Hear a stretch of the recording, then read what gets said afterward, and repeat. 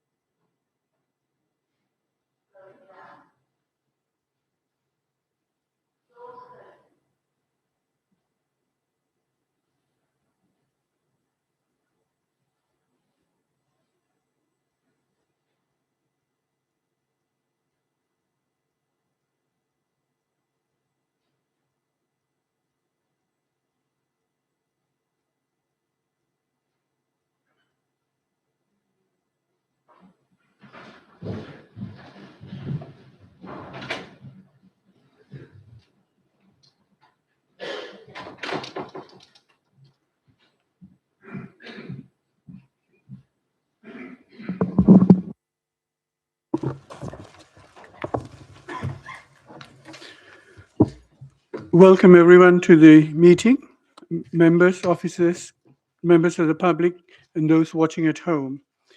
Can I ask everyone to put their phone on silent, please? Also, members cannot use their social media during the meeting, but the public can. Can you please check that you've got all the main agenda and the supplementary agenda? Yes? Thank you. May I remind members that all debates should be done through the mayor and without interruptions. I'm keen to make sure that council meetings proceed fairly with opportunities for everyone to speak without disturbance. Members will also recall at the annual meeting that I reminded you all of our commitment to the council to civility in public life. We have a lot to get through today, and there are areas of agreement and disagreement. But may I request that everyone ensures that their contributions are respectful and courteous. I know I can rely on you all to help me with this important approach to meetings. May I also remind you that points of order can only be about breaches of the Constitution or law, and that you need to quote the constitutional clause or law you think that has been breached if you wish to make one. And finally, it will not have escaped anyone's notice that we have a large agenda to get through tonight. I'm keen that we have a genuine discussion on each matter, and I will do my best to make sure that there is sufficient debate and that the range of views are aired. However, it may be necessary on occasion to bring debates to a conclusion before every member who wishes to speak has the chance to do so. So please bear that in mind. We also have a duty to make sure that we deal with the agenda effectively, efficiently, and fairly. And may I also ask you all to help me with this. We will now move to the first item on the agenda. Are there any apologies? The only apologies I've received are from two councillors, Alistair Dessar and Rick Rowe. Are there any other apologies?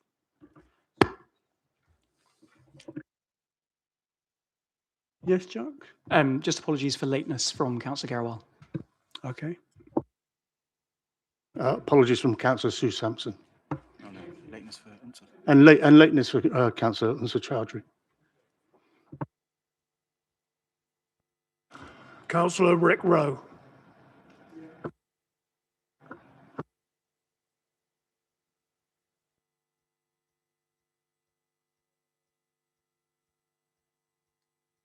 Sorry. May I draw members' attention to the document in the agenda declaring your interest?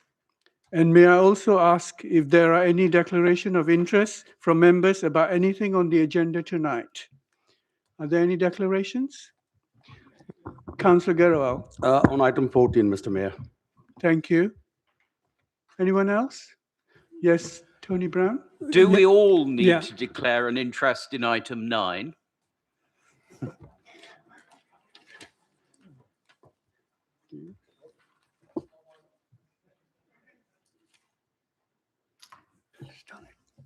If you think it's relevant to the decision, yes.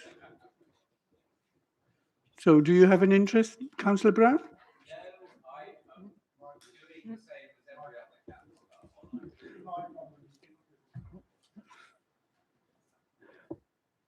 Thank you. So there are no other declarations. Councillor Ajmer Garwal? Item 14, please, Mr. Mayor. Thank you. Item 14. Councillor Dillon?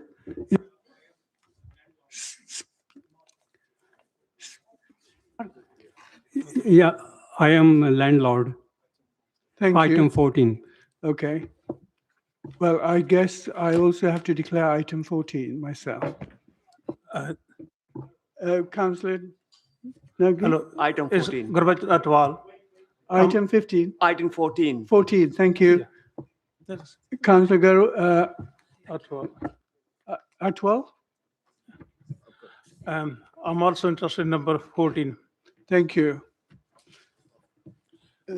Yes, Also, item 14. thank you. Item 14. Councillor Deal? Item 14. Thank you. Looks like everyone's got item 14. Well, majority of them, yeah. Okay, I think that's it, yeah? Who else? Who? Will any latecomers who, Mayor, will any latecomers who do own property also declare? Be reminded to declare. Thank you. I know one or two of them might have over there. Yeah.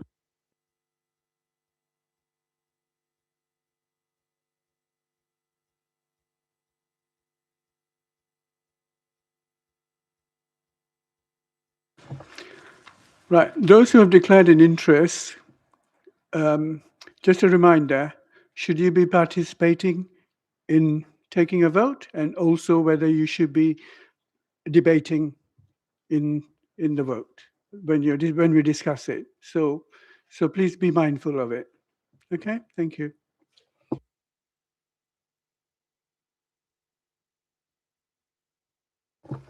Okay, we now come to announcements.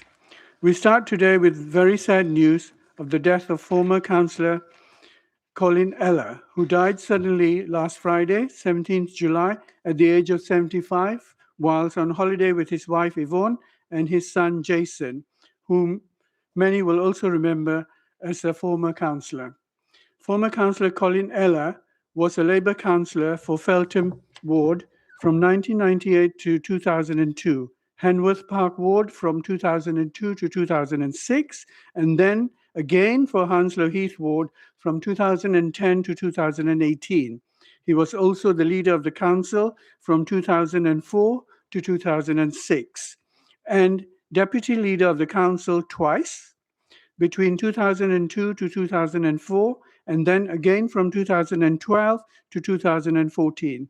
He was also the mayor in 2010 to 2011. During his time on the council, he sat on a number of committees, including Central Hounslow Area Committee, West Area Committee, Audit Committee, and Affordable Housing Committee, Standards Committee, and the Health and Wellbeing Board, the Complaints Committee, the Community Safety Partnership Board, the Confidential Cases Subcommittee, and he was also chair of the Overview and Scrutiny Committee. He was a member of the local Strategic Partnership Board, known as Hounslow Together, and he sat on the cabinet a number of times, including between 2012 and 2014 as a cabinet member for Environment. He also served as a council appointee on a number of outside bodies, including the Association of London Government Leaders Committee, the Urban Committee, the Employment Trust, the South West Middlesex Crematorium Board, and the Hounslow Health Advisory Committee. He was also a former director of Lambton 360. In his life outside the council, former councillor Eller was born in Paddington and raised in County Durham, and was a lover of all things Italian. and spoke the language to a very high level, often impressing native speakers with his usage. He spent much of his time in that country, particularly following his retirement from council in 2018. He was also a huge fan of football. In addition, Mr. Ella was a bass player and was a member of a soul group, Gino Washington and Ram Jam Band in 1960s, releasing several albums with them. He was then a bassist in the jazz group band called Armada 17 in 1970s. He worked as an English teacher, a translator, and lived in Amsterdam for a number of years in 1990s. There will be a number of members who will remember former Councillor Ella and so I would like to invite tributes to him. May I start by asking Councillor Rajawat to say a few words? Thank you.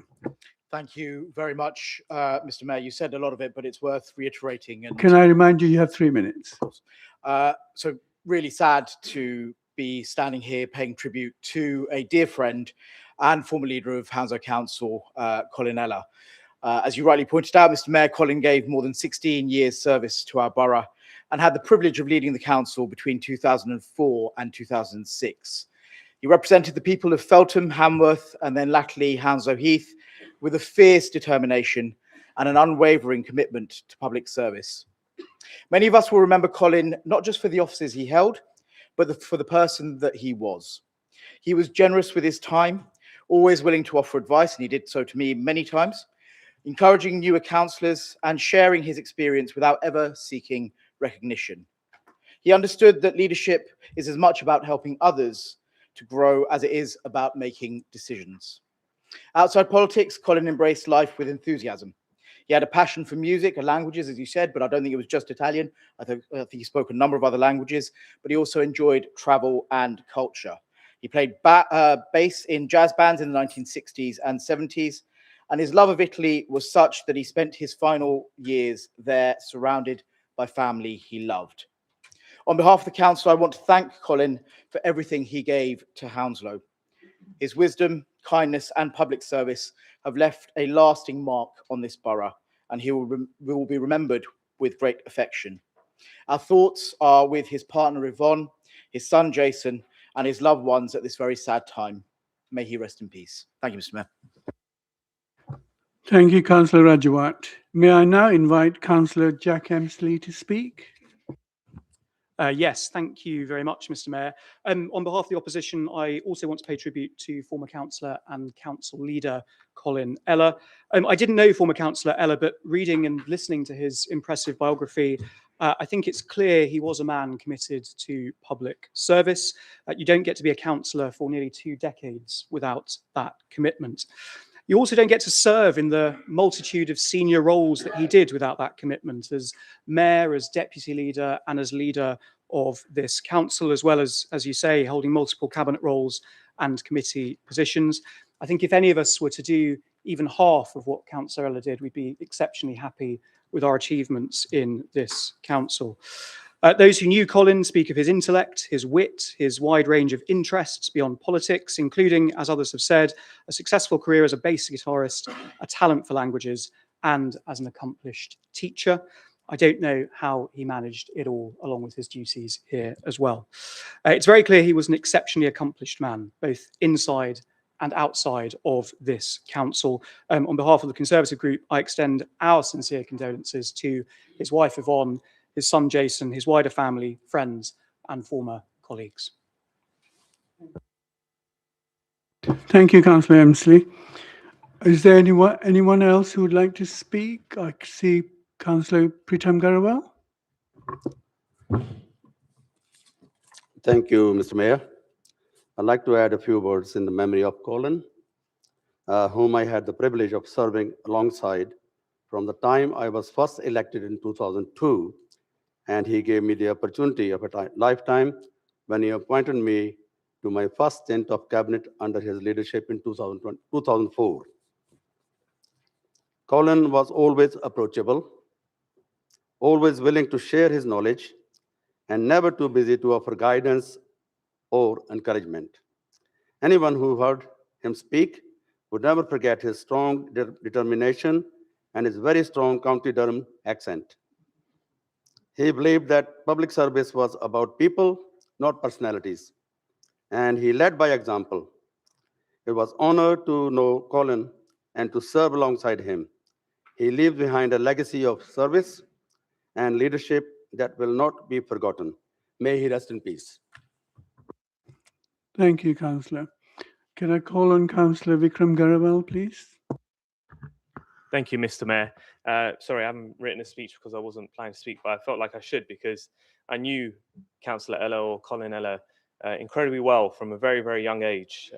He's someone that actually encouraged me to go towards public life, was the ultimate example of being a public figure and serving his residents, whether it's across the whole borough. And he really supported a lot of charities, a lot of the Multicultural Centre in Hounslow, for example, that's a place close to my heart, temples. He really supported all these local groups that make Hounslow a special place to live and what it is. Something he also did was he always gave his time to younger up-and-coming people within the party to share his wisdom, share his experience, whether that's in the European Council, whether that's in Italy, in the Netherlands, and also in this borough across his various distinguished roles. The art of canvassing was actually something I learned from him in particular around Hounslow Heath and other parts of borough where he had everyone eating out of his hand because he knew how to relate to people and how to show that he's delivered to them in the past. It's something all of us can really learn across this chamber in terms of speaking to residents with respect, aligning with what they're looking for and sticking to our word. And that's something that Colin did in abundance. So may he rest in peace. He's a loss to everyone here and my thoughts are with his family. Thank you, Councillor Garawal. Is there anyone else? No? Okay. On behalf of all the members, I would like to extend our sympathies to all the former Councillor Colin Ella's friends and family, and in particular to his wife Yvonne and his son Jason. Before we stand for a minute's silence in tribute for Councillor Ella, I've been asked if the Council can pay tribute to the late Anne Widdicombe. While Miss Widdicombe did not have any particular close links with the borough, I know that all members will have been shocked by the murder of another figure in public life. And in similar way to Joe Cox and Sir David Amis. Anne Widdicombe served as an MP from 1987 to 2010 and later as an MEP between 2019 to 2020 and remained active in politics at national level at the time of her death. As a matter of her death remains the subject of a police investigation, it is important that we do not speculate about any possible motives relating to the crime. However, Councillor Tony Brown knew Miss Widdicombe personally, and so I now invite him to speak in tribute to her. Thank you, Mr. Mayor, and thank you for allowing me to speak.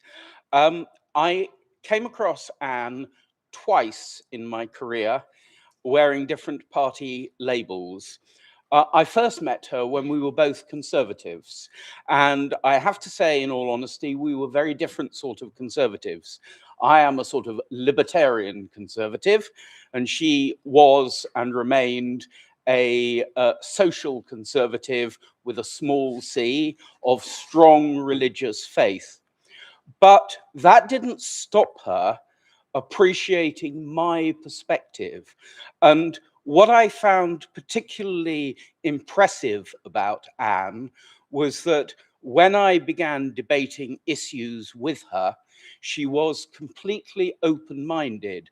She had strong opinions and indeed strong religious faith, but that didn't mean that she couldn't listen to my alternative view with sympathy and understanding. And that was reflected in the second occasion when I met her, because I then went off to the European Parliament, and some years later, she came to the European Parliament as a Brexit Party MEP. Now, all the new Brexit Party MEPs were given a sort of formal briefing, and Anne listened to the formal briefing she was being given with a sort of skeptical twinkle in her eye. And when the formal briefing was finished, she came up to me and she said, "Can I take you to lunch? Can I buy you lunch?" And I said, "Oh, yes, always. Thank you very much." She said, "There won't be any alcohol. It'll be fairly simple." And then she said to me, "Now, tell me what they haven't told me. Explain to me the things about the way this place really operates, which they don't want you to know." And I thought, that is a very sharp individual. She understood that there was the official side of things, but there was actually the way things actually worked. And after that, she came to me, and because in the first instance she didn't have proper assistance, she actually asked me to help her with the casework in Brussels. And there was casework in Brussels, for instance, Cornish fishermen or Cornish reservoirs, which were affected by EU environmental regulations. So I want to pay tribute to Anne as a sad loss to British politics, but also as absolutely the right sort of politician, firm in her convictions, firm in her belief, but absolutely open-minded and always prepared to listen to the alternative point of view and to spot the opportunities to do the best for her constituents. So she is a very sad loss to our society. Thank you. Can we now please stand for a minute?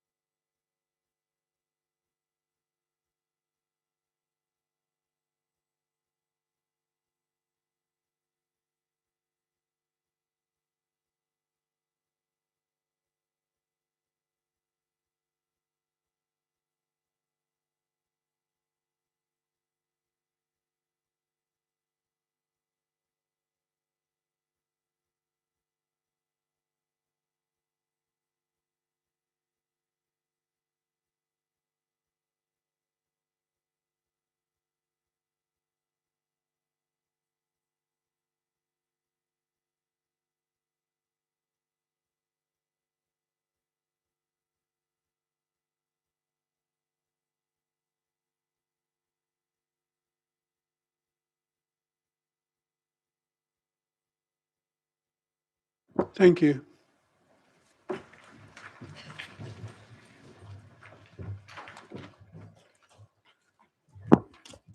Before we move on to the next item, those who have arrived late, have you any declaration of interest? For motion 14, Mr. Mayor. Unsa, have you got any declaration of interest? No, thank you.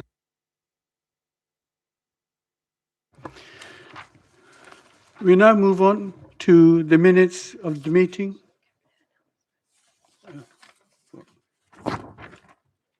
Oh, okay. Sorry. Are there any cabinet announcements? 1, 2, 3, 4, 5. Okay. So can we start with Councillor Mosley, please? Yes, thank you, Mr. Mayor. I'll keep this brief, given that we have a very packed agenda tonight. I have an update on the corporate services contract review, which is more interesting than it sounds, I promise. This is about the conclusion of the corporate services contract around Liberata. Liberata provide a wide range of services to the council. As that contract comes to an end, that gives us an opportunity to make choices on the future of going back to tender or taking some services in-house. I won't name names, Mr. Mayor, but there is one councillor in this room who has helped me back when I was a private resident with an issue relating to Liberata. He knows who he is. So this is a matter that has a wide ranging of effects beyond the title. I'm pleased to report that from September, we're bringing some of these services in-house. by the end of the programme, financial assessment, debt collection, housing, rent accounting, and appointee of deputyship services will be delivered by the council. These changes will improve residents' access to services and enhance how they engage with the council. I would like to thank the colleagues in the finance and transformation team for their work delivering this programme. Thank you. Thank you, Councillor Mosley. Can I call on Councillor Asim? Thank you very much, Mr. Mayor, and I'm pleased to announce that the Department for Education has approved our Best Start in Life plan. This is an important milestone in our corporate objective to ensure that children arrive at school healthy, confident, and ready to succeed. We know that the experience of babies and young children before they start school shapes their health, their well-being, and their learning throughout their lives. This is why our approved plan focuses on improving outcomes through early interventions that include strengthening our family hub model, reducing inequalities in early childhood development, improving early indicators of needs, and enhancing school readiness across the borough. I look forward to working with Councillor Bowring, with our officers, and with our partners to implement the plan and to ensure that Hounslow is the very best place for children to grow, thrive, and achieve their full potential. Thank you. Thank you, Councillor Asim. Can I call on Councillor Ajmer Garwal now? Thank you, Mr. Mayor. I just want to say, in our new corporate plan, we've set out a clear ambition to make Hounslow a place where communities are healthy, vibrant, and connected, where people of all generations feel they belong and look out for one another. And that's why I'm so delighted to say that last week we announced the latest round of our small grants through the Thriving Communities Fund, supporting 27 community groups across the borough. For example, Jessup House Residents, Home Sewing, Hum Jolly, Middlesex Pride and Creative Mile, and many others, plus resident-led street parties. By investing in these projects, we're helping residents to improve their physical and mental well-being, reduce social isolation, strengthen community cohesion connections, and build more cohesive borough for everyone. And I'd like to thank the officers and our community partnership unit for their hard work and efforts. Thank you very much. Thank you, Councillor Garwal. Can I call on Councillor Tom Bruce now? Thank you very much, Mr. Mayor. I've got 4 announcements. I will try and be as quick as possible. The first one is about the local plan. We have recently finished the examination in public element of the local plan, which is an incredibly important milestone in its development. I won't go into the huge amount of background that there is from this plan, from the original plan in 2015 right through to various iterations that we've gone through, different reports that I brought in front of this council to be approved. They have been approved. The engagement that's taken place with community groups and developers and stakeholders across the borough. There is, if members are interested, there's a huge amount of not aware of the things that I've talked about before. There's a huge amount of information on the council's website under our local plan tab. Have a look there and see what has been going on in the last few years. Huge amount of work. And I would like to say I'm very happy to talk to anyone about it, because reaching this point is an incredible, as I said, incredible milestone in its development. 5 weeks of hearing, lots of questions asked by the inspectors, independent inspectors who examine what we're putting forward as our local plan. Lots of engagement from those various stakeholders into that process as well, and hearing from them. And I'm pleased to say at the end of that process, doesn't mean we have an adopted local plan, but the inspectors did indicate that they expected the adoption of that plan by no later than March next year. So the original time scale was around this time. It's obviously been stretched out through various reasons, but next year will be, hopefully, all things being well, a fully adopted local plan for this borough. The other 3 that I've got are awards that have been received by Hounslow in the last few weeks, indeed 1 or 2 of them, sorry, last week. The first I would say is the, I'm trying to read it here, the Best Social and Community Contribution at the Association of Town and Centre Management Awards. That were held off various projects, Bournemouth, Glasgow, to name a few. Feltham, the Feltham project, the area around the pond and the eco cabin, was awarded this prestigious award. So fantastic work to the team doing that, and congratulations to them for all the work there. The second was a collaborative award, not submitted actually by Hounslow, but one of our partners, but it relates to a Hounslow project, the New Road Triangle, which is the Best Homes and Community Scheme Award at the recent RTPI Planning Excellence Award. This was held last week. The judges praised the scheme for demonstrating how strong public and private sector partnerships can work together.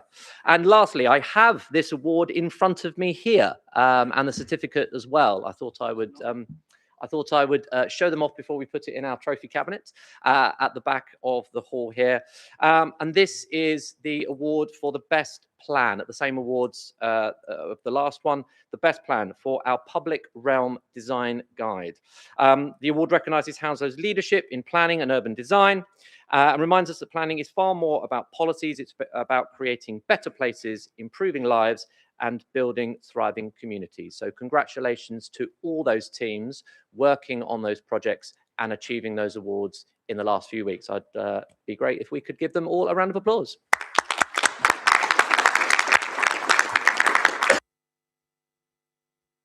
Thank you, Councillor Bruce. Can I call on Councillor Lillibath now? Thank you, Mr. Mayor. I've just got a couple of announcements to make. Firstly, I'm really excited that we will be launching the Healthy Hounslow Hub at Hamworth Air Park Leisure Centre next Thursday on the 30th of July. There'll be an official opening and from 10 o'clock to 3 o'clock. And just to give you a bit of an idea what the new hub will do, it'll bring together the Healthy Hounslow services. So, for example, services around weight management, stopping smoking, and NHS health checks. And the idea is that we bring all of these services together in one location, making it easier to access services for residents. On the day, there will be an opportunity to meet the Healthy Hounslow team and find out more about the services available and have a look at the new hub. So if anybody's around next Thursday would like to come along, that would be brilliant. My second announcement is that I'm happy to announce that the nominations are now open for Hounslow Carers Award 2026, which will take place on the 20th of November. This special event will form part of a Carers Rights Day, and is dedicated to recognising the outstanding unpaid carers and professionals across our boroughs who have gone above and beyond to support others. It will be an opportunity to celebrate their remarkable contributions and thank them for the difference they make in people's lives. I think I've spoken before about how we've really expanded our carer services, so I think this will hopefully recognise, the awards will recognise the contribution our carers make. I also want to let you know that we'll be holding an information event on the 21st of November where unpaid carers can find out about their rights and how to overcome the day-to-day challenges of the caring role. I would also like to take this opportunity to thank all of the teams that have been working to really strengthen our service for unpaid carers. Thank you. Thank you, Councillor Bass. There's no other councillor. Okay, thank you. We now move on to the next item. We now come to the minutes of the meetings held on the 25th of November, 3rd of March 26 and 26th of May 2026. On the supplementary agenda, there is a proposed amendment. May I ask members that if there are any corrections that they wish to propose, could they do so now by referring to the page reference and the item number in each case? Are there any amendments? Any member? Councillor Rajawat, please. Thank you, Mr. Mayor. Referring to page 52 in the proposed amendment, whilst we can understand why Councillor Giles has submitted this amendment, on reading her amendment and the original minutes, we believe that the original minutes is a sufficient account of the conversation and keeps with the flow of the original minutes. So we as a group will not be supporting the addition of the amendment. Thank you, Councillor Rajawat. Is there any other?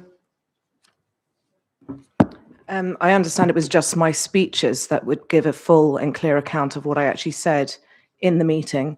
and I sent these after the date, so there would be slight amendments. Just to provide a full record, I was told that there would be an amendment to the minute. There would be attached as an attachment to the minutes, if I recall correctly, or it might be an amendment. Yeah.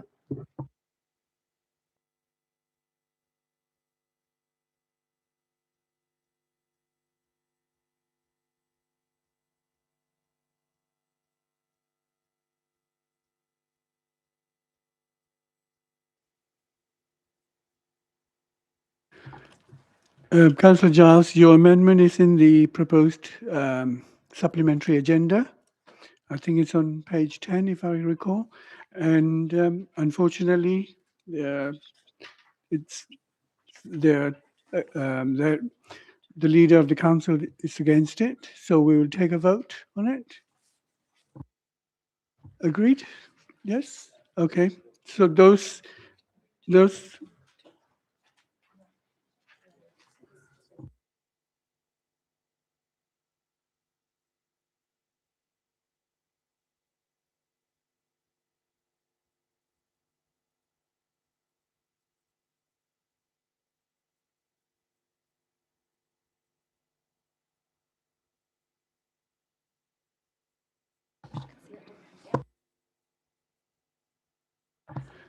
Councillor Giles, are you happy to concede? No.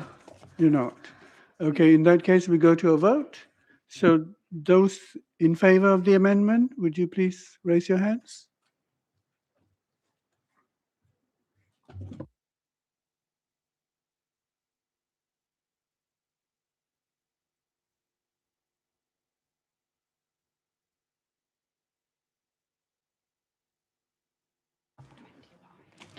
Thank you. Those against?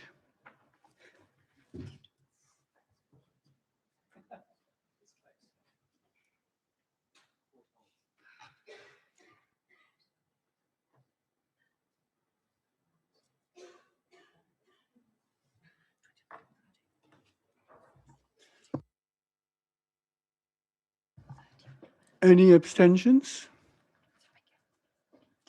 Two abstentions. Thank you.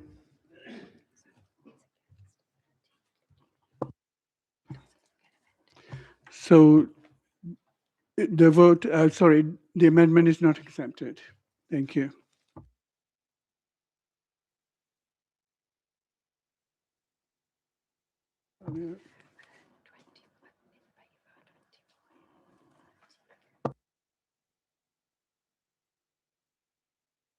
There were 25 in favour, 30 against, and 2 abstentions.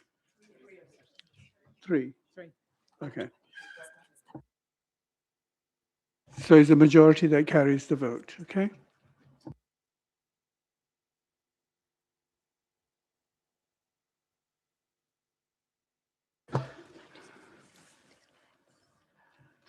This one. So then, okay, now, yeah. May I ask the members to agree to the minutes? Agreed. Yeah. Okay, so we move on. Sorry. We will now come to petitions. The council deals with these in 2 separate stages. The first stage is to see if any member has any new petition to present.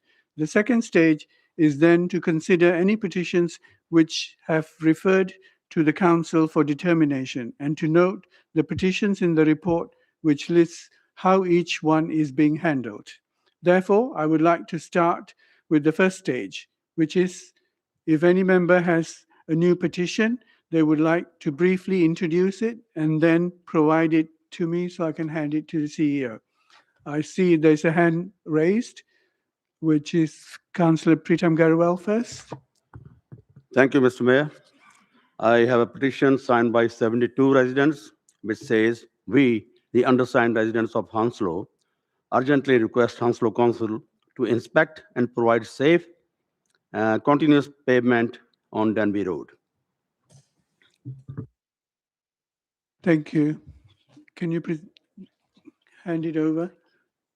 And can I ask Councillor Ganachari to present his petition? Thank you, Mr. Mayor. I have a petition from the Rosemary Avenue, which I wanted to present. So it's, yep. Anyone else? Okay. Councillor Mudelia? Yeah. Thank you, Mr. Mayor.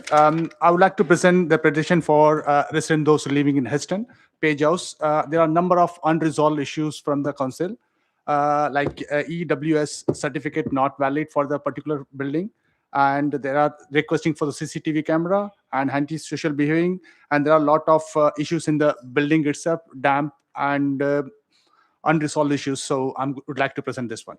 Okay, can you bring it over, please?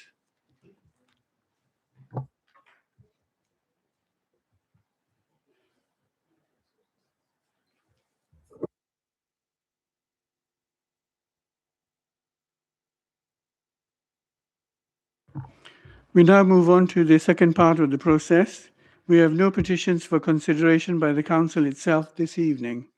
However, I may ask members to note a small correction to the appendix of the report, which lists the petitions received. Petition 3 should state that the requested skate park was under the M4 rather than A4 as stated. May I now ask members to note the petitions listed in the report? Noted. Thank you.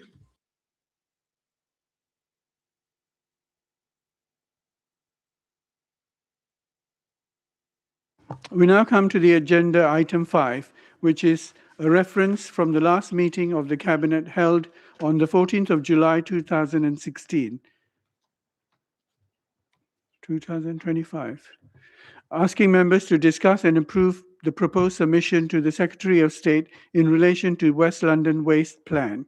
May I ask members to note that the formal reference report commending the main report to the Council for approval, and which can be found in the supplementary agenda. And I would also like to remind members that under our recently agreed revised council procedures, proposers of report may speak for 5 minutes, but all other contributions are for 3 minutes only.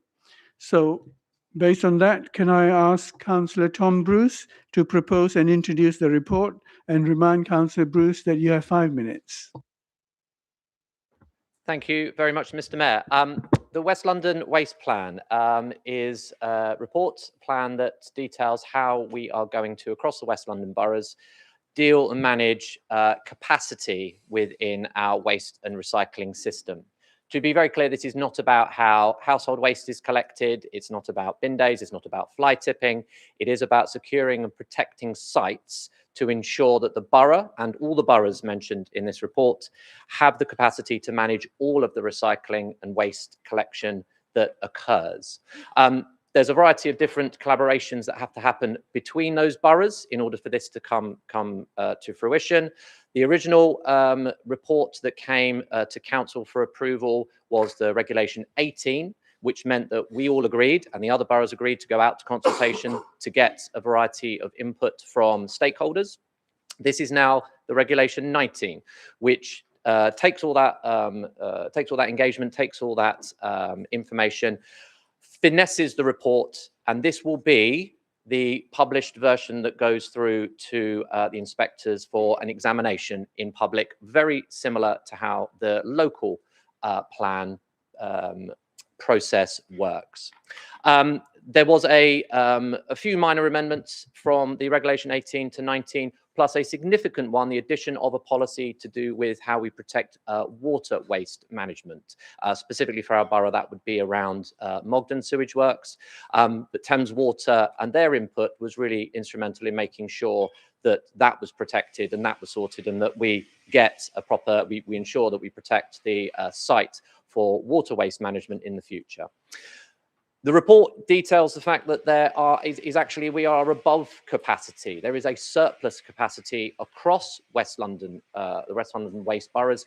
That doesn't mean that there's suddenly going to be a huge issue with capacity in the future, but it does mean and shows that since the previous plan, The sites and the businesses that run those sites, whether that's the council or private businesses, have better capacity within their system, manage the waste in a much more efficient way, probably have longer working hours as well, and that they've got things happening for a lot longer. So there is that greater efficiency and that greater sense of getting things done in a more timely manner. So that's what we're agreeing to today, to move forward into the Regulation 19 provision and be in a position for all those West London boroughs to submit for inspection by the end of the year. Thank you very much. Thank you, Councillor Bruce. Can I invite Councillor Amy Croft to second the report? Yes, I'll second and reserve my right to speak. Thank you. Thank you.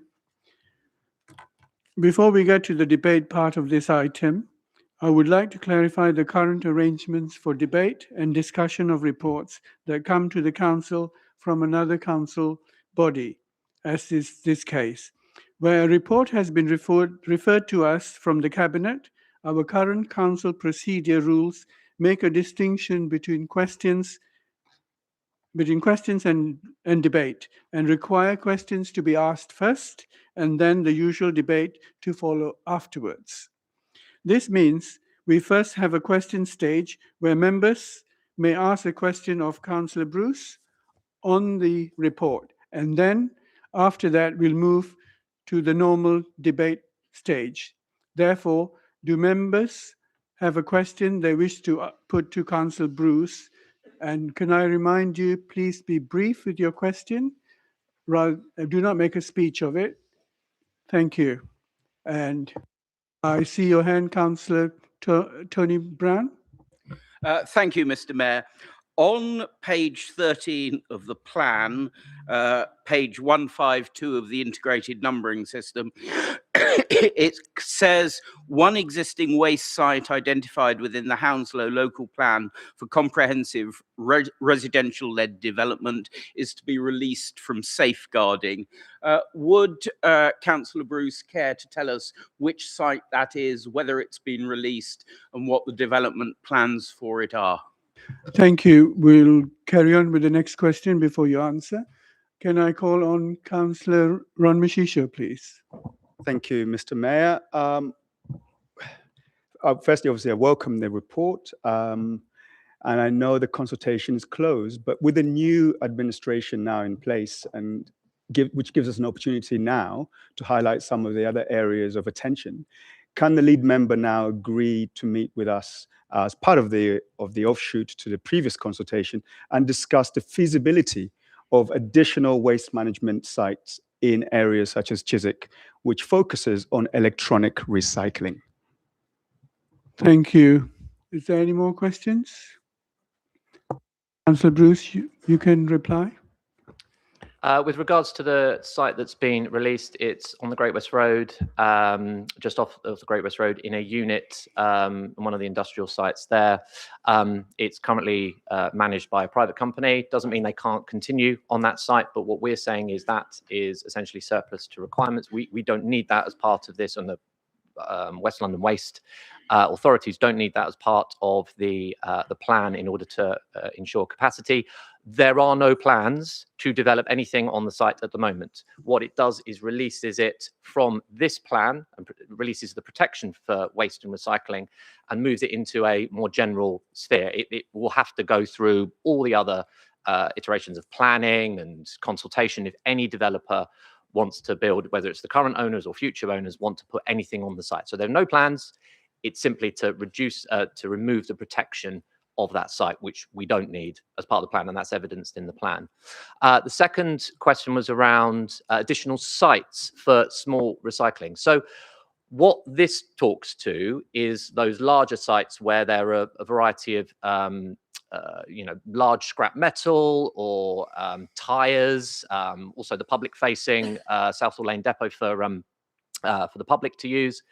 I think what you're asking, I'm grateful for you sending me a heads up email and the trail on this as well, is actually looking at the process of how we go around collecting those things, particularly in Chiswick. But I think you make a point actually across the borough, how that could be managed perhaps differently or looked at in a different way. So There isn't a process within this plan for specifically what you're talking about.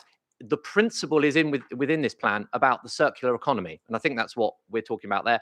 And this supports essentially what you're saying. It says that we need to create that hierarchy, that the lowest thing we do is incinerate waste. One of the top things we will do under the plan, and the plan says this explicitly, is look at how we can reuse, recycle, make and mend, that kind of thing. So where there's anything in the way of that, in terms of the way we bring that forward, the process in the future, the plan speaks to that and says, no, there is a presumption in favor of doing that, if, say, planning is needed or licensing or something like that. So I'm very happy to meet you, but I think actually I would refer you to my colleague, Councillor Croft, and we're happy to meet together and talk about how that might work and how we could look at doing something that you're suggesting across the borough as well. Is that all right? Thank you, Ron. Thank you, Councillor Bruce. We now move to the debate section of this. I would remind members that you have 3 minutes for the debate each. And those who wish to participate, would they please raise their hand? And those who have asked questions can also enter the debate. Dunn. Thank you, Mr. Mayor. Yes, very pleased to speak in support of the West London Waste Plan. Although this is a sort of process kind of document, and Councillor Bruce has spoken to that, there are very solid reasons behind why this plan is so important, and I'd like to speak a little bit about why that is. At its heart, this is a plan about taking practical action to protect our environment, tackle climate change, and support the transition to a more sustainable future for our borough and beyond. The plan does set out a clear vision for West London to contribute to the ambition of becoming net zero by 2030 through more sustainable, low carbon approach to waste management. For far too long, waste has been viewed as something simply to get rid of, and this plan recognises that waste is a resource. So those centres focusing on electronics, the repair cafes that we have in Chiswick and also in Heston, these are all important parts of that circular economy of what we're wanting to develop more of as time goes on. This is good for the environment, good for carbon reduction, good for future generations. The plan also commits to moving waste management higher up the waste hierarchy, thereby, and Councillor Bruce already said this, prioritising waste prevention, reuse and recycling while seeking to reduce that residual waste. And this approach is entirely consistent with our priorities as a council for Hounslow, as well as the UK's environmental priorities and the priorities of our government. The principle should be that the greenest waste is that which is never produced in the first place. Hence, reduce, reuse, recycle, words we're all very familiar with, but that we now have to bring to life in very important ways. So it's not just about reducing waste, it focuses on emissions across the whole waste system, about electrification of operations, renewable and zero carbon energy sources, low emission waste vehicles. We already have some of these in operation in Hounslow. So by reducing our waste, reducing our emissions. You have 30 seconds. Thank you very much, Mr. Mayor. I will move on to my final words to say this is really important. Let's all support it. Have those conversations about where and how, but the why I don't think is in question. Thank you. Thank you, Councillor Dunn. Is there anyone else who wishes to speak? No.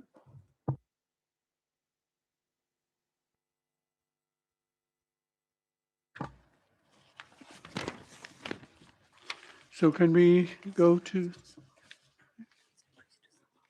yeah. Since there's no one else to speak, can I ask Councillor Bruce to sum up, please? Simply say thank you very much for the questions from colleagues across there, and to Councillor Dunn for expanding on what I was talking about in a very practical, in a very technical sense, which the report, as she highlights, is, but actually talking about the practical application of how meaningful this is and ensuring that we have a sound waste plan for our borough and for London, West London, and for London and for the country, and ensuring all the things that she talked about there are put into action. So thank you very much, Mr. Mayor. Thank you. We go to the vote now.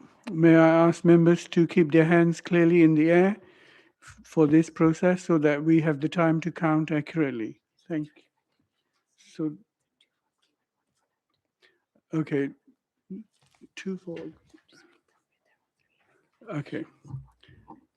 There are 3 recommendations, 2 for agreement and 1 for noting.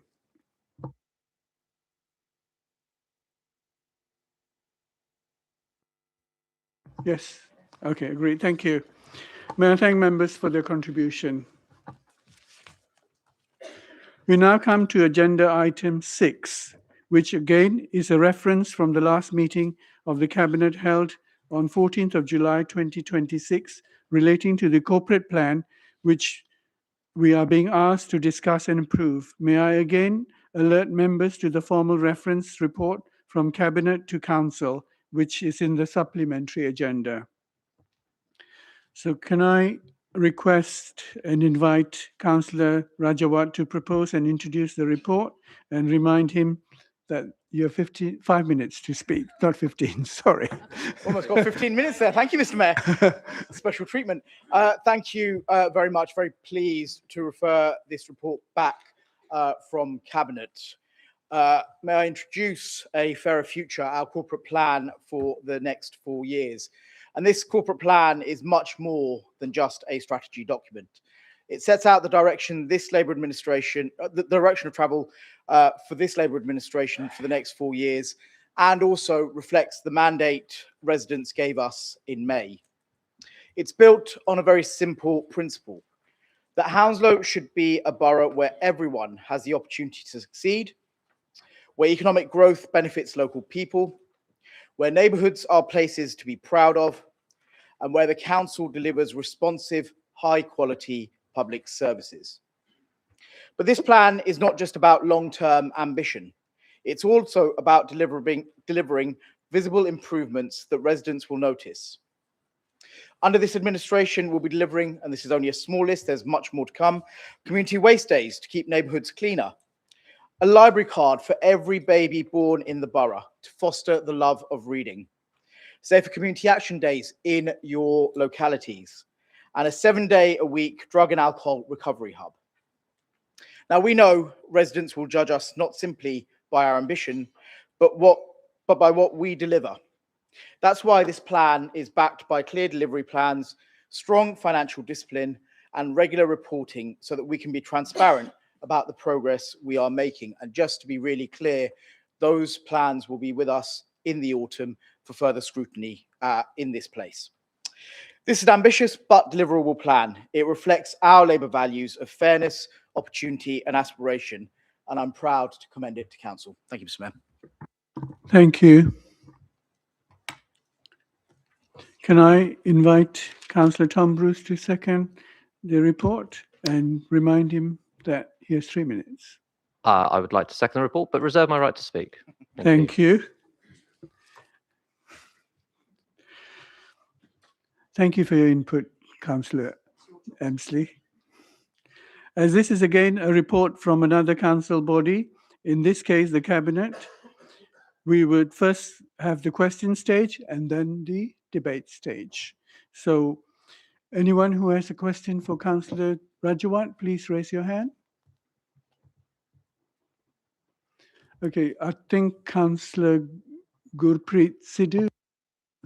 Thank you, Mr. Mayor. How can the residents trust this corporate plan given failures to meet most of the targets set in the previous plan? Thank you. Can I call on Councillor Palmer? Most of the promises in this corporate plan amount to little more than vague ambitious. How will this council actually measure the progress? Thank you, Councillor Palmer. Can I call on Councillor Dennis?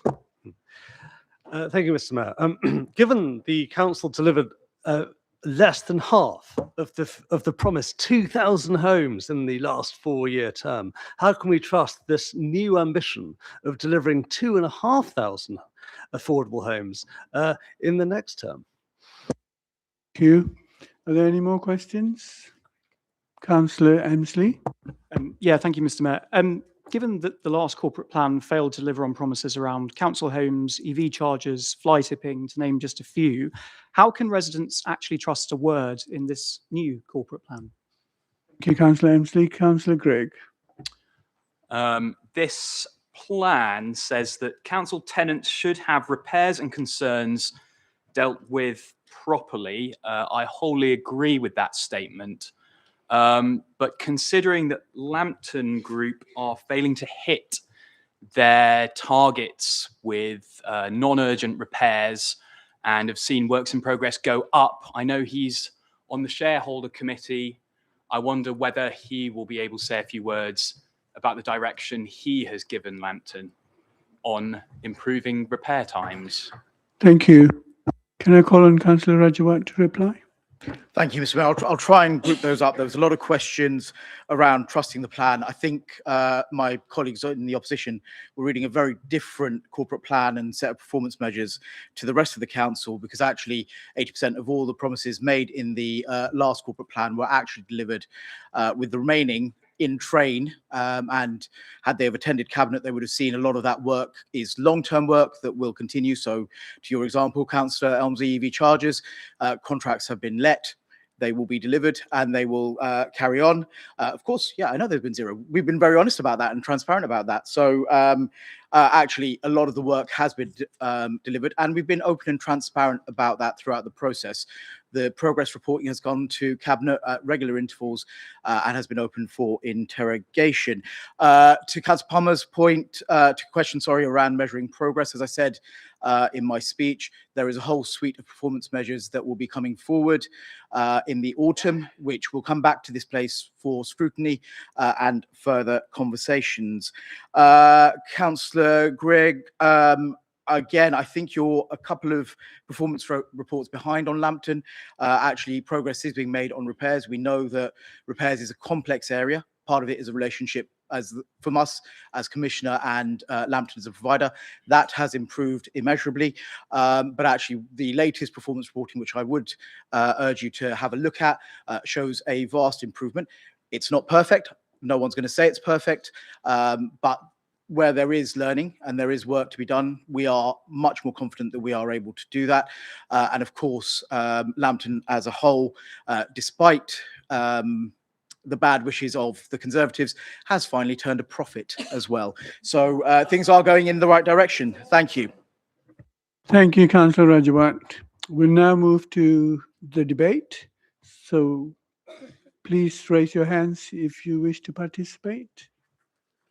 Is that one call?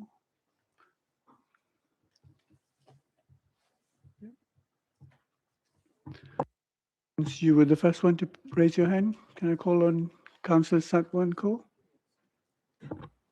Thank you, Mr. Mayor. In Hounslow Council's 2022 corporate plan, Labour promised to reduce fly tipping by 25%. Yet, over the lifetime of that plan, the problem has only become more visible, particularly in Heston West, the ward I represent alongside the leader of the council.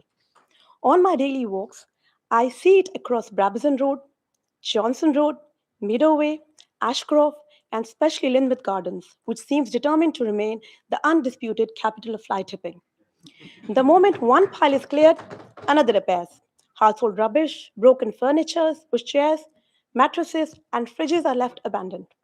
Even when the council removes them, the same locations are often filled again within days.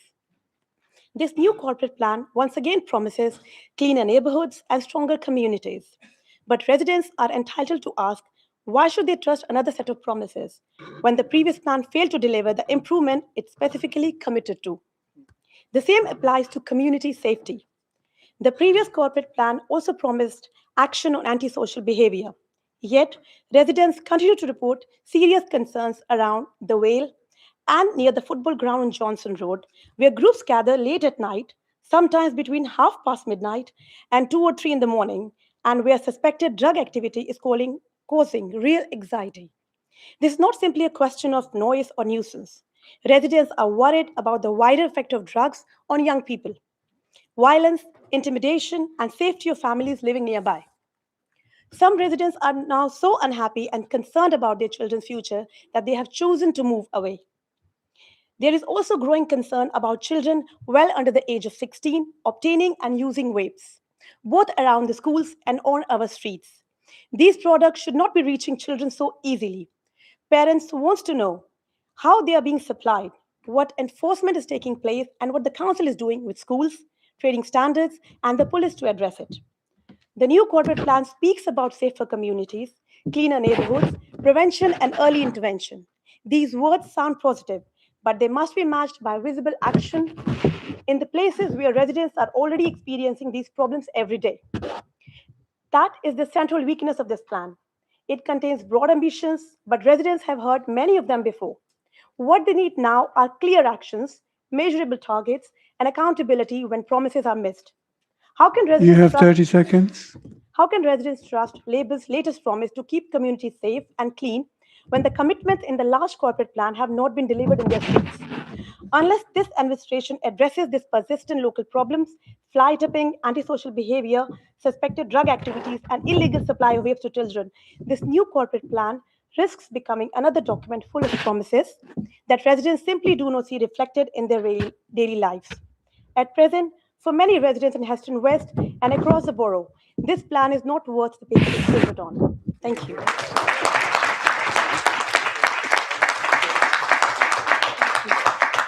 Thank you, Councillor Satwan.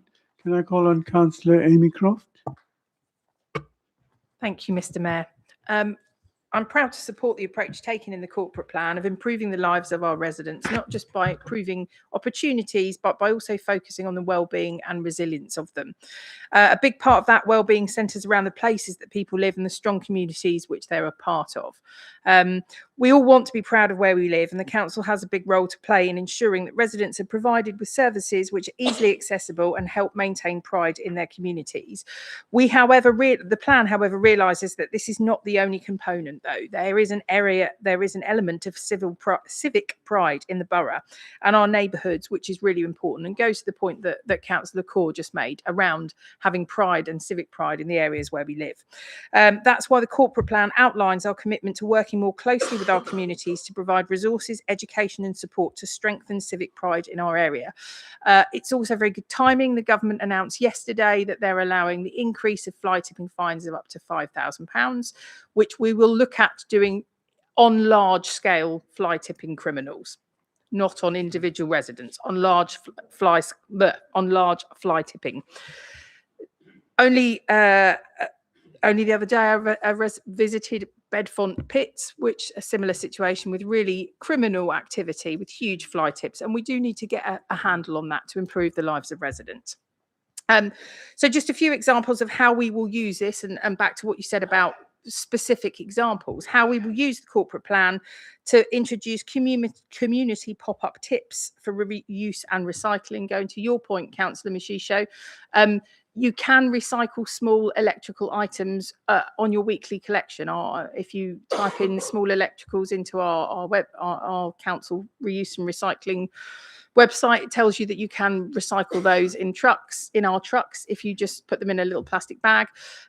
However, our new community pop-up tips will allow reuse and recycle options. So as well as being able to bring your your rubbish to an area near to you, you can also bring items to be repaired. You can also bring items to be recycled and reused.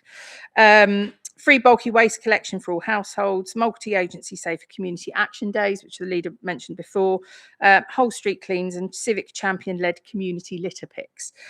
So I'm really excited to see the initiative started to come to life, and therefore I commend the corporate plan and pleased to support it. Thank you, Councillor Croft. Can I call on Councillor Barr? Thank you, Mr. Mayor. I'm really pleased to support the corporate plan. As far as I'm concerned, the plan sets out a really clear and ambitious vision for our borough. It's at a time when our residents continue to face pressures such as the cost of living, housing challenges, inequalities, and increasing demands on public services. For me, it's really important that we have a strategy that is both realistic and aspirational. So as a cabinet member with adult social care and public health in my portfolio, I particularly welcome the plan's commitment to creating a fairer borough where residents can live healthier, more independent and fulfilling lives. We know that good health is just not is much more than just healthcare alone. It's about having secure housing, access to employment, strong local communities, and opportunities to be active and support when people need it most. The corporate plan recognises these connections very clearly and provides a framework for delivering better outcomes across all these areas, which I feel is really important for our residents. The challenges facing adult social care are well known. I think you've heard them here in the chamber. We have an aging population, increasing complexity of need and significant financial pressures. And this plan looks at simply not just managing demand, but a big focus on prevention, early intervention, and helping residents maintain their independence for as long as possible. So this is the right approach, as far as I'm concerned, both for individuals and the long-term sustainability of our services. I also really strongly welcome the plan's focus on tackling health inequalities. Far too often we've got health outcomes which are shaped by people's circumstances, for example, where they are born, live, work and age. We can't continue with that, so we have to look at addressing these. I mean, I think that finally I'd like to say this plan is not just owned by us or one department, it's all of us. So all of the problems that you just described are problems that we all need to work together and take ownership of the plan. So I really hope that across the chamber our colleagues will do that and not just describe the problems, but actually help us together to create a really prosperous borough for our residents. So I would urge you to vote for the plan. Thank you. Thank you, Councillor Grass. Can I call on Councillor Tony Brown, please? Thank you, Mr. Mayor. The page of the plan which leapt out for me was page 4, in which they gave the statistics and story of the borough and described it as an extraordinary place. It is extraordinary, but I perhaps might use the word deprived. For instance, it identifies the fact that Hounslow residents' median wage is almost £5,000 lower than London's. It says that Hounslow is in the bottom third of London authorities for the percentage of people working in skilled jobs. The average home in the borough costs over 11 times the average full-time worker's salary. In other words, homes are unaffordable. It says we're a relatively safe borough, but the sting is in the tail because it goes on to say that violent crime has increased. And then in describing the residents, it says that our residents are less physically active and more likely to be obese than London neighbours, and that our recycling rate continues to increase but remains below the England average. And what I found very interesting about all of that was that if I didn't know you were describing a London borough, I would have read that as the description of a deprived North of England borough. And it seems to me that Hounslow is very atypical of London and the South, and much closer to deprived communities in the North of England.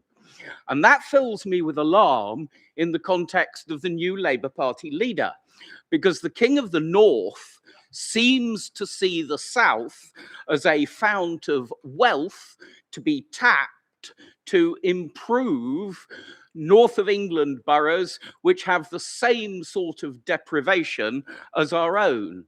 So my request to the Labour leader and the Labour group is, will you please have a word with your new leader to make sure that we aren't treated like some leafy part of Surrey, and in fact that the transfer of monies from the south of the country and London to the north doesn't leave us doubly deprived.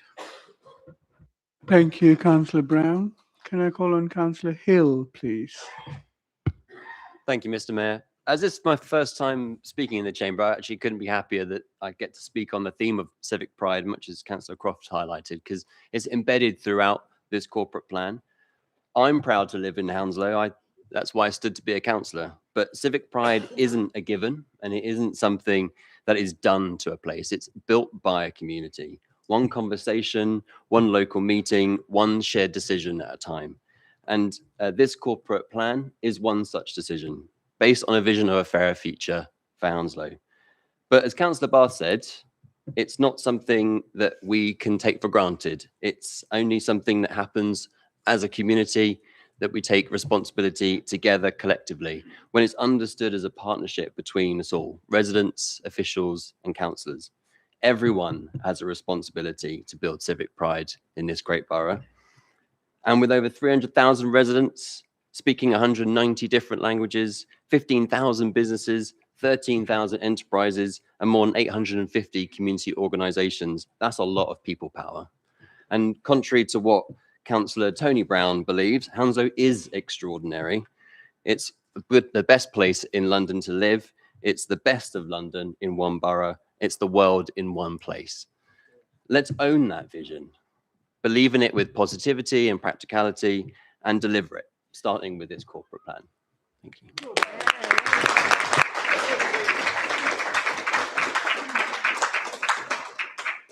Thank you, Councillor Hill. Can I call on Councillor Salman, please?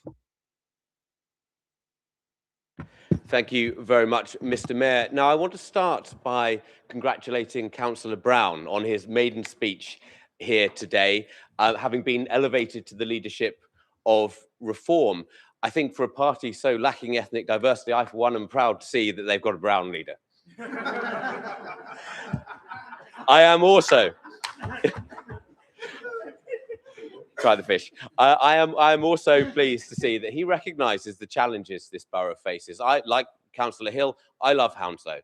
This is a fantastic place to live, but we do face challenges. We absolutely face challenges, and they are the challenges we all have to face together. So I look forward to his support in tackling those big challenges that we have to face. Now, the opposition has raised many questions, many complaints, many quibbles about targets from our last corporate plan.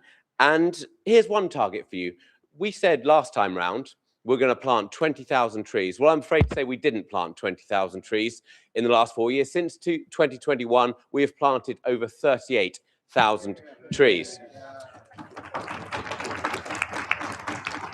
This time round, our green plans are equally ambitious. We're investing in our green spaces, forging with Ealing Council and the National Trust and various other partners, including the GLA, a new West London regional park that could benefit 2 million people in the wider area, stretching from Horsenden Hill up in Ealing down to the River Thames at Brent. We're investing in green infrastructure, from the Hounslow Heat Network to the Strategic Energy Partnership, bringing down emissions, reducing costs for residents and businesses, and creating good local jobs. We're investing in green travel, from the West London Orbital to cycle training and car clubs. And we're investing in the future and planning for it as well, because we know the impacts that climate change are going to have on this borough. We can see it around us all already. So we are investing in a new climate change resilience plan that will help us tackle the dangers of floods and heating. We are very much looking to the future of this borough, and I look forward to helping deliver that.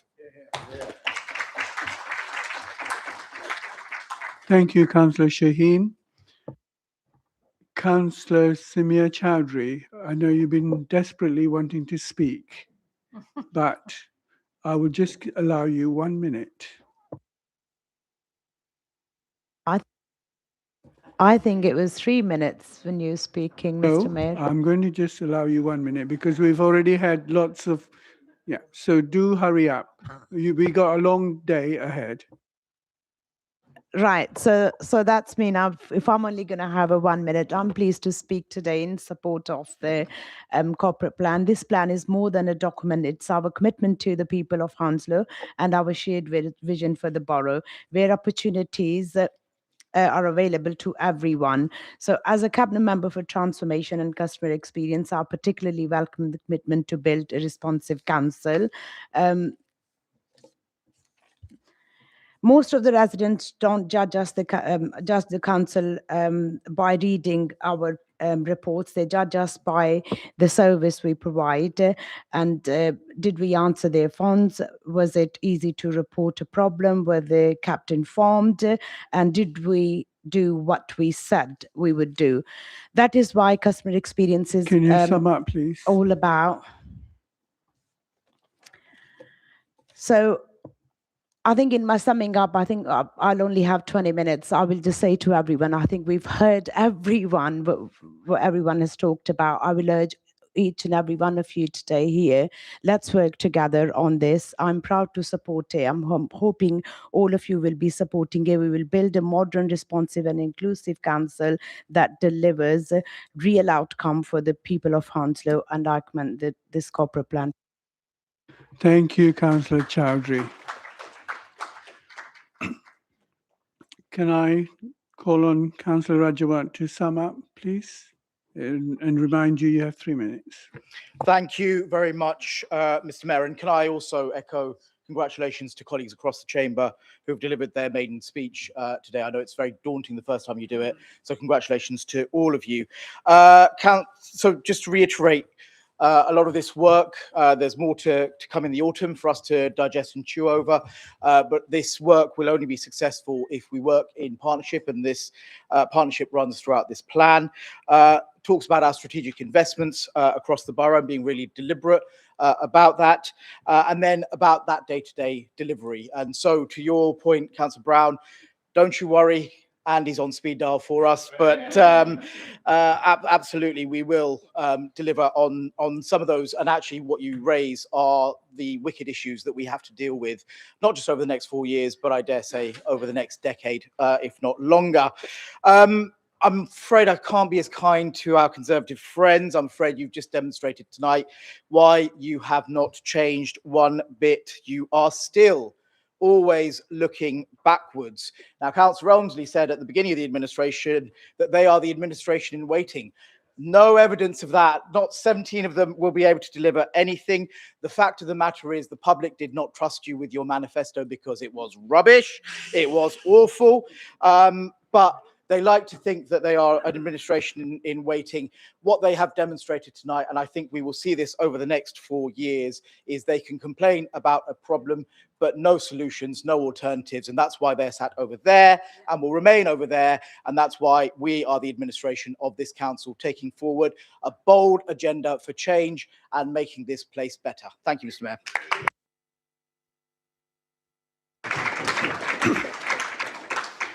Thank you, Councillor Rajawat. The debate is concluded. So there's only just one vote to agree. So can we please go? There's only one recommendation, which is to agree. So do we agree?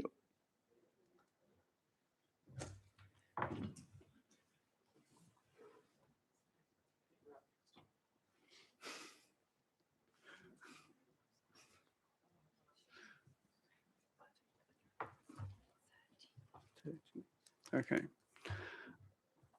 So, okay. Those against?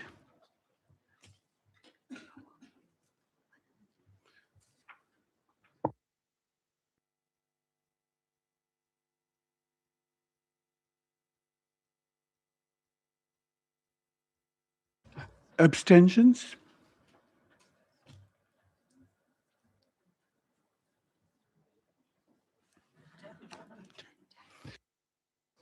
Thank you. So it's agreed. Thank you.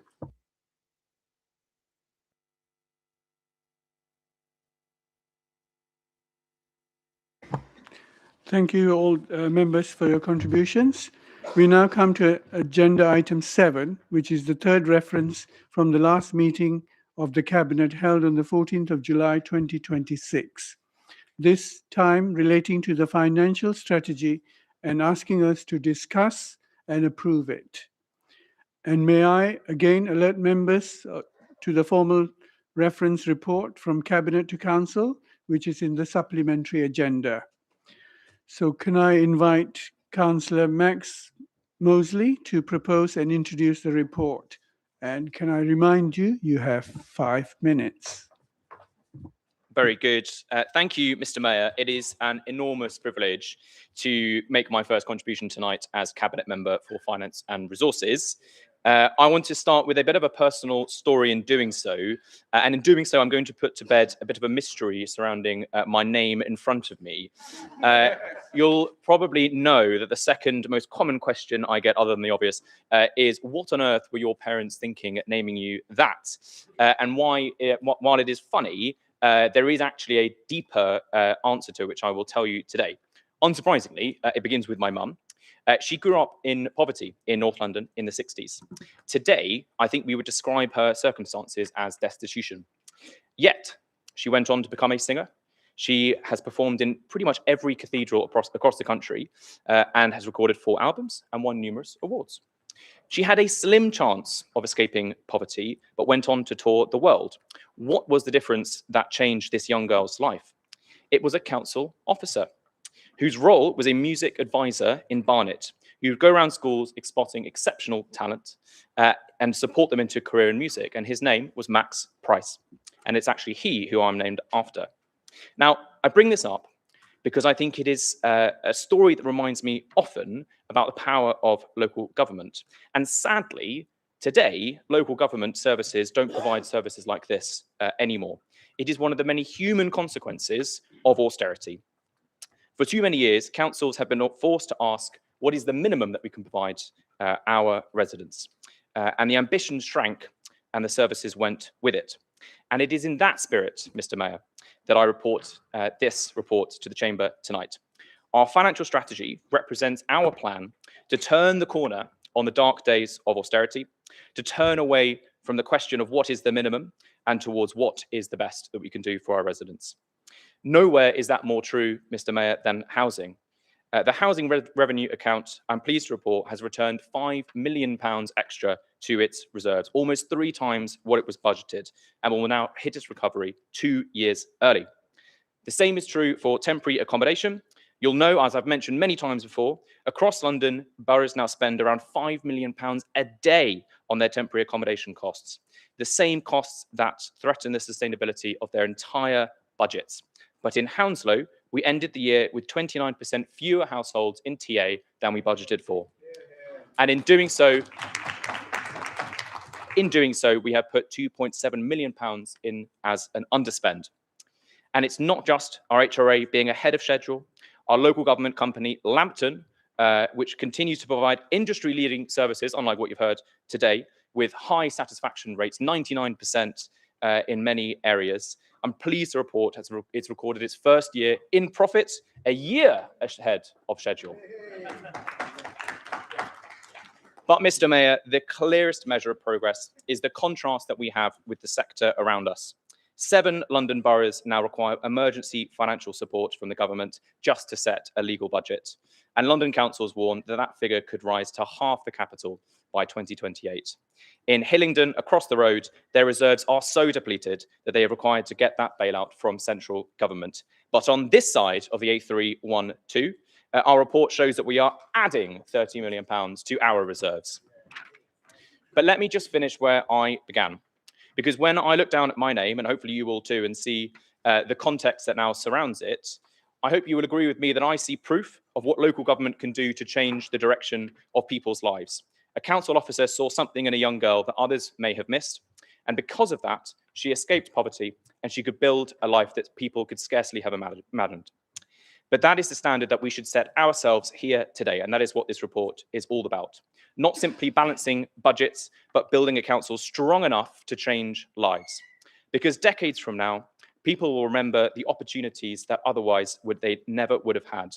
My name is the legacy of a council that actually got it right. This financial strategy before us today says our path to achieve the same. Thank you.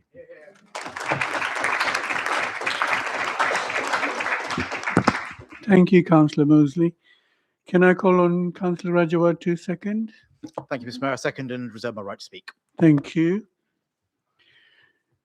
Again, this report is from another council body, and in this case, the Cabinet. So, as usual, we have the question stage and then we have the debate stage. So, anyone who wishes to raise a question, please put your hands up.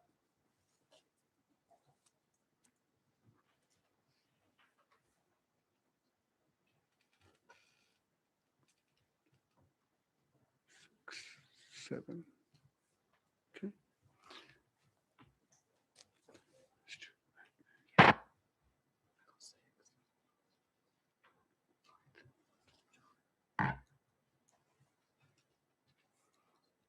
Oh, just minutes. Thank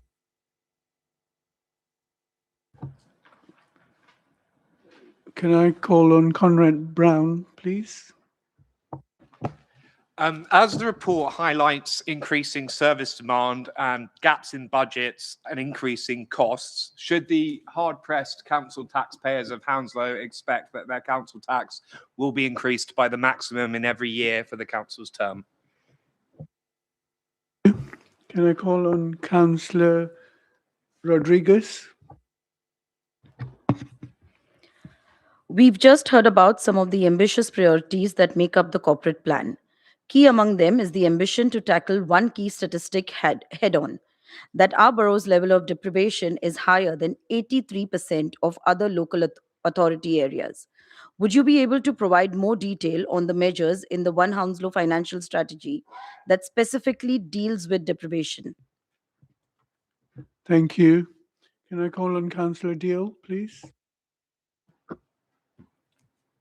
Yeah, I'm interested in individuals who rely on SEND services to support their education. Given that the council has reported healthy financial position, and there's been the recent media coverage of SEND children and parents being let down by councils by delaying their SEND service provision, I just wonder if the council can answer whether that will be improved and parents and children will not be left in the dark till the last minute. Thank you. Can I call on Councillor Ensley, please? Yes, thank you very much, Mr. Mayor. The King of the North is in, the North London lawyer is out. What preparations have been made for any reassessment of government support for our city in favour of the North of England?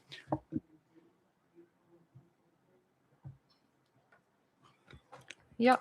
This administration has consistently promised that there would be no further use of taxpayer funds to prop up Lambton. Can the lead member confirm whether he considers writing off a £1.7 million loan to be a breach of this promise? Councillor Mitchell, please. Thank you, Mr. Mayor.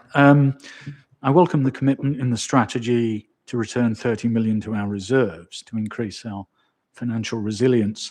I note in 2024 that the Conservatives propose an 8.8 million raid on those reserves. Would you be able to tell us what our financial position would be today if that advice had been taken? Thank you. Thank you. Can I... Vichari, please. Thank you, Mr. Mayor. My question is, will the lead member agree to review the council expense policy in light of the recent media reports outlining council spending of personal items and the employee parking fines? Thank you. Thank you. Councillor Crouch. Thank you, Mr. Mayor. Following the unfortunate and irresponsible leak from the Cabinet, we acknowledge that there is falling pupil roles. Could you comment on the support that will be given to primary and later secondary schools? Thank you. Thank you. And lastly, Councillor Baker. Thank you, Mr. Mayor. I'm delighted to see that the One Hounslow financial strategy explicitly builds in budget allowances. These deliver some of the exciting projects outlined in the corporate plan. Can the Cabinet member outline the steps that have led us to this position, where we'll be able to build the capacity and invest in the future of our borough? Thank you. Thank you. Councillor Max Mosley. This may take some time. Look, just to go to Councillor Brown's first question about services going up. He is right to point that out. In fact, these documents show you on a yearly basis where your service demand is going. And it only ever goes up. Most of those services are statutory requirement for us to provide back, and that provides additional pressures. I'm sure he will know about the pressures around SEND provision, around adult social care, around schools that we've mentioned that I'll come on to in a moment. That does only go in one direction. You get to see that very clearly here, and it shows us where we have to go as a council to make the savings required to set a balanced budget in that particular year. On council tax, look, when inflation goes up, say by 2%, that's already eating into a significant proportion of the council's budget. We are required to work hard, as I mentioned, to provide those services back. But residents have ambitions that are beyond just keeping things in stasis and keeping things as they are. We are all acutely aware, as we've heard in the previous debate, around fly tipping, around all the different ambitions that people rightly have of this council.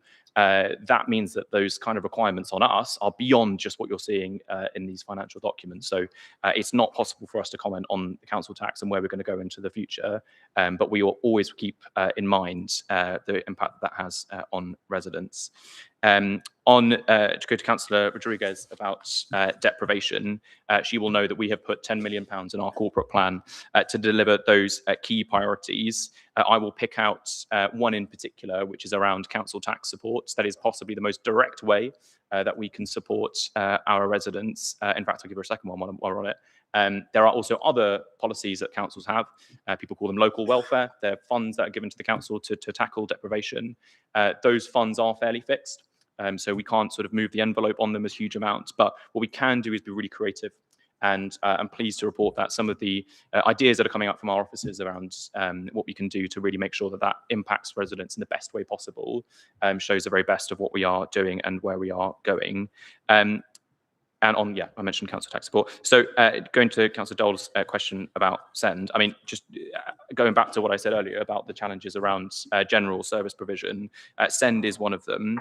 I'm pleased to report that one of the changes that we have made recently is around how we are providing services without spot purchases. So spot purchases are not only financially difficult for councils when we are just picking individual items to then provide SEND provision, it also undermines the quality of that provision itself.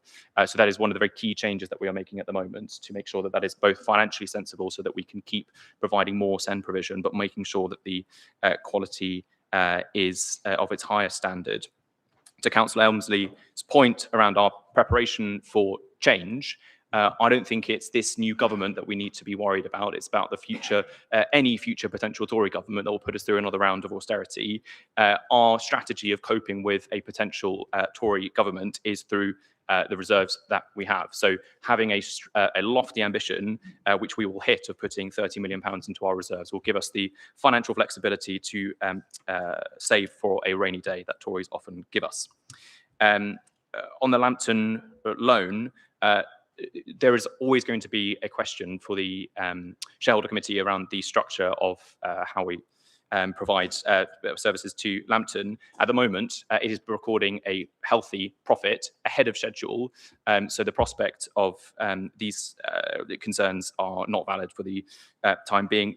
To Councillor Mitchell, on what was your question again? Taking advice on from the Tory administration. As I mentioned, I have no intention of taking advice from a party that has cut financial support to this administration by nearly 60%.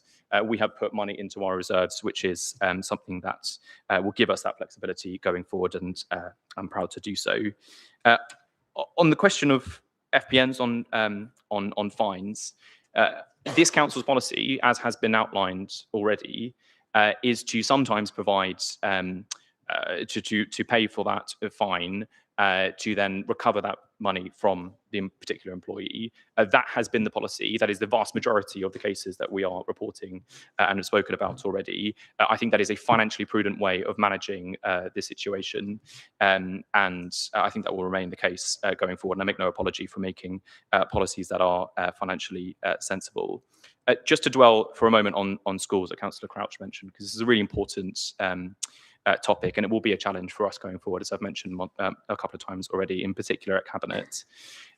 He will know, as I believe as a teacher, he will know very well that across the country, and in particular in London, that we have falling pupil roll. I want to make that really clear, because that is the fundamental problem that we are experiencing, and that is driving the financial pressure. It is not the quality of the school, it is not the school's ability to balance their own books. I want to take this question off putting pressure on schools and blaming them for what is a pretty unfortunate national trend. He will also know that the projection going forward for birth rates is not in our favour in the time being. These things come in waves, and we are experiencing the sort of sharp end of that wave. I am pleased to report, though, that we have support for schools in the interim period. So we have plenty of services that we provide to help them streamline their budgets and to make sure that they can manage those budgets going forward. But this will remain an area of growing concern for this council for the time being. I'll leave it there. Have I got them all? Thank you, Mr. Mayor. Yeah, I think so. Thank you, Councillor Mosley. We move to debate. So anyone wants to join the debate, please raise your hands.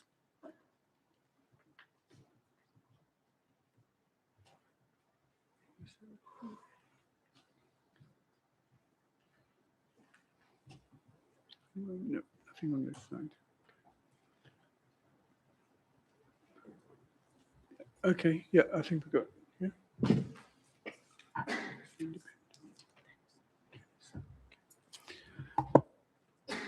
Can we start with Councillor Grigg, please?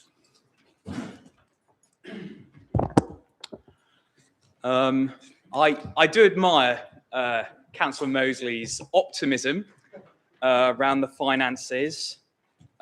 He's very clearly a Burnhamite, making lots of promises that I'm not sure he's going to be able to keep. Although the delivery was somewhat more Darren Jones than anything. I would just say on reserves, the administration wants some kind of reward or recognition for putting 30 million in. They spent the reserves in the first place. It was them that spent the money, and now they've got to put it back in. I don't see it happening. I read this report and I thought, gosh, we've really got to tighten our belts here. So where were the savings? Where were the savings that he's identified? Because it talks a lot about savings. And I'm sure the Section 151 officer is lying awake at night worried about where the money's coming from. Because what this document shows is reserves creeping lower. The reserves are the lowest that they have been for 5 years. The council spent over 9 million of those reserves just last year. It says that it wants to put 10 million back in. It's not going to happen. Like the Cabinet's SRAs, the budget gaps are creeping upwards. There was no mention of the budget gaps in what he said. And what isn't in this report? He did mention schools, to be fair. But did he say how he was going to find the money for the 19 million maintained schools deficit? I don't think he did. Did he mention where the 30 million that was going to cut, where the 30 million was going to come from to hit his 70 million reserves target, to restore it to its original place? No, he did not. So where is it going to come from? We know it's going to come from tax rises. It's going to come from fines. It's going to come from hitting residents in their pockets and asking them to dip their hands deeper and bring more money out.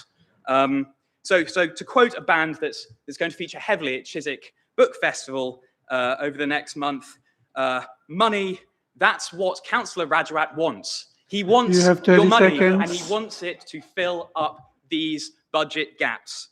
And I will just finish by saying it is a scandal that in the context of those pressures, tonight we are going to be debating giving more money to councillors, raising SRAs to ridiculous levels, to a Labour group that already gives 81% of their councillors SRAs, and they're going to get more. It is a scandal.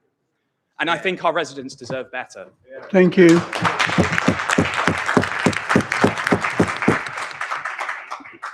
Can I call on Councillor Dennison, please?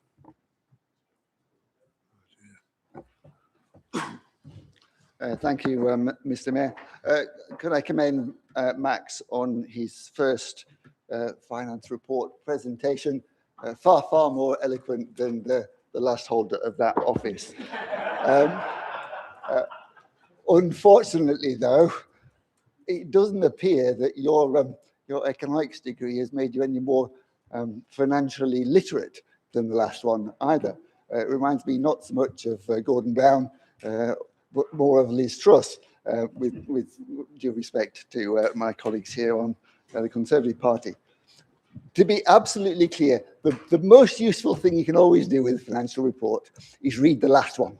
Not the one that's put in front of you, but the one that was put in front of you 1 year before or 4 years before. If you do that, you'll see what's wrong with the report that's then being put in front of you today. And so I went and had a look at the 2022 financial strategy. And just like this one, it set out lofty ambitions about what it would do because of its financial prudence. And not a single one of those targets was actually hit. Not one. Not just one was missed.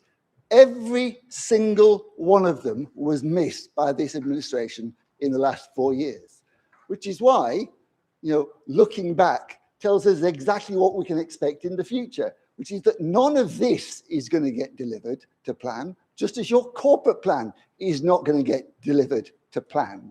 You are faffing around, incapable of operating any of the levers that makes this council and our community work better. And the reason why is because your priorities are not focused on fixing the budget or improving services. They're on item 9 of this council's agenda. That's your priority. And the more you focus on that, the less you'll ever be able to deliver for our residents. But let's be very clear, reserve forecast, £30 million forecast in a few years' time is not real money, Max. It really isn't. And you're already 52 million less than where you said you were going to be 4 years ago. So if you added 30 million, you'd still be below where you said you were going to be today. That's how far away you have are 30 from seconds. delivering it. And in terms of financial stability, I love the 2022 report. It says here, mid to lower risk on all measures, presently financially stable. It took the external auditor minutes to spot significant weaknesses. It doesn't take a second for residents to spot those weaknesses too. You're simply not delivering for our borough. Thank you. Councillor Emsley. Yes, thank you very much, Mr. Mayor. I note that Councillor Mosley didn't ask my question about preparing for the King of the North. So either they're not prepared or they are prepared and they're a little bit embarrassed about what it means for this council. They did mention Lambton, so I will rise to the bait and talk about it.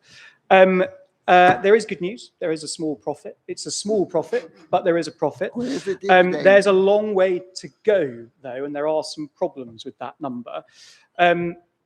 First of all, the report shows that we haven't even really put a dent in the cumulative loss that Lambton has made. 15 million quid, 100k isn't even starting to repay that down. And Councillor Mosley's an economist, so he will know that the thing to watch now is whether this trajectory can hold. It's whether this is a blip or whether this is actually a sustained improvement in where Lambton is going. And I think everybody here hopes it is a sustained improvement in where Lambton's going. But there are a few things that we should just consider and think about in terms of being cautious about whether this is actually a sustainable trajectory. The report hides two things that we didn't talk about in the introduction. The first is that the unexpected profit is driven almost entirely by one company, Lambton Recycling. The Lambton Group is a makeup of multiple different companies, and it's one who had an extraordinary profit. Lambton Investment made another £1 million loss. More worryingly, Lambton Green Space made a £400,000 loss, despite being forecast as a £400,000 profit. That's not a sustainable footing, and that's actually exceptionally worrying. The exceptional results of one company hide the worrying results of all the others. And I think we also need to pick up on Lambton Development. The entity's figures have been excluded from that headline figure. They're not included in the £100,000 profit, but Lambton Development did make a loss of £200,000. And if you'd added those figures to the headline result, there would have been another loss this year. So I think residents might see this for what it is, a clever accounting trick rather than an actual profit. More concerning, and Councillor Kaur picked up on this in her question, buried in section 13.5 of the report, of the budget outturn papers, sorry, is the fact that Lambton Development still owes the council £1.7 million. There's an acknowledgement in the budget outturn papers that, quote, there may be a need to write off any remaining loan balance. I'd say that's a pretty big financial hit for the taxpayer You have 30 to seconds. have to swallow. And I think it deserves further scrutiny in this chamber. So yes, there's a £100,000 profit from the Lambton Group. That is welcome news, but there are still structural problems that should ring alarm bells, and we can't afford to take our eyes off that ball. Thank you. Thank you. I have two more people on my list, which is the next one is Councillor Nagy.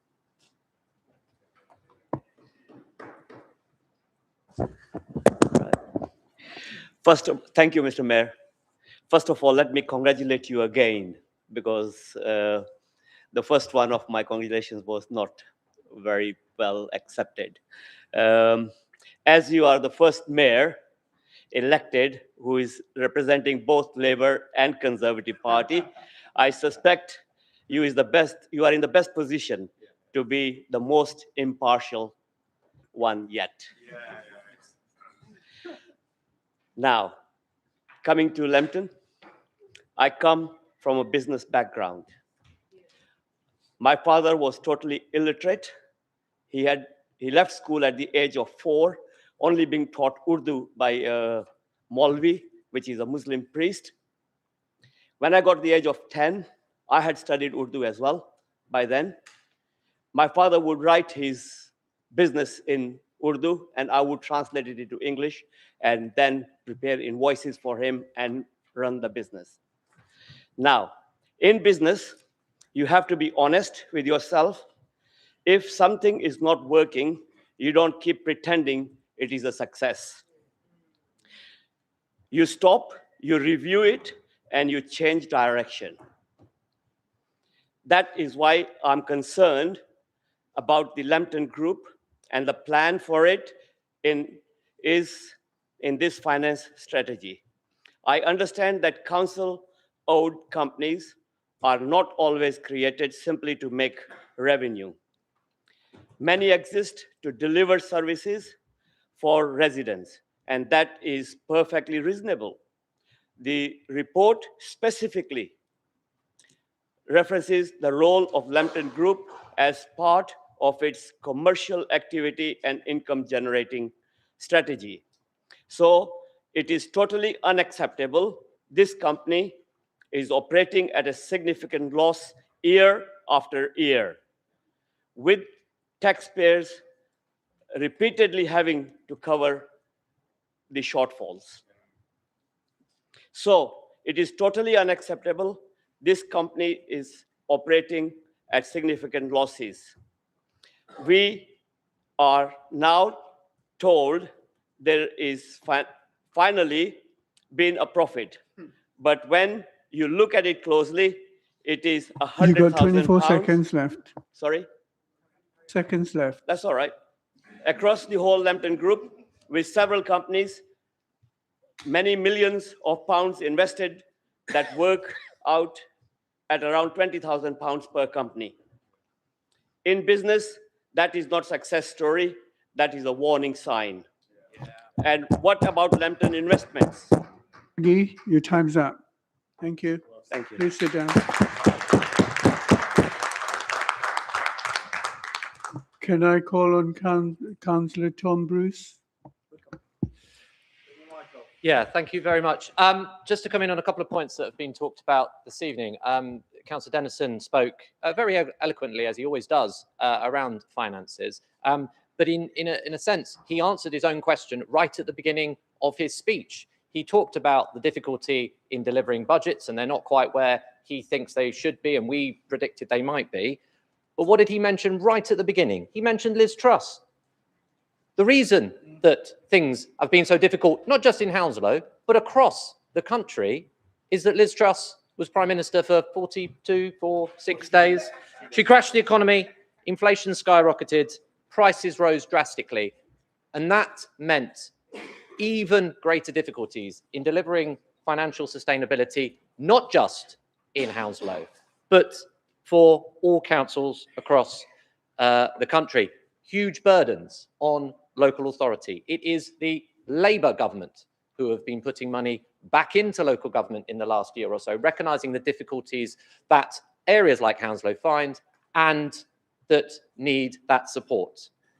And the second thing I would say is there's been talk around our finances and how we deliver, or from the opposition saying that we don't deliver. And there was mention earlier about not reaching certain targets. The leaders pointed out that in the last corporate plan, over 80% of the targets were reached, and we continue to deliver on the ones that haven't quite been reached in that period of time. They talked about housing. I'm not going to take anything from the opposition, no lectures on housing from the opposition, because yes, we pledged 1,000 council homes. We didn't quite reach it, hands up. But we did deliver 800 new council homes. That's 800 homes. 800 homes that otherwise wouldn't be there. The GLA figures say that on average in the first 3 years of the last administration, we delivered 500 affordable homes. And in the last year alone, 800 affordable homes. Whereas when we look at the average Conservative borough, barely 200 in the same period. And the average Lib Dem borough, not even 100 on average per year. I will take no lectures about housing delivery for this borough. It is absolutely vital that we continue to deliver that. Council homes, affordable homes, and ensuring people live in safe and secure accommodations. How we use our finances, and it's how we will continue to do so. Thank you. Thank you, Councillor Bruce.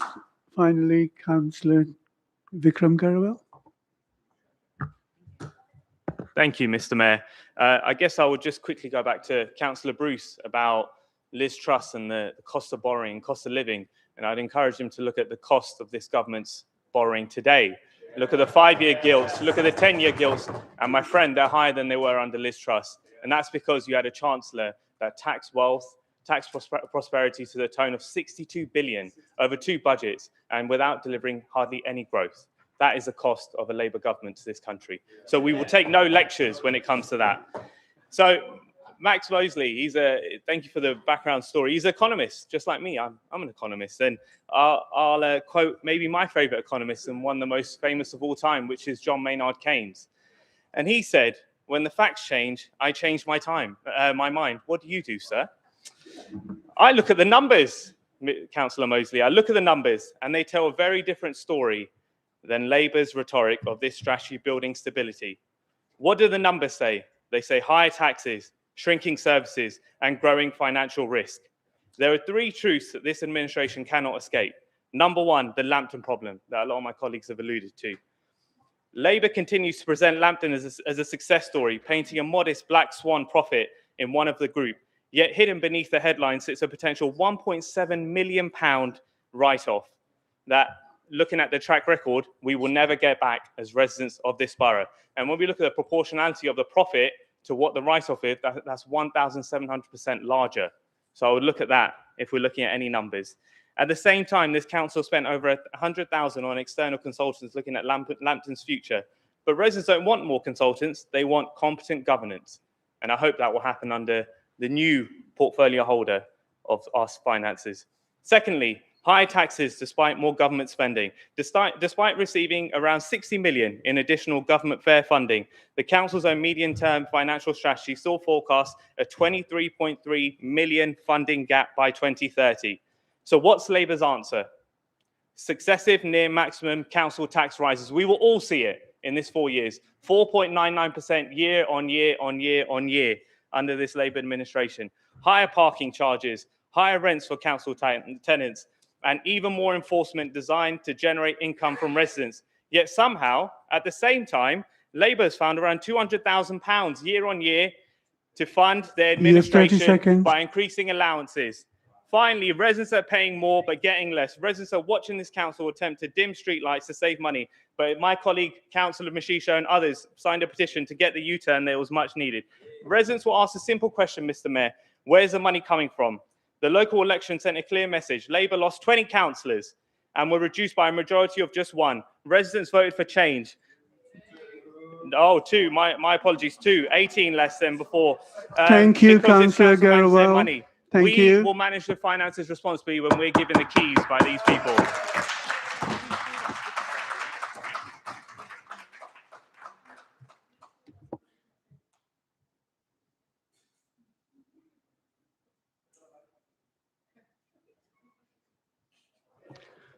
Hello, it's been brought to my attention. I just want to be clear that no smoking or vaping in this building.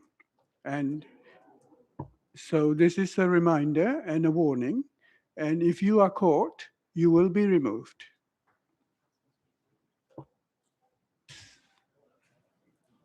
I no longer smoke, Mayor. Can I move the vote? I'll second.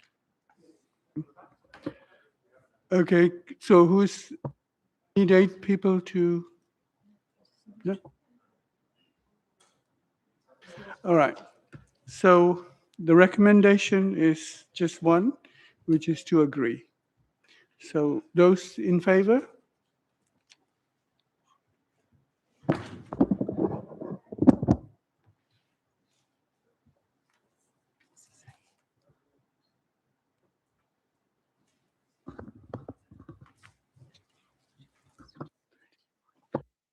Those against?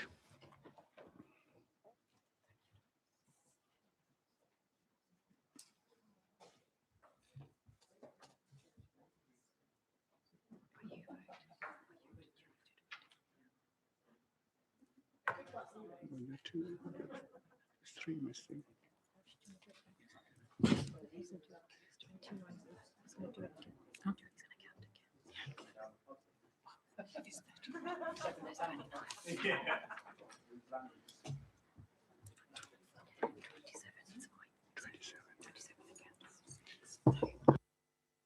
Any abstentions? 2 abstentions. So the vote is agreed. So thank you to all the members for their contributions. We now move to agenda item 8, which is the annual scrutiny report for 25-26.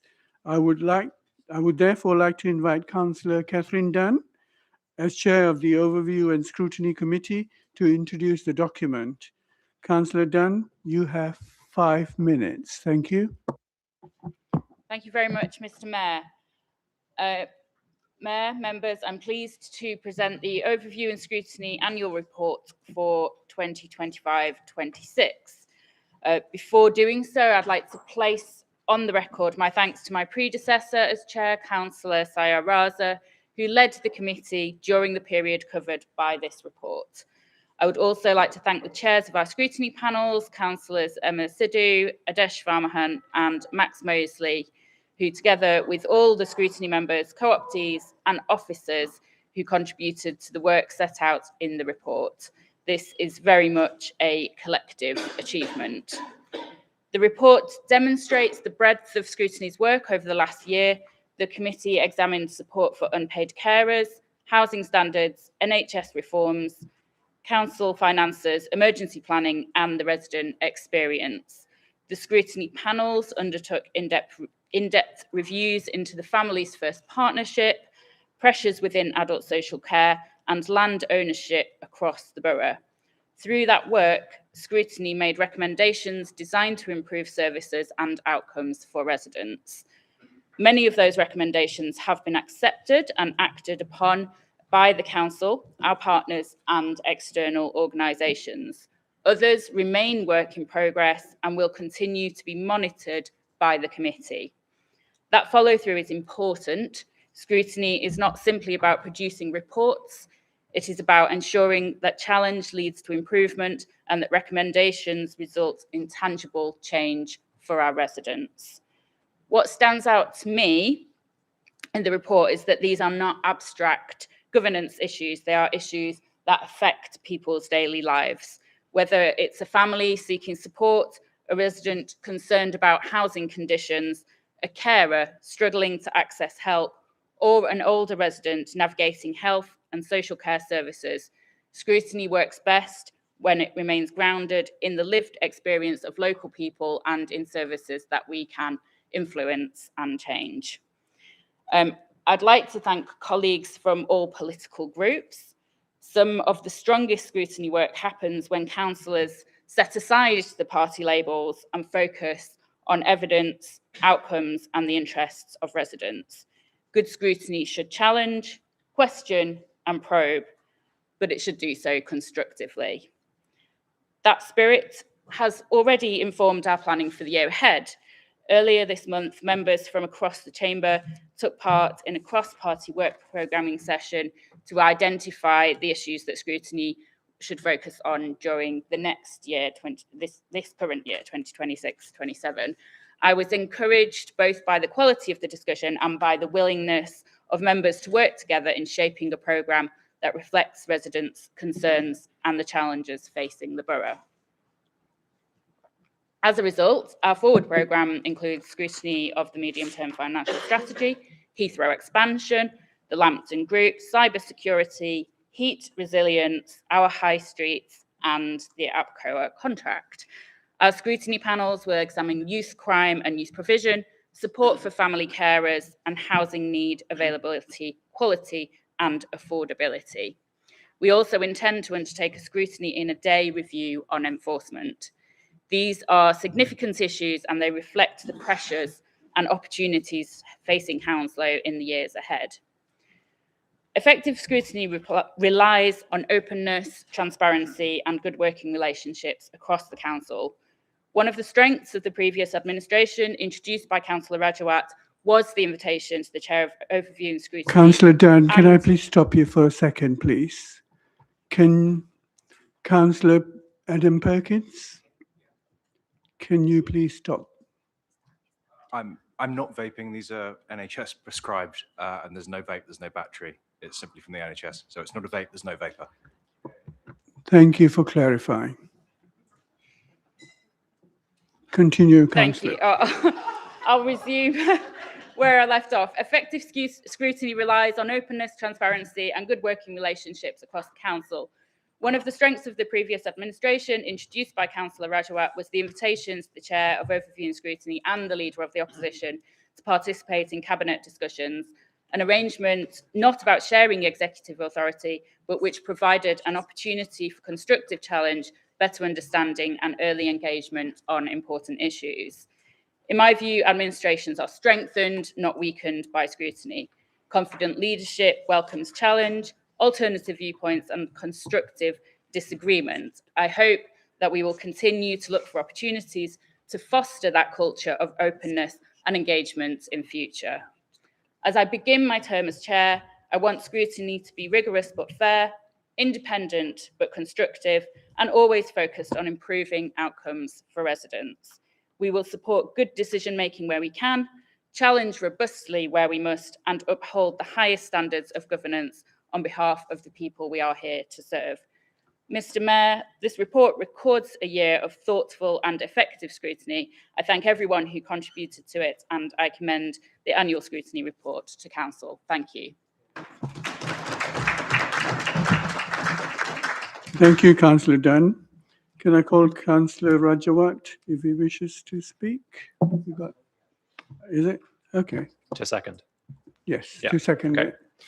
Thank you, Mr. Mayor. Just want to welcome this report and praise the work done by everybody involved in the serious work of scrutiny. You'll know that I served as Vice Chair of the Overview and Scrutiny under Councillor Raza last year. We were able to obtain valuable insight into the workings of the council. Scrutiny, when done right, is local politics at its best. Rather than point scoring or making political attacks, a scrutiny takes a serious look at how we can do better as an organisation. In settings like this, councillors are pitted against one another naturally, with us on one side and the opposition on another.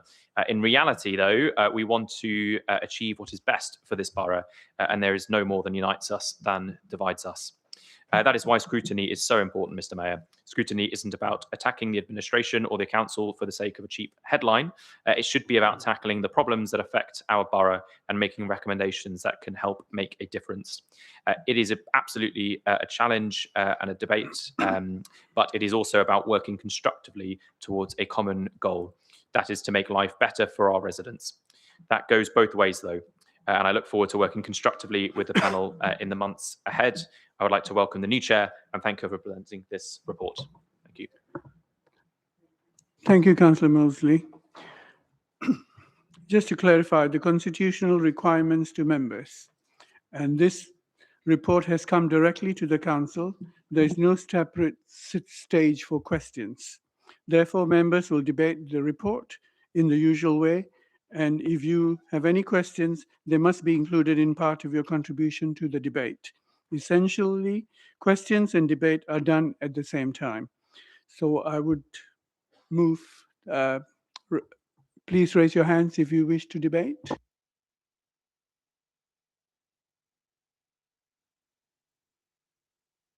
Okay. Can Councillor Salvador, please?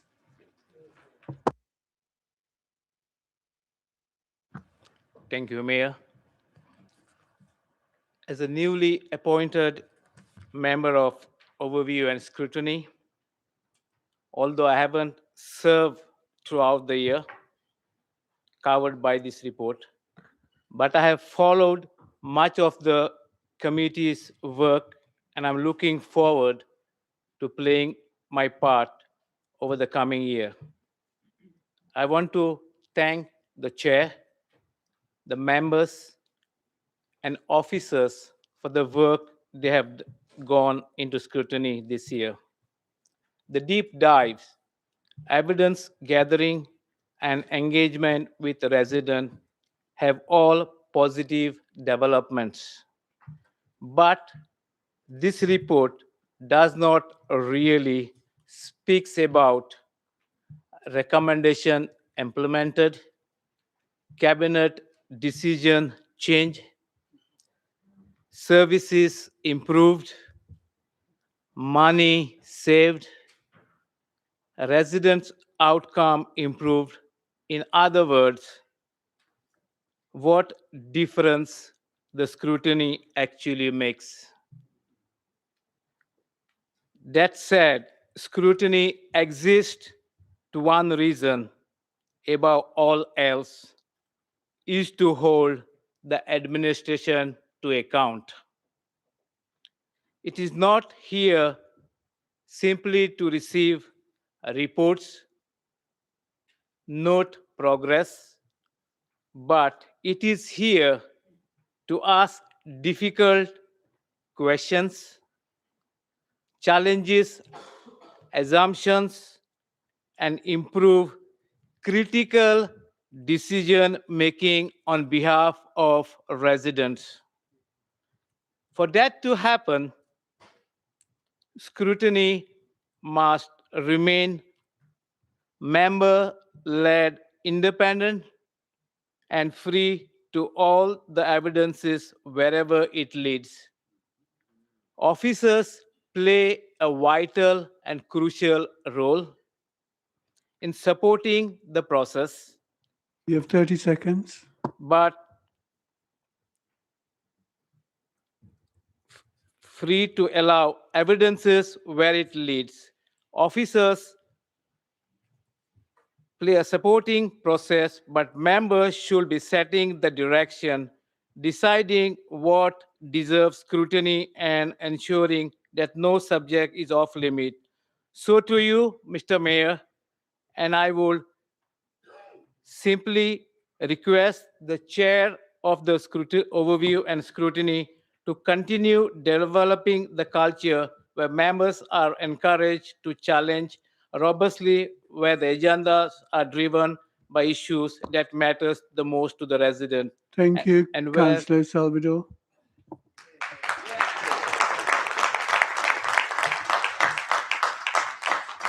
Can I call on Councillor Bidoff, please? And on those points, exactly. I'm torn about whether to speak and so give credence to the Overview and Scrutiny Health and Housing and Environment Panel's report, or to ignore it. The report is an exercise in word salad waffle, a desperate attempt to make it look as if the panel worked hard for the benefit of residents. It did not. The year started with the imposition, no discussion, of a topic apparently chosen by the main Overview and Scrutiny Committee. The instruction was that we must look at land ownership in the borough. I tried hard to remember any resident or business owner who had come to me saying that this was the most important issue for the Housing and Environment Panel. Terrible overcrowding, shocking damp and mould, lack of family housing, poor maintenance, bodged repairs, inefficient contractors, money wasted on unnecessary works. There is so much to look at in housing. We were not allowed to. I understood the officer's proposition that the regulatory enforcement team needed to identify land where fly tipping was a problem so they could fine the perpetrator. But why did this need to go to a scrutiny panel? And why did discussion need to be spread over a year? It was a deliberate distraction to stop the panel from looking at failing policies. It started with a vote, 5 councillors in favour and 4 against. The lead officer recognised that this was unworkable and said he would come back to advise on a way forward. The chairman took no notice. We went through the torture of inspecting maps so officers didn't have to, all the time worrying about wasted time, missed opportunities, residents let down. It takes me about 50 minutes to get to Hounslow House. One meeting lasted 38 minutes, and that was with a late start and stringing it out. It took me 50 minutes to get home. I'm not afraid of hard work or putting effort in, but this waste of time was an insult to residents and business ratepayers. None of this is reflected in the annual report, which struggles to make something of nothing. To include 5 pages of guidance, if you've read it, you will have seen this, on how to develop recommendations is deception at its worst. Additionally, there is no report, not one word, on the additional discussion on housing associations. This year's work was a waste of time, and deliberately so, a power game to stop councillors from being effective. You have 30 There was seconds. no challenge. Sorry? 30 seconds. Thank you. No challenge, nothing robust. Opportunities for proper scrutiny were missed. This important panel let residents down. This must never happen again.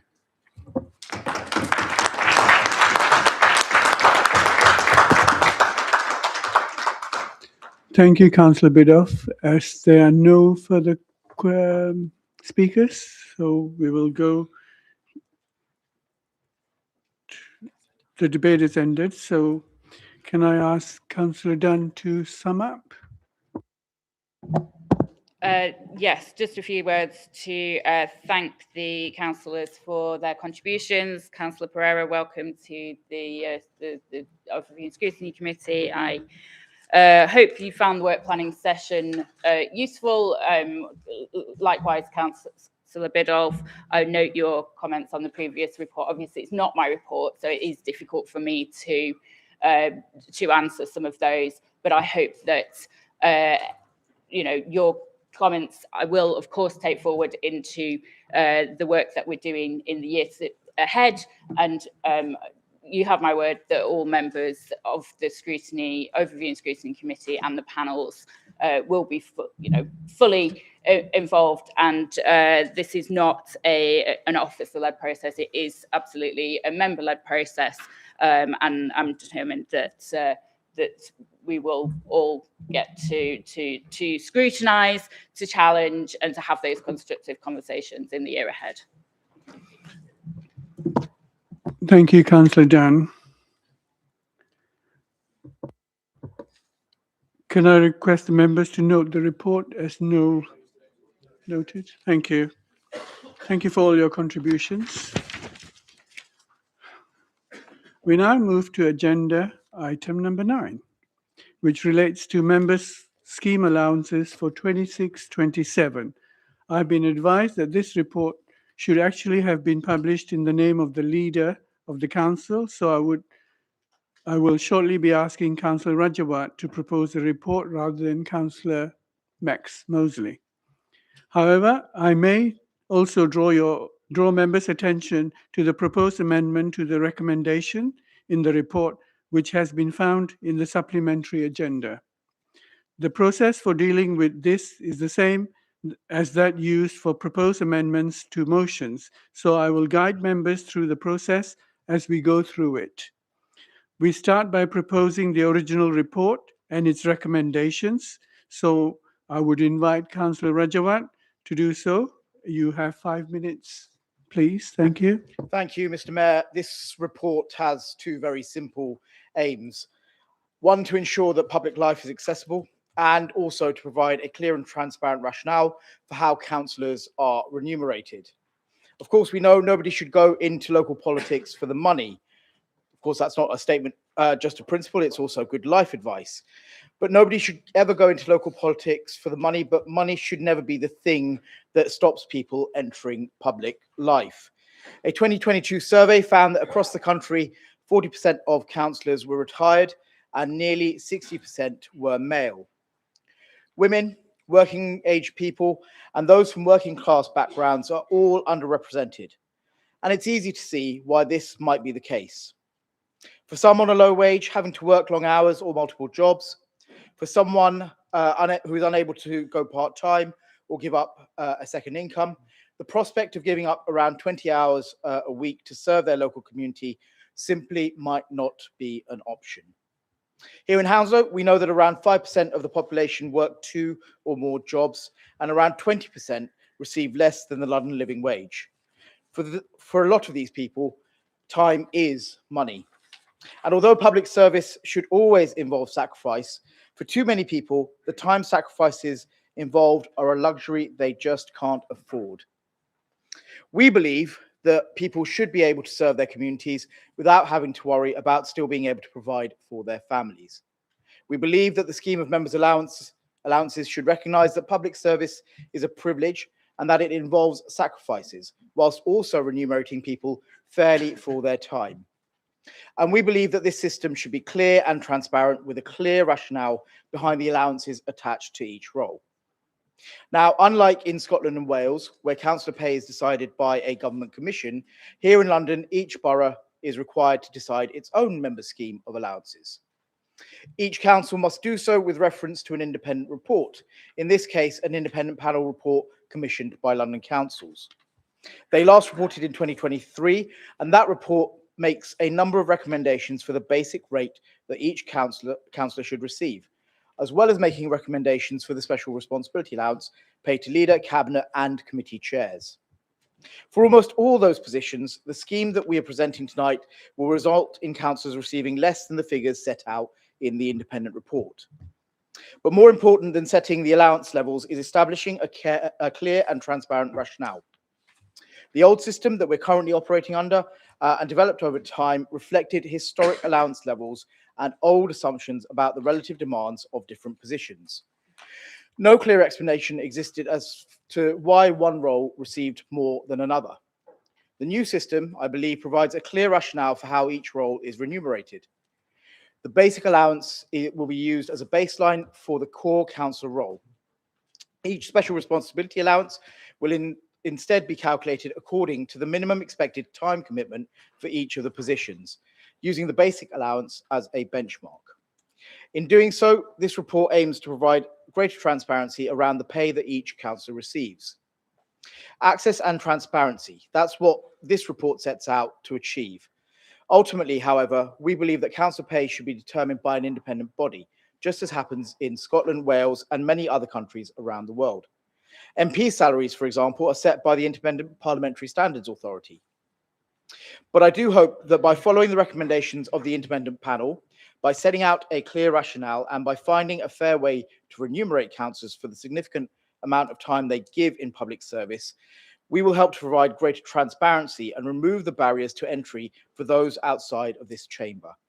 It's for this reason that I move this report. Thank you, Mr. Mayor. Thank you, Councillor Rajawat. Can I invite Councillor Max Mosley to second the report? And if he wishes to speak, Yeah, please I do. note that you have 3 minutes. 3 minutes. Good. Let me just start, Mr. Mayor, recognising that this question is a really difficult one and not an easy one for anybody here to answer. Putting that to one side, I suspect there is one thing that we can all agree on, and Councillor Rajawat has just touched on it. The system that determines the remuneration of politicians, whether in local or national government, would ideally not be in the hands of politicians themselves, but of an independent, non-political body. However, we are where we are. The fact that this is an awkward question cannot become an excuse for never looking at it, because neglect has consequences. Over time, assumptions can become outdated, inconsistencies that Councillor Rajawat identified build up, and we are left with a scheme that no one can properly explain. The previous scheme had no consistent relationship between responsibility and remuneration. Similar increases in responsibility attracted very different increases in pay without a transparent methodology explaining why. Residents can reasonably understand residents cannot reasonably understand why some roles are paid more than others, and frankly, at times, neither can we. More fundamentally, the purpose of the scheme has become blurred. Members' allowances are not a salary, as we've heard before, and I think we all agree on this. They are not intended to place a value on political office. They serve to recognise the time commitment involved in serving our communities and to ensure public service is not only open to those who are wealthy or retired. It's really important. That is why this review takes the scheme back to first principles. Every role is benchmarked against the core role of a councillor. The basic allowance remains the foundation, and every SRA is based solely on the additional time that that role now requires. We have moved away from subjective judgments about the value of different roles and towards one thing that we can measure objectively, and that is time. The result is a scheme that is simpler, fairer, and more transparent, one that members can justify, and more importantly, one that residents can understand. And finally, let me just say this. It is easy to argue that councillors should receive nothing. It may earn a few applause lines, but we would achieve only one thing, making public service increasingly the preserve of those who can afford to do it for free. People do not become councillors because of allowance. We all know that. We should, however, ensure that the allowance never becomes a reason someone cannot become a councillor. So if you care about creating a simpler, fairer, more transparent system, vote for this proposal. If you care about lowering the barriers to public life, support this proposal. But if what matters more is a few cheap claps, then by all means, vote against. I second the motion, Mr. Mayor. Thank you, Councillor Max Mosley. We've now come to the proposed amendment to the recommendation, which members can find in the supplementary agenda. May I ask members to vote? An error has been made in the name of the seconder, which should read Councillor Adam Perkins. We will now debate the proposed amendment to the recommendation. So may I invite Councillor Tony Brown to propose it. You have 5 minutes. Thank you, Mr. Mayor. I actually have an awful lot of sympathy with Councillor Rajawat. He is in an extremely difficult position. He's lost 20 councillors. He's got to reward the 30-odd survivors. He's subject to what the American academic Francis Fukuyama calls clientelism, democratic clientelism. He has an expectant client base to reward. And then, to make his position even more difficult, he received an elegant metaphorical stiletto in the back from somebody who was supposed to be on his own side. I'm referring, of course, to the MP Ruth Cadbury, who made some, I thought, very disparaging remarks about Councillor Rajawat, and he has my sympathy when he is attacked by his own side in this way.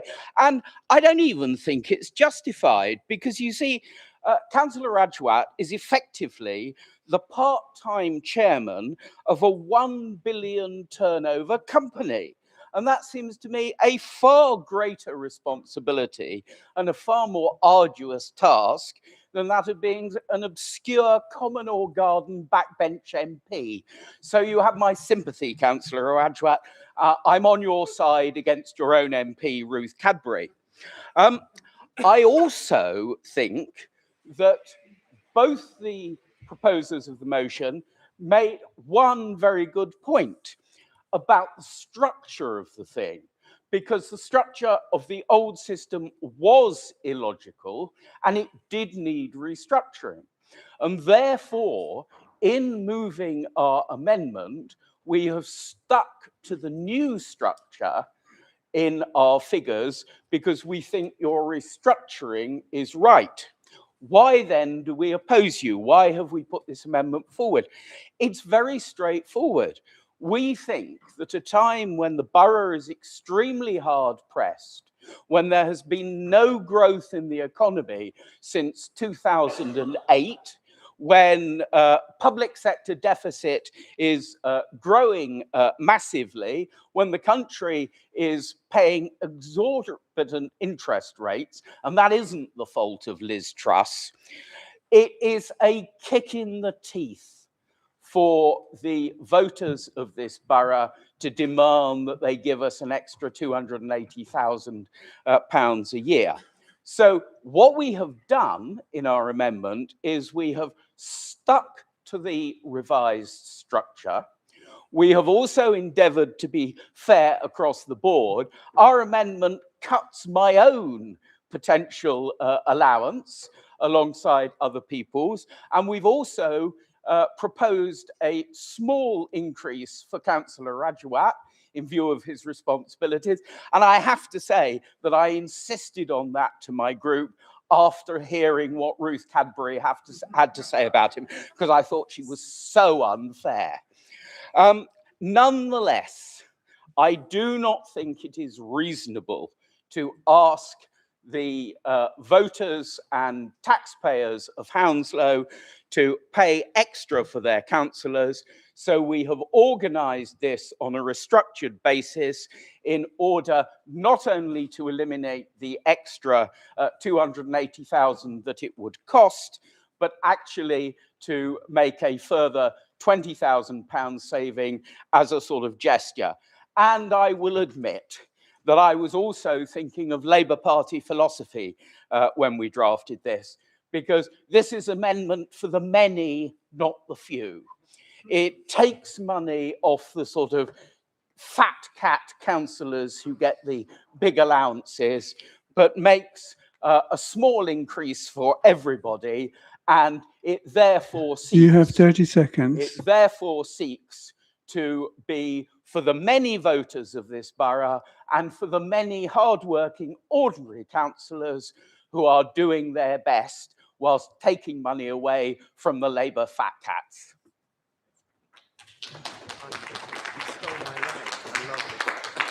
Thank you, Councillor Brown. Can I please call on Councillor Adam Perkins to second the proposal? And you have 3 minutes. Thank you, Mr. Mayor. Look, this amendment seeks to strike a balance between Labour's proposal and value for residents.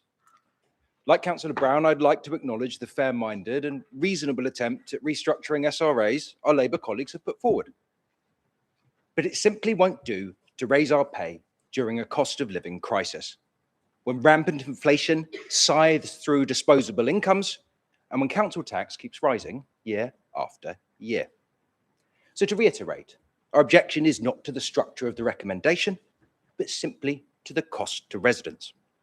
Our amendment follows Labour's recognition that the two-party era is over, with an increase to second and third minority parties. It also mimics the fairer distribution to the opposition. And we've also accepted the increase to the basic allowance, albeit slightly less than the original, and with a reduced current costs. We feel this fairly recognises the important ward work every councillor performs, regardless of title or position, and this seems to us to be equitable and right. Where we have pushed back is on opaque cabinet assistant roles that we don't believe provide good value for money for the residents of Hounslow. But most importantly, this amendment seeks to save £300,000.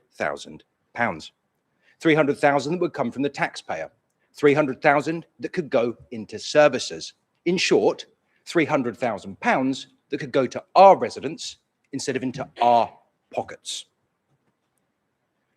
Now, I don't want to give the impression that this is simply a generic attack on our Labour colleagues. I've had the pleasure to get to know many of you, and I believe you to be decent, well-meaning representatives who genuinely care about our community. I believe this is just a momentary misjudgment. Show this by voting for this amendment. Now, to those of you who, like us, would like to see more fundamental changes and larger cuts, I say simply this: don't let the perfect be the enemy of the good. The choice today is for a £20,000 pay cut, and you'll either be able to go to your residents and say that you voted for this pay cut, or you'll have to tell them that you voted against it or abstained. Those are the simple optics of this vote. So whether you're a Labour councillor, Conservative, a Green, a Lib Dem, or the Independent, I ask you, vote for this amendment, or else face the reality of defending this decision to your voters and explaining why the first thing this council did was grant themselves a £280,000 pay rise. It just feels wrong, and I think it probably is. Thank you.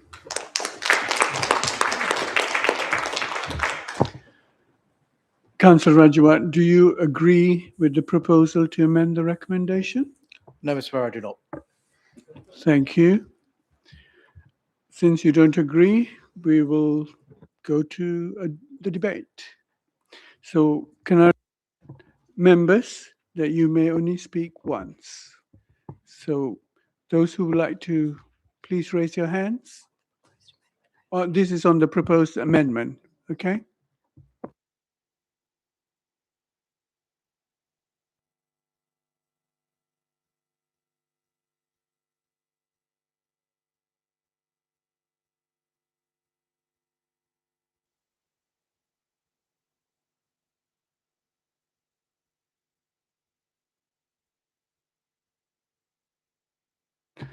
Thank you. You can put your hands down.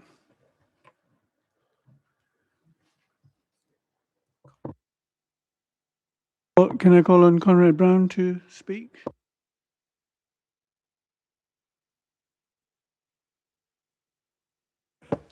Sorry.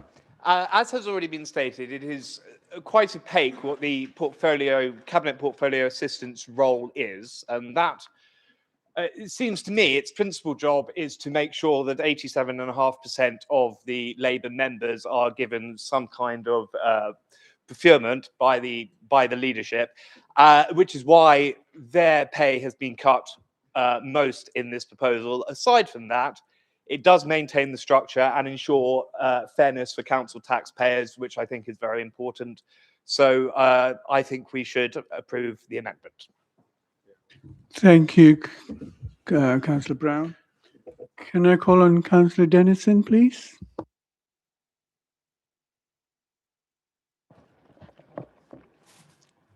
Excuse me, just finish off my pastille. I'm going to do something very different today, something really peculiar as far as I'm concerned. I'm going to take up Adam's invitation, and I will be voting for this amendment, but I'm also going to be speaking against it. I'm going to support it because it's the only cut on the table that's been proposed of the a cut on the Labour proposal for an increase, and therefore I think it's deserving of our support. But I am definitely going to speak against it because it is so lacking in vision and radicalness that I'm staggered that the party that has proposed it can actually stomach it. It's ridiculously inadequate. Only 4 months ago, we increased members' allowances. You weren't here at the time, but 4 months ago, we increased it. The report from the leader of the council then said the current scheme of members' allowances in Hounslow was agreed by the council, blah, blah, and has been operating effectively in practice. Having regard to the comments of the remuneration panel, it's considered that the current structure and workings of the members' allowance scheme is satisfactory. What has happened in the last 4 months that might change it? Well, to us, Tony, I think you're absolutely spot on. But it isn't radical enough, and I don't think it's going to be in the least bit satisfactory as far as residents are concerned. I remember the first year I was elected in Hounslow, in 2010, we cut the members' allowances substantially on election. A return of a Labour council, and we cut allowances substantially. That's because then it was a different Labour Party. And now I am ashamed to say it is very different from what it was like in 2010. In 2010, we did have austerity then. Absolutely, we had austerity then. We had cuts in council budgets or in council grants and you have 30 and seconds budgets left. Across the board. But notwithstanding that, not only did we cut members' allowances, but we cut the council tax twice. We froze it twice. It is possible to be radical. It is possible to be different, and more people should be so.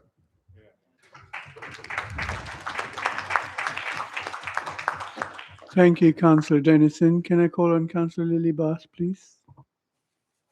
Thank you, Mr. Mayor. I did actually look at your amendment, and I couldn't find any rationale whatsoever. The only thing I could find is that you've obviously increased the allowances for area forum chairs. Could it be because that financially benefits your party? I don't know.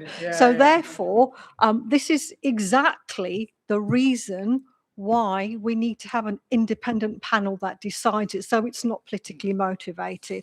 So in places where the actual councillor pay is determined by an independent body, it is higher. And the reason being is that to make these political decisions is quite difficult, and they can be quite unpopular, and that is the reason why we do have regard to the independent report which was published by London councils. I just want to point out what the actual report says.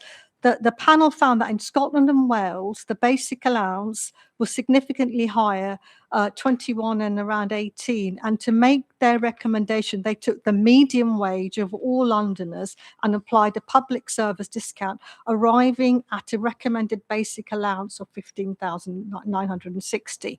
They argued that it is pressing that boroughs should implement these changes in 2024 as part of their contribution to recruiting and retaining a diverse range of good quality candidates to stand for office in London. And on the question of the leader's senior responsibility allowance, the report found that this is often a full-time role involving a high level of responsibility. It is right that it should be remunerated on a basis which compares with roles with similar levels of responsibility, while still retaining a reflection of the voluntary character of public service. So by benchmarking against roles with similar commitments and responsibilities, they came to a recommended total pay of 78,000 for a London council leader. Now, the scheme that we are proposing tonight does not go as far as the recommended report, but it does have the same rationale behind it. And other studies have shown that in less affluent areas, increases in pays are associated with the rise in the number of women standing for positions, as a result. You have 30 seconds. Okay. I just want to finish off by saying that I can recognise that members' allowance can attract criticism, but I've been a councillor for a number of years now, and I think this chamber does reflect a much diverser range of councillors than we've had before, because we've actually looked at our allowance scheme, and we're privileged because we can afford to stand as councillors, but there's lots of people in the community who can't afford to. And if you really do object to it, you can donate your allowance to charity or local organisations who could really benefit from it. So I would Thank you, recommend Councillor doing that. Bath. Thank you. Councillor Kerr, please. Thank you. I would just like to correct Lily's mathematics. We actually face cuts of around 4,700, but then there are raises of 3,500. That's minus 1,200. But yeah, well, I'll try to be brief. We all agree that councillors should be fairly recompensed and public office accessible, but fairness must be balanced with prudence, transparency and public accountability. The amendment I support raises the basic allowance whilst reducing the headline cost of SRAs and job roles. We don't really understand what they fully do. It's not transparent at all, really.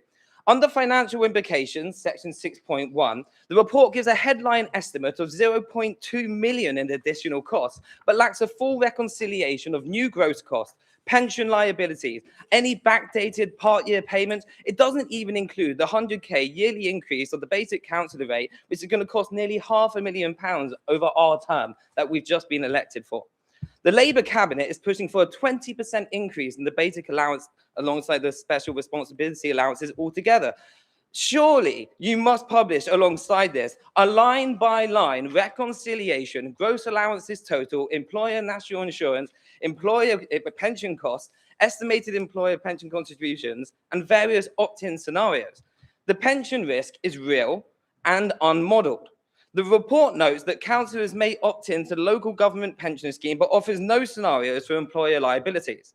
We need the best, central, and worst case modelling. What if 0, 25, 50%, 75% of people opt into the scheme? What is the cost in each case? These things need to be taken into account deeply, and there's nothing in the report that even touches on this. It's really quite lackluster. The scheme asserts SRAs are a workload but provides no measurable inputs. There is no hours per week estimate on the SRAs, no conversion formula from hours to money, no benchmarking against other boroughs, and no worked example is showing how the basic allowance plus an SRA equals fair pay for the role at all. A proposed uplift to the basic allowance and higher SRAs shifts scarce public money away from services into councillor pay at a time of heavy pressure on adult social care, children's services, and local public health. This is politically and morally hard to justify. A higher basic rate helps people with caring responsibilities or part-time jobs to stand for office, You have which 30 is in seconds. our amendment. Thank you, Mayor. That is more efficient and equitable way to broaden participation in concentrating pay in a relatively small number of high-value SRAs. In conclusion, Reform's amendment delivers three things at once: fairer pay for individual councillors, small increases for the most important SRAs, and a leaner for the taxpayer, clearer for the public. It is balanced, it is the common sense alternative that protects services, widens access to public office more than your proposal does, and restores public trust. Thank I you, urge members to Councillor. support the amendment, vote for the scheme that is transparent, Thank you. affordable, and for your sake, politically defensible on the doors.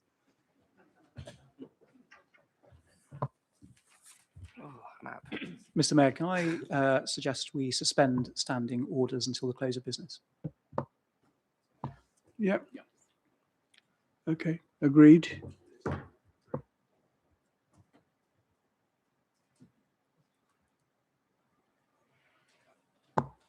So the debate is concluded. I don't think there's anyone else to speak. Is that? Oh, sorry.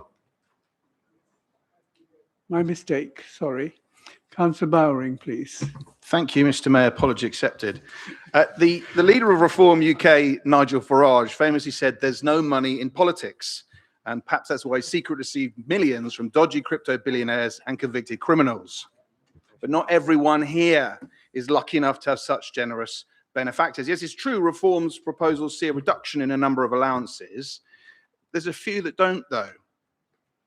Area Forum chairs, we're proposing £1,000 cut to this allowance. Reform want to whack it back up to 8.5 grand. Vice chairs, we think they should get 1,500. You think 3 grand. I'm sure this has nothing to do with the fact that both Councillor Parkins, Councillor Conrad Brown are Area Forum chairs.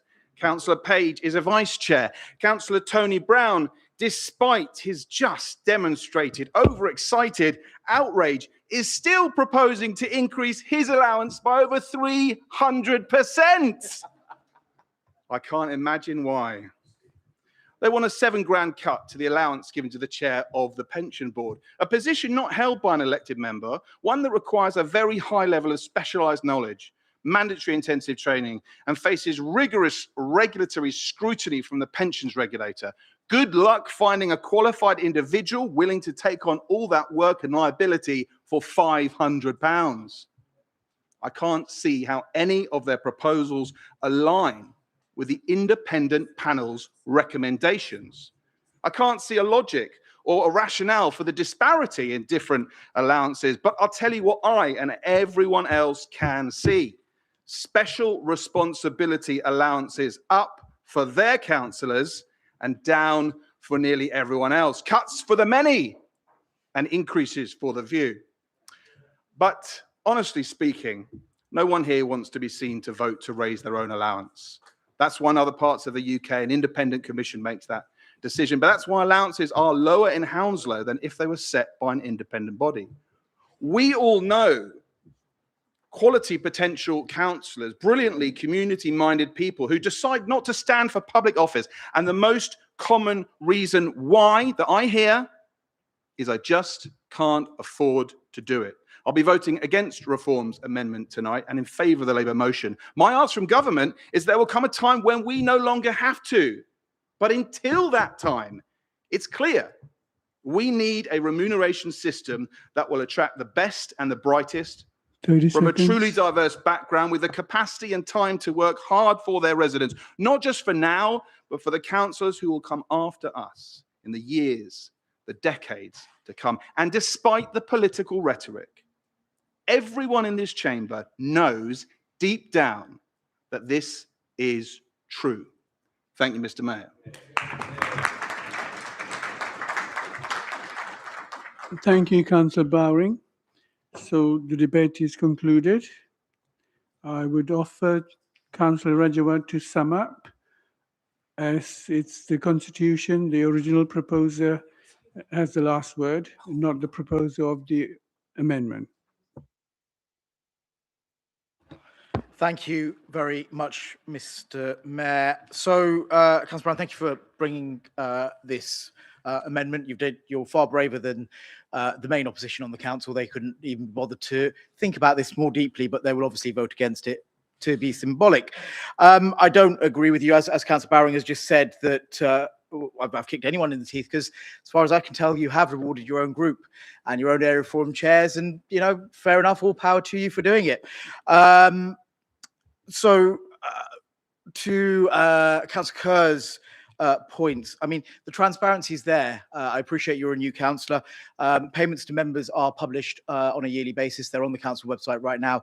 Please go and have a look at it, because what it will tell you is for every debate that we've had, our opposition over there and over there have always consistently talked against the allowances going up, but they take it willingly, and it is reflected every single time.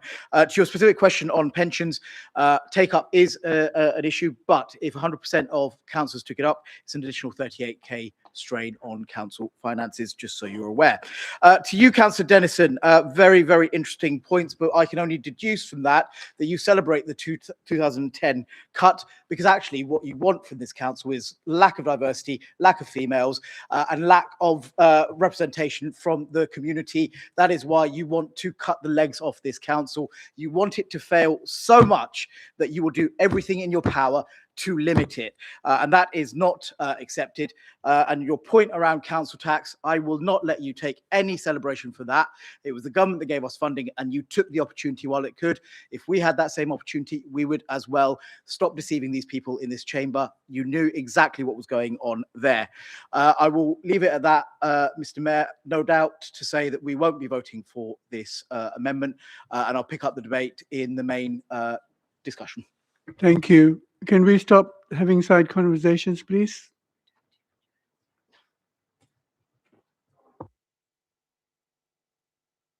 So we will go to vote on the proposed amendment.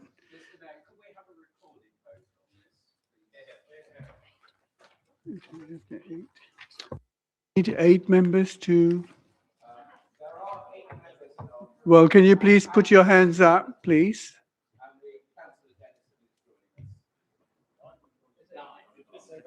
No. Right. Okay. Thank you. So it will be a recorded vote. So All those in favor of the amendment, please put your hand.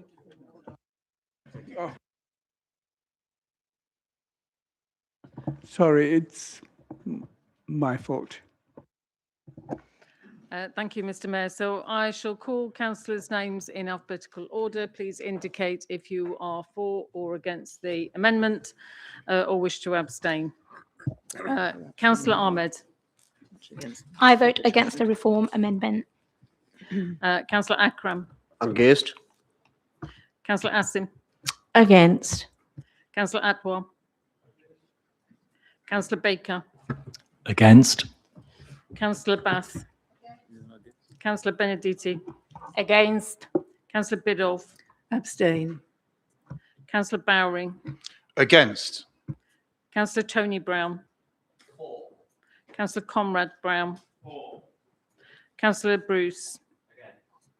Councillor Samia Chowdhury. Councillor Unsa Chowdhury. Against. Councillor Croft.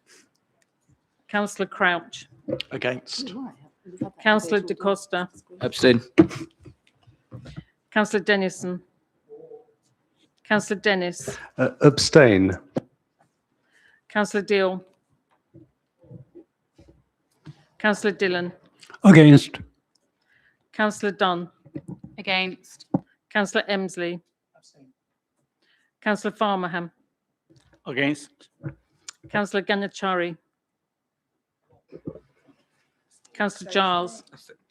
Abstain. Councillor Gill. Against. Councillor Vikram Garwal. Councillor Ajma Garwal. Against. Councillor Pritam Garwal. Against. Councillor Grigg. Councillor Haynes. Councillor Hill. Councillor Hussain. Against. Councillor Parinal Kaur. Councillor Satwan Kaur. Councillor Kerr. Councillor Lambert. For. Councillor Lieberman. Councillor Lindstrom. Councillor Lukey. Councillor Mahmood. Councillor Mitchell. Councillor Mosley. Councillor Mudalaya. Abstain. Councillor Mashisho. Abstain. Councillor Nagy. Councillor Owen. Against. Councillor Page. Councillor Parkins. Councillor Palmer. Abstain. Councillor Pereira. Councillor Rajawat. Councillor Rodriguez. Against. Councillor Saeed. Councillor Shaheen. Councillor Sidhu. Councillor Smith. Against. And Councillor Tarek. Against.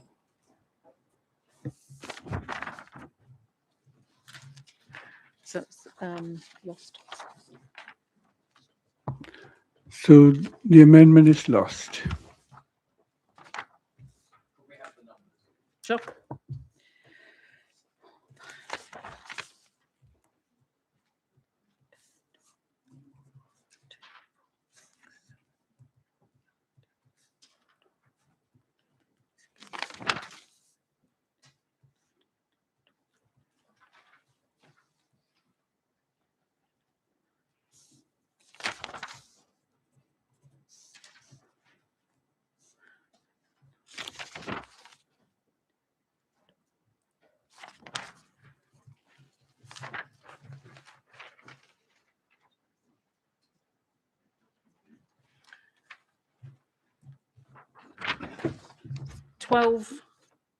For, 32 against and 15 abstentions.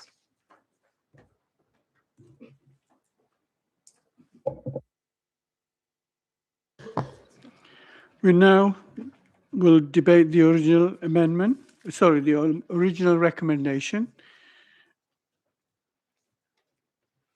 There is no separate question stage for this item, so please include any questions you may have during the debate.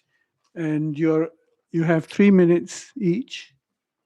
So can we go to the debate? Please raise your hands. Join the debate.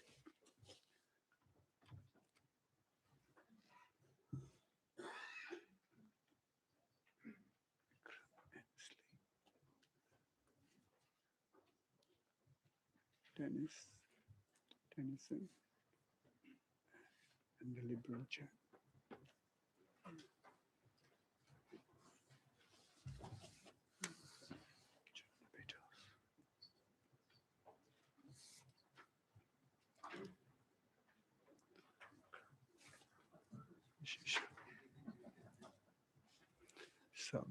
Salmon.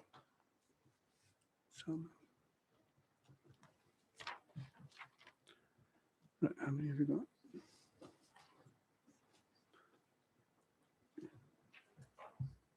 This guy. But no, the other one next to him, the reform. Lieberman, right, okay. 1, 2, 3, 4, 5, 6, 7, 8, 9, 10. I'm only going to take 8. Okay. Yeah. Okay, thank you. As you know, this is going to be a long day, and we have quite a few speakers, so some of you may not be able to speak. Okay? Just giving advance warning. So can we have Councillor Bidoff, please? No, I was first. Thank you. Last year, I apologised for blowing the dust off the comments I'd made 6 times before, and here I am again, the 8th time I've made the same 2 key points. First, others have said it, there are too many SRAs. Second, we must deliver value for money, whatever we receive. First, SRAs, it doesn't matter whether we debate the Labour's original group proposal or Reform's amended one. The facts remain the same. There are too many SRAs, 50. That means, as others have said, over 80% of all councillors, of Labour councillors receive one. You can bang on about the independent panel, but you're not following the independent panel's rules yourselves on the other side of this room. The independent review panel recommends that no more than half of all councillors should receive an SRA. This list includes 13 non-jobs, which, as you know from before, we would abolish. Cabinet assistants, 6 of them. Vice chairs of area forums, 7 of them. The role of cabinet assistant was defended a couple of years ago by a recipient who said it had been helpful when drawing up the Labour manifesto. This is audacious. Public money should not be spent on party political work. There is no justification for this role when there are 2,500 staff working to support the work of cabinet members. It should be abolished. The role of vice chair of area forums is to promote the area forum, not to fill in for the chair. Yet promotion is done by officers, or even if it is done by the vice chair, it is simple and easy to do and does not merit an SRA, even at a reduced rate. I know because I've been there. I did the job and enthusiastically promoted the Chiswick Area Forum, and I still do, despite not being vice chair. Cut the role. Labour's cost for these 2 non-jobs is £100,000, 500 this year, with an uplift due. Guess how many potholes that would fill?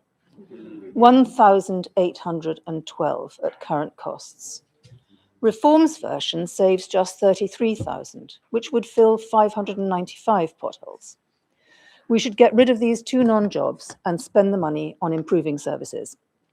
Finally, as I've said before, no matter what we receive, the basic allowance only or a special responsibility allowance on top, we must all work hard to demonstrate value for money. This isn't our money. It is our residents and our business ratepayers' money. We must demonstrate to everyone. Few seconds left. Thank you. We must demonstrate to everyone we represent, residents and business owners, that we are worth it. Thank you, Councillor. Can I call on Councillor Lambert, please?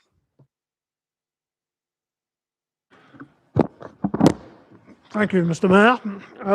Well, a few years ago, as a cabinet and a council, we pledged to reset our allowances and research with other councils, I've put them to match those.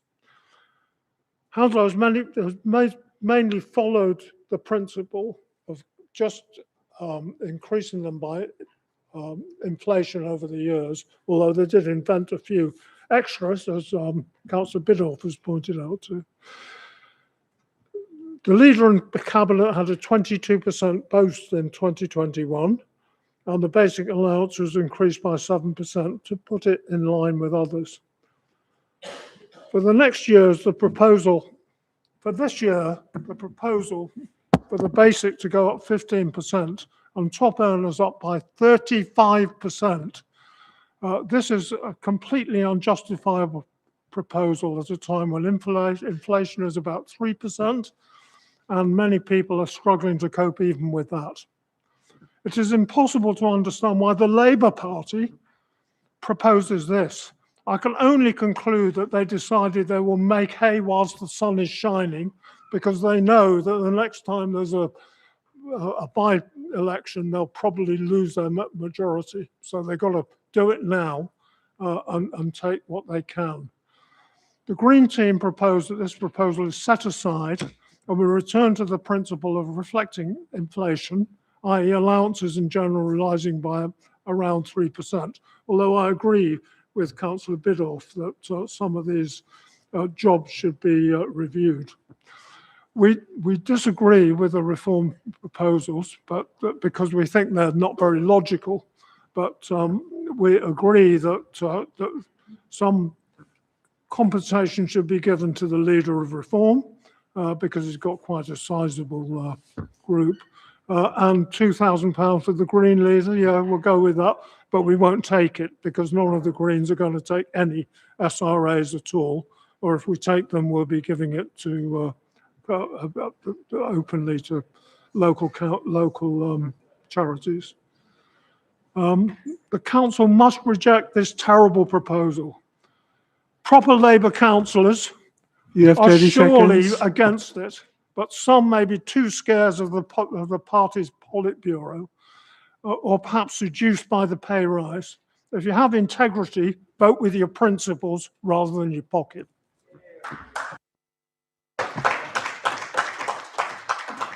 Thank you, Councillor Lambert.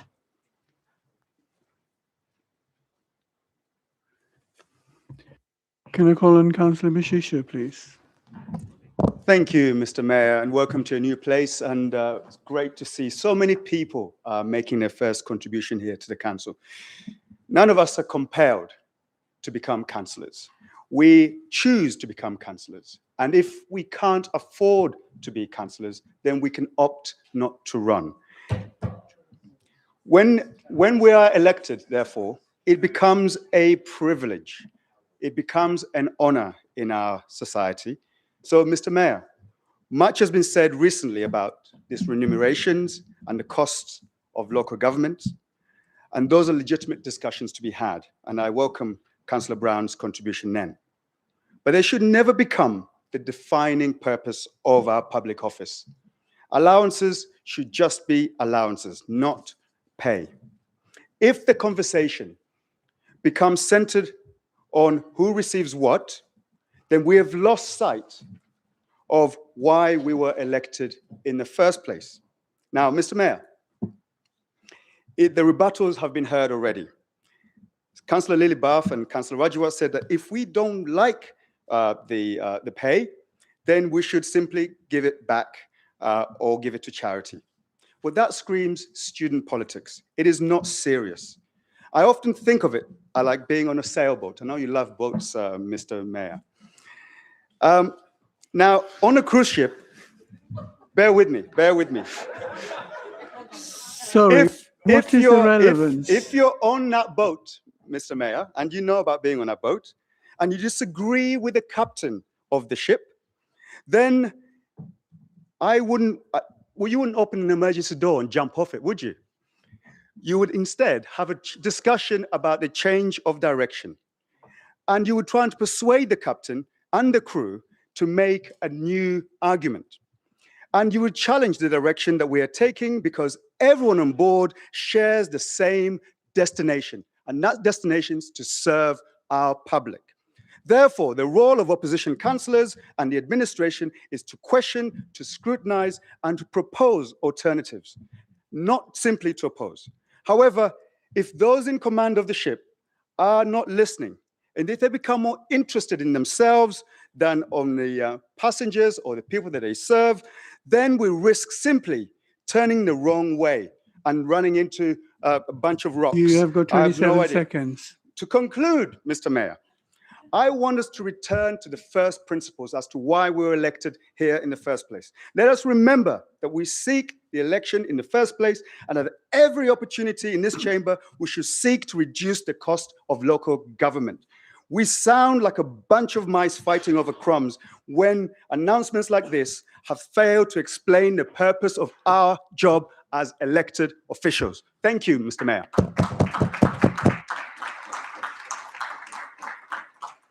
Thank you, Councillor Mishisho. Can I call on Councillor Lieberman, please? Thank you, Mr. Mayor. And thank you for everyone for giving me the floor. Councillor Rajwat made a very impassioned defence of his rises, very passionate, spoke of service, duty, pragmatically about the realities of spending your time being a councillor, giving time up for public service. Nice words. Councillor Bath hit us with national statistics to try and justify that we need to be in level with everybody else. But I think what everyone's losing sight of is, in a perfect world, these rises would be fantastic. I'd be the first there saying, I agree. But at a time when the council is not performing, when we're in a time of fiscal fiasco, when our residents are suffering, what they demand is competence above all. When we can stand up in this assembly and say our finances are in good order, our management is in good order, our teams are working well, our residents are happy, there's poverty gone, drugs are gone, antisocial behavior is gone, then we can look at a rise, just like any well-functioning company.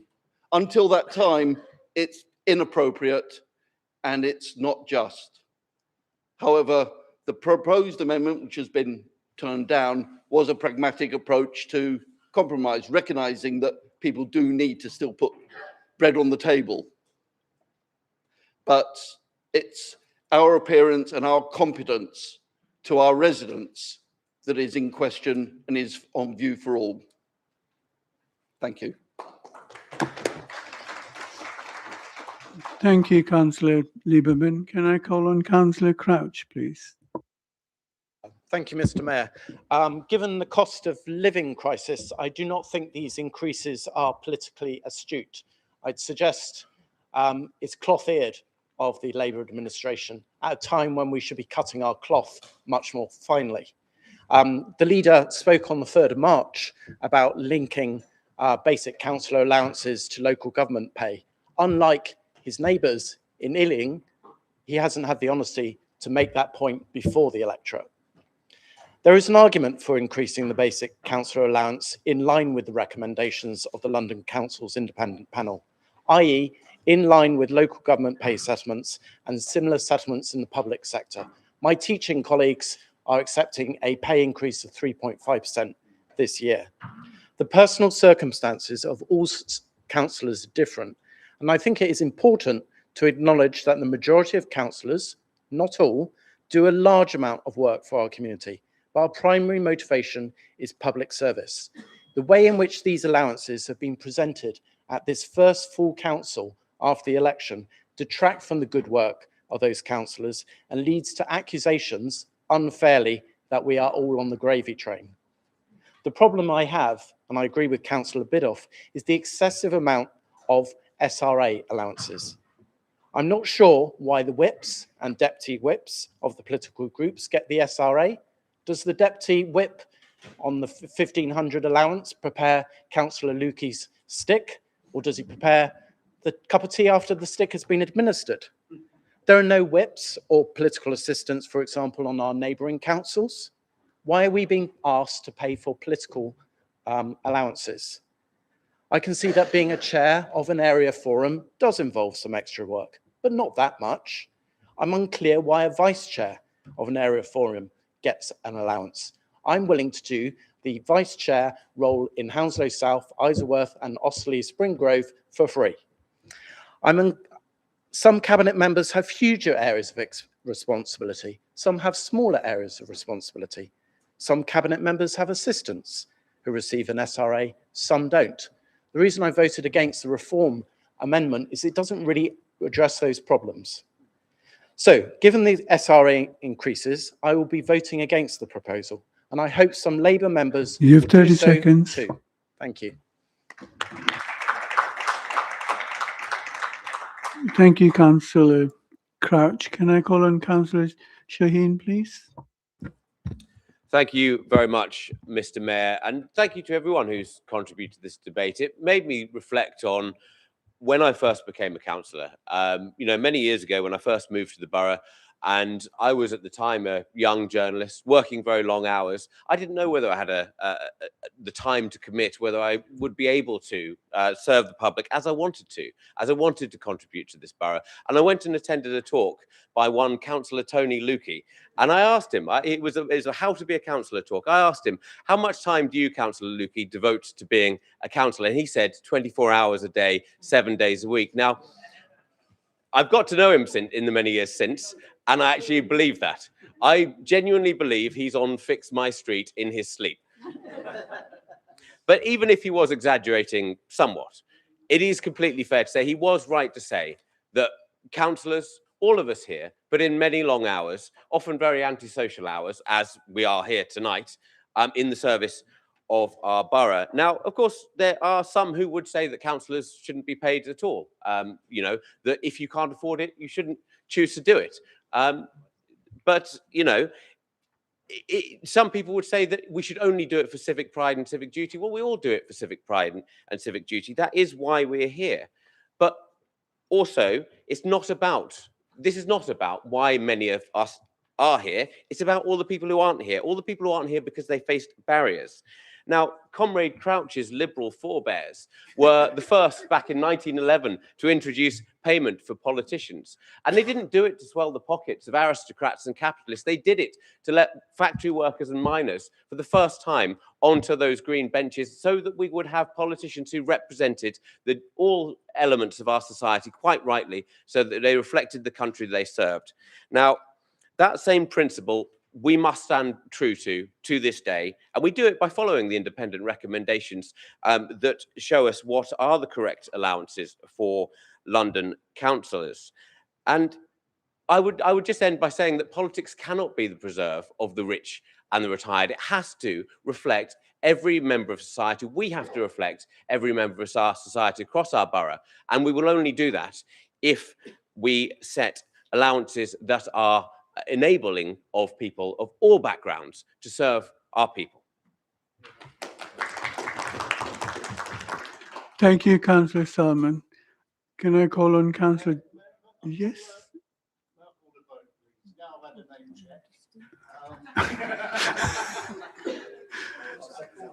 Yes. Okay. So we go to the vote. Vote on the vote. Sorry. Vote on the vote. Yeah.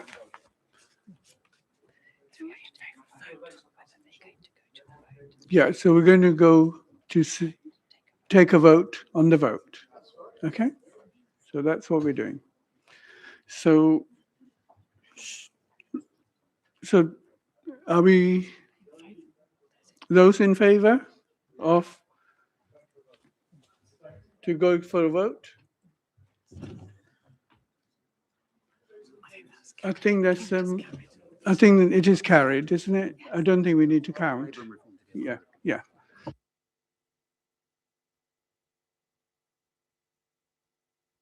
So all those in favor of... We'll take a recorded vote, Mr. Mayor. I need 8 people.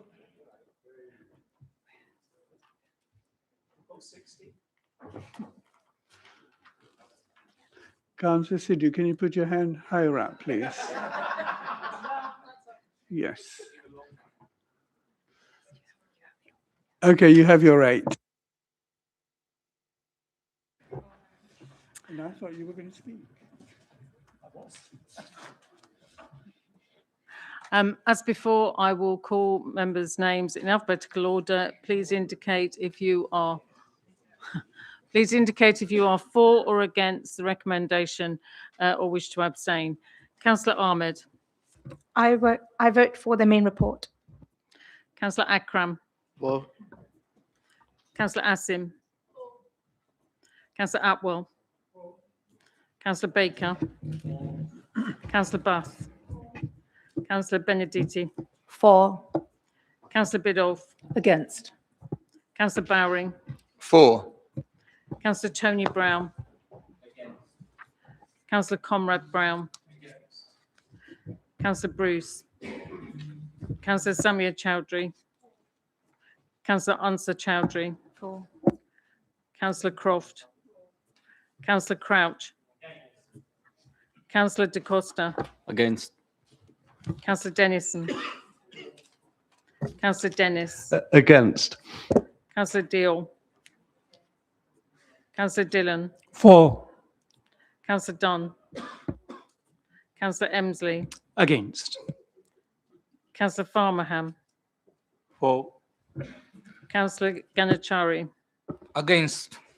Councillor Giles. Against. Councillor Gill. For. Councillor Vikram Garwal. Councillor Ajma Garwal. Councillor Pritam Garwal. For. Councillor Grigg. Councillor Haynes. Councillor Hill. Councillor Hussain. Councillor Parinor Kaur. Councillor Satwan Kaur. Councillor Kerr. Councillor Lambert. Against. Councillor Lieberman. Councillor Lindstrom. Councillor Lukey. Councillor Mahmood. Councillor Mitchell. Councillor Mosley. Councillor Mudalaya. Councillor Mushiso. Against. Councillor Nagy. Councillor Owen. For. Councillor Page. Councillor Parkins. Councillor Palmer. Against. Councillor Pereira. Councillor Rajawat. Councillor Rodriguez. For. Councillor Saeed. Councillor Shaheen. Councillor Sidhu. Councillor Smith. Councillor Tarek. For.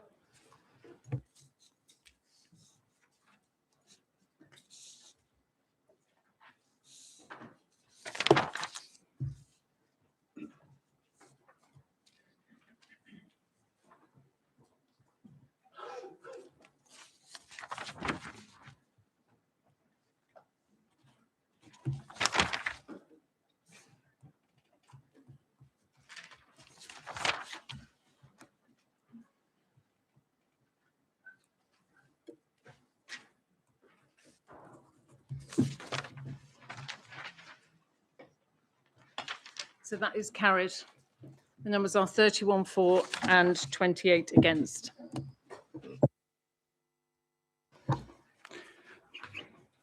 Thank you, members, for your contributions. We now come to appointments, which is a standing item on our agenda. I draw members' attention to the supplementary agenda, which has two nominations. If there are any other nominations, can you please raise your hand? No. So can we agree with the nominations? Thank you. Decisions under emergency arrangements. Noted. Okay, thank you.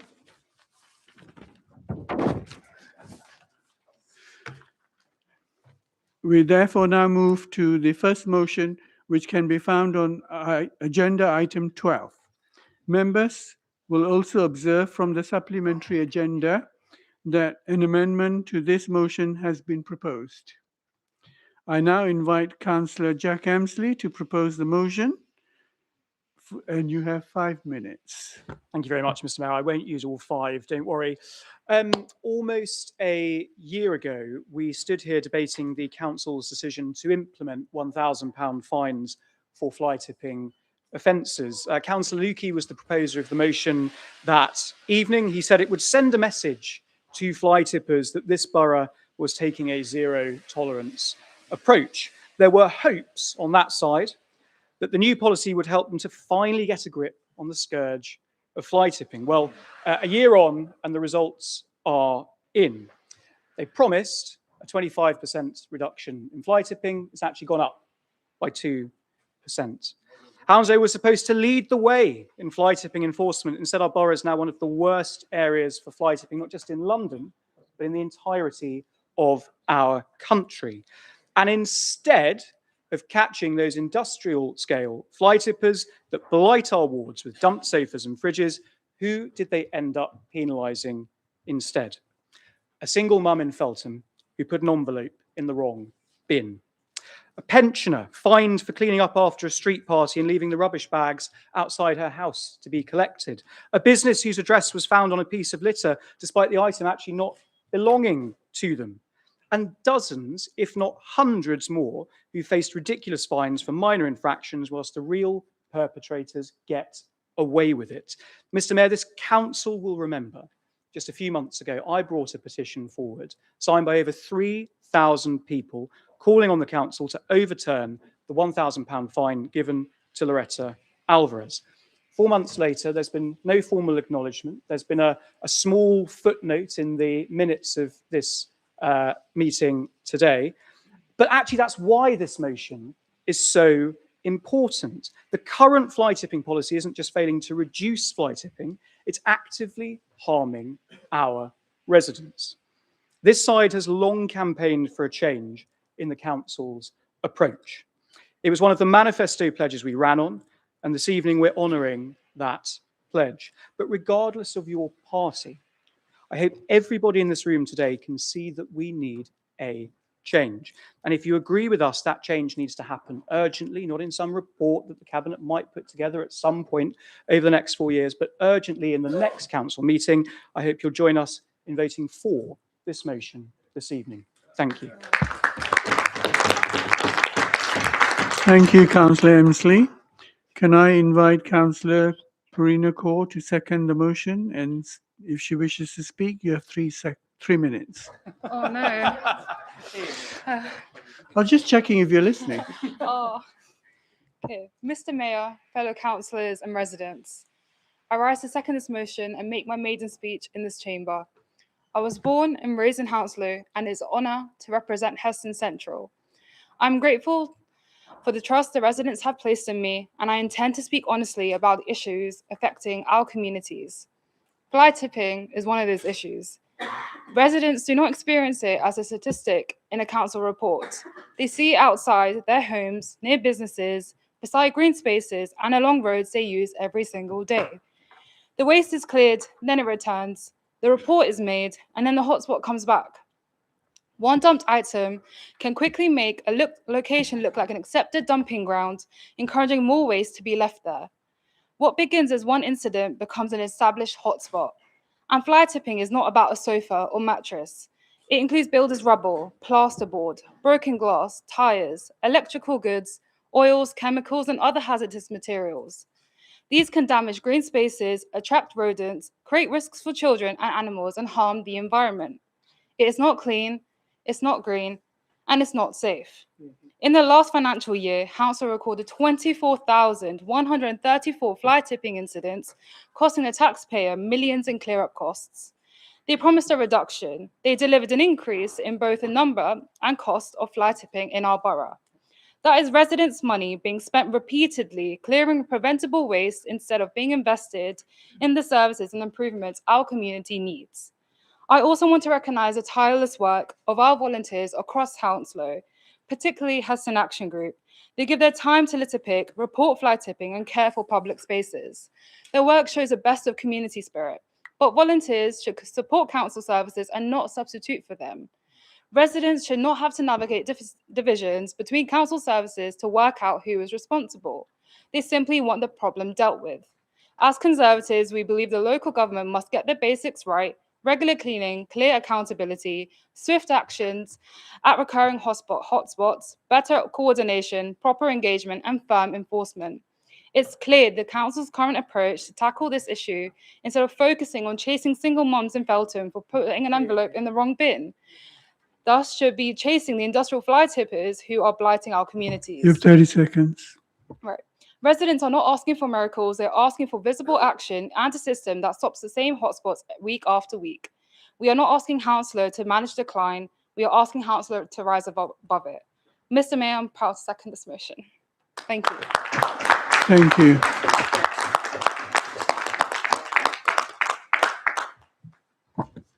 We have a proposed amendment which is available in the supplementary agenda.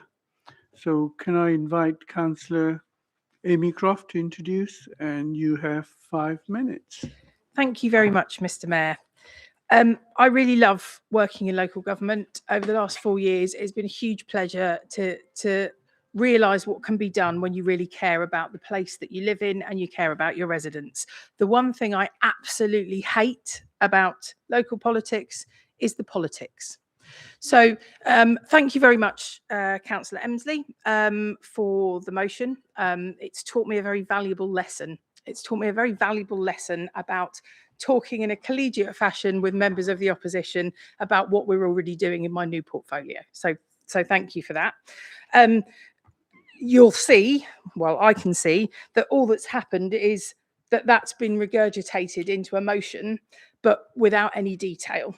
And so the detail is what we've put in the amendment. So fly tipping remains a significant environmental, financial and community concern, and I think everybody will agree with that. Council's approach is based on 3 linked objectives. Firstly, keeping streets clean and public spaces clean, deterring deliberate dumping. These are criminals, the places that both councillors have talked about today, real hotspots where there are criminal dumping going on. And we want to support residents to dispose of waste correctly. And loads of the initiatives that we're bringing forward now are designed to do that. The review of enforcement that you talk about in your proposal, as I've discussed with a couple of councillors from your side, is already taking place. Those things are already in train to ensure that our approach is firm, fair and proportionate, particularly in cases where evidence or personal circumstances require careful consideration. When I spoke earlier about the government's allowance to allow fly tipping fines to go up to £5,000, that we haven't decided anything yet, but that will be reserved only for fly tipping criminals on a large scale. Whilst fly tipping rates across London have risen by 15%, Councillor Emsley was right in suggesting that ours have risen by 2%, but that is far below what has happened in London overall. Ours have stayed relatively static, going up by about 2%, but have now started to fall. In 2025, we responded to 24,748 reported fly tips. For 2026 to date, there have been 10,529, which suggests that if levels continue, we're going to be dropping. Whilst the collection of fly tipping is covered by our PFI with Hounslow Highways, obviously there is additional cost that is incurred by disposing of the fly tip waste, often contaminated, that we can't recycle. And it's not acceptable for residents to cover the cost of this. Enforcement alone will not deliver the required reduction in fly tipping. Ongoing education, engagement and the provision of convenient disposal routes remain essential to changing behaviour, supporting residents to dispose of waste correctly and reducing repeated incidents over time. Councillor Kaur seemed to suggest in her speech that it's the council that are putting all this fly tipping everywhere, all these 24,000, but it isn't. The council are cleaning it up. The reason that our rates are so high is because we use Fix My Street. If you look at all the highest fly tip boroughs, they all use Fix My Street and other reporting tools. Hounslow Highways, the PFI contract, is incredibly good at picking it up. They pick it up within 24 hours. They do a really great job, but that's not enough. We're just picking up, it's going back again. And so we do have to be harder on the criminals that are putting this in place. So large-scale fly tipping remains a priority. The effect on residents and communities is huge. As Councillor Core pointed out, both Councillor Cores have pointed out, it's a hugely detrimental for the communities. I was at Bedfont Pits last week with a crew fly tipping. No, I wasn't.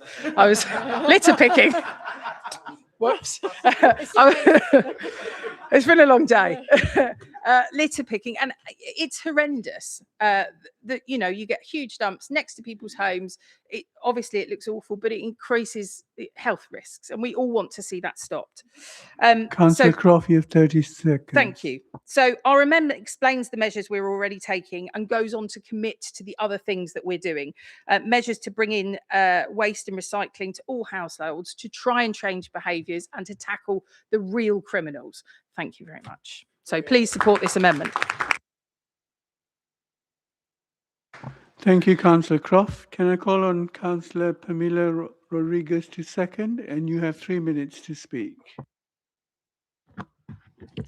Thank you, Mayor. And I would like to second the amendment and to thank Councillor Croft for bringing it, which includes a manifesto commitment to bring in free bulky waste collection and introduce community skip days. Free bulky waste collection will make it easier for residents to have a large household item collected directly from their homes.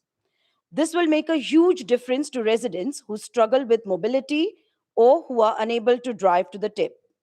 This will reduce the amount of rubbish that is left on our streets and prevent residents from having to rely on private operators, some of whom are responsible for illegally dumping the rubbish.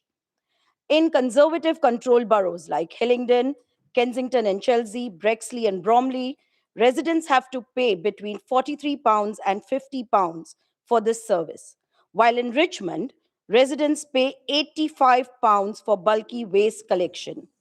Here in Hounslow, Labour is making it free.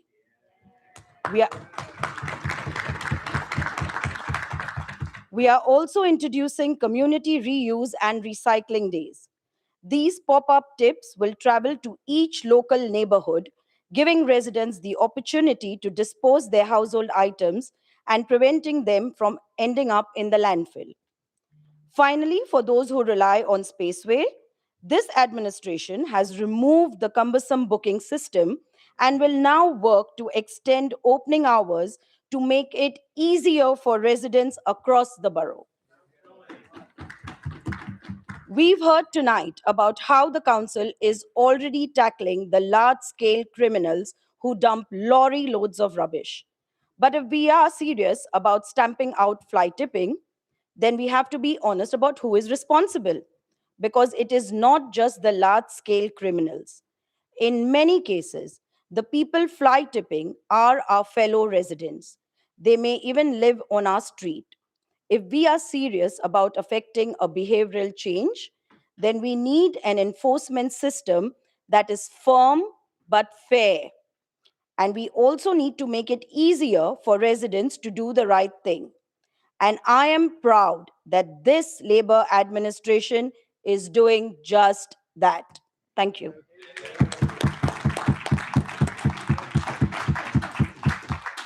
Thank you, Councillor Rodriguez. Councillor Emsley, do you accept the amendment? No. No. Thank you. So we'll now go to the debate. So those who wish to speak, this is on the proposed amendment. Those who wish to speak, please raise your hands.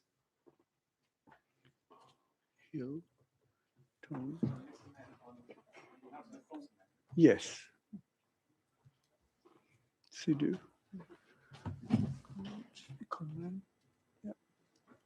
Councillor Giles, is your hand up?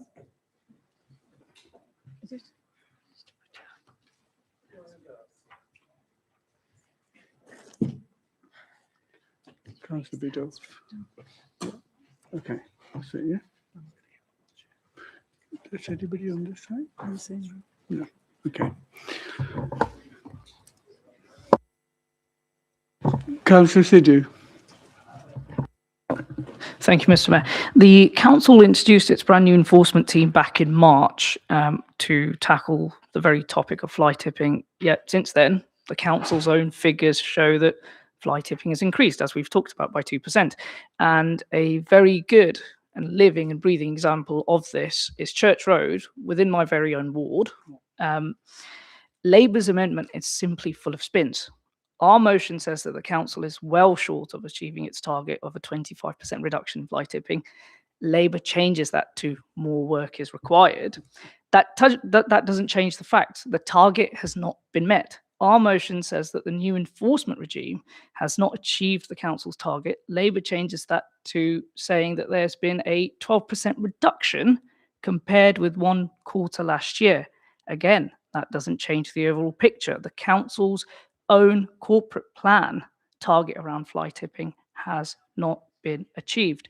Labour even changes Hounslow from the 5th worst borough to the 7th worst. And what really is embarrassing is the fact that in March this year, only a few months ago, the council itself issued a press release, which is on the website, quoting the fact that Hounslow was the 5th worst borough for fly tipping in London.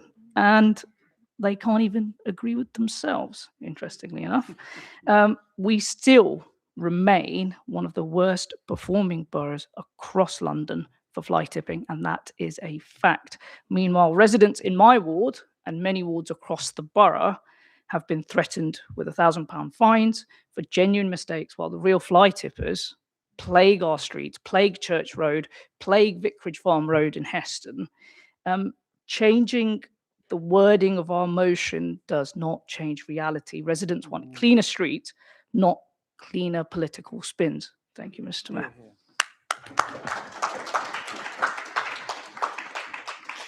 Thank you, Councillor Sidhu. Can I call on Councillor Deal?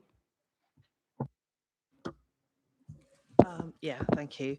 I do welcome the council's attempt to paint their efforts in a favourable way and look at the positive things that they've done. However, what it's trying to do is cover up the fact that there are failures that have been left and ignored for many years, including the fly tip opposite Heston Community Hall, where we have our area forums, which they've made some attempts to deal with it, but there's been no consolidated effort to deal with that problem, and it's still there and getting worse. There are good figures on the use of Fix My Street. There are some people in the community who use it a lot. It's left to the volunteers to report and report and report all the time, but the council doesn't seem to make enough effort to get everybody reporting. So I think that, that's not mentioned in any of this, and I think that's a really important thing.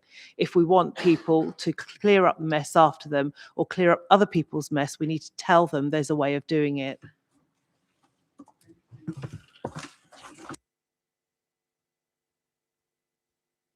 Can I call on Councillor Crouch, please? Councillor Rodriguez kindly mentioned Liberal Democrat Richmond, which pioneered the community skip idea, which I'm pleased the administration is rolling out. I think it's really important that when it is rolled out, councillors are also part of the process of all parties. It's a good opportunity to meet residents, also reduce and reuse. Some residents come along and take items as well. It's such a success, maybe Councillor Rajawat will be able to eliminate the opposition in the next elections. Thank you, Councillor Crouch. And Councillor Lambert, please. Thank you, Mr. Mayor. I think the current approach is indefensible. I've personally been involved in, I think, 9 occasions when there was an attempt to fine people £1,000 for not fly tipping. Not one of them had fly tipped. They might have they put a piece of cardboard on top of a full bin, it blown off, so they got fined for that. So all of the people that I've dealt with were seriously trying to do the right thing. and they were fined £1,000. Well, they weren't, because we got them all turned over. Councillor Bidoff has some similar stories. In 2022 manifesto, there was a pledge. And the pledge says, we will, a cleaner Hounslow, we will reduce rates of fly tipping by at least 25% by introducing the special waste service across the borough. Fly tipping was down 22% in the first period that we looked at after that pledge was made, at which point the special waste service was basically, it was originally 5 people, it was supposed to be increased to go across the borough. In fact, the last time I looked, there were 2. So that the special waste service did education, it did investigation, and it was proven to be effective. It was proven to be breaking even at fines when they were limited to £300. It was still paying for the cost of the service. That service has been shelved, in effect, and we've brought in this performative thing where the council is pretending to take it seriously. I can tell you about what I know about the professional fly tippers. Most of them are started by residents being conned by saying, "Oh, give me your stuff, I'll take it away." They do, they take it away. You have 30 and they put seconds. it in Church Road, usually, or somewhere like that, or on Duke's Meadows, or other places where they stick it. It's very difficult to catch those people. Years ago, we did something in Church Road. It took 2 years. 2 years, we caught someone. A lot of them used false plates. We caught them. It got to court. They were fined £4,000. The cost of the council in prosecuting that was probably 10 times that. Thank you, Councillor Lambert. Thank you. Bye.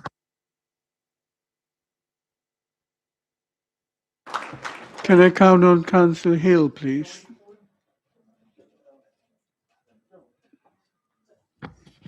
Thank you, Mr. Mayor. Well, just briefly, I want to shed some light on some of the areas where we actually agree, but also, as you'd expect, on some areas where we differ. But briefly, why is it that the council has had to take such a firm line against fly tipping? Well, in the 4 years after COVID, England saw a significant rise in fly tipping, and Hounslow was no exception. Emergency measures were introduced across London to try and flatten that rise, including in Tory boroughs and in Lib Dem controlled Richmond. And it's a fact that those measures have had an impact. They are down 12% year over year versus the quarter last year, and it's a start.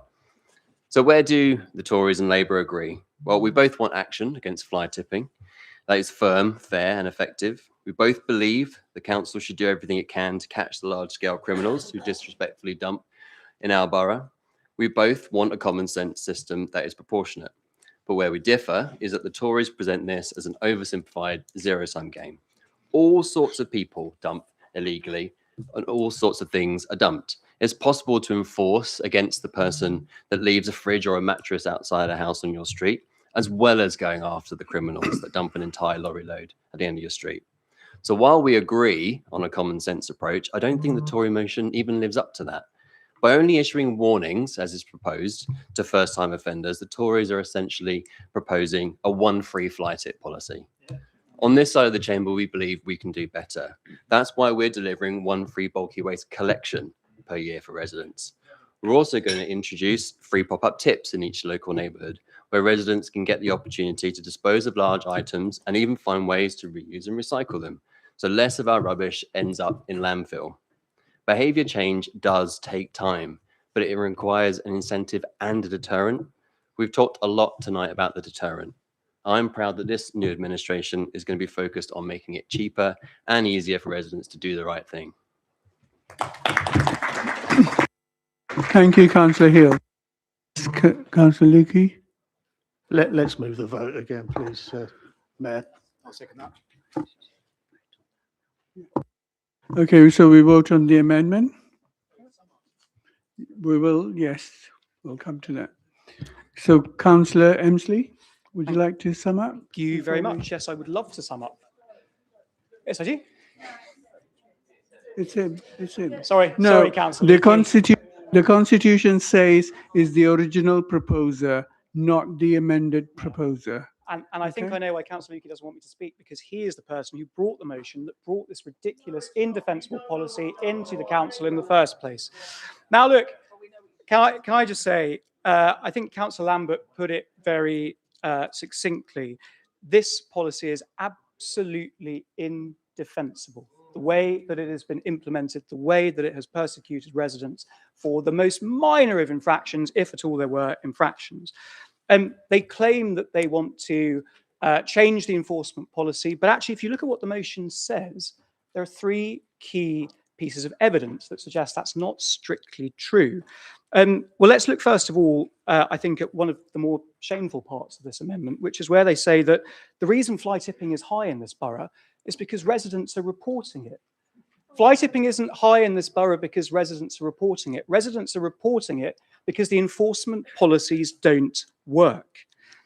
This amendment says that the cases that Councillor Lambert, Councillor Dill and others have raised are somehow being exploited. They're not being exploited by councillors and the media. They're being raised by councillors and the media because it's an utter scandal that these residents are being fined thousands of pounds for, again, the most minor of infractions, and it doesn't even work.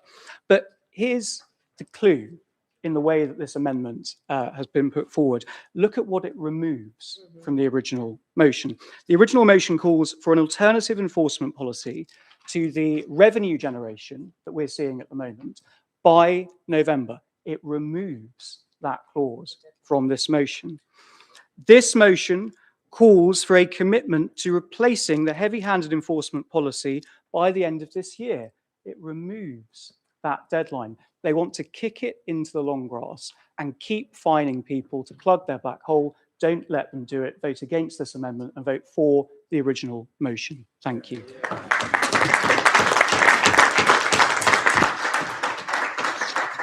Thank you, Councillor Emsley.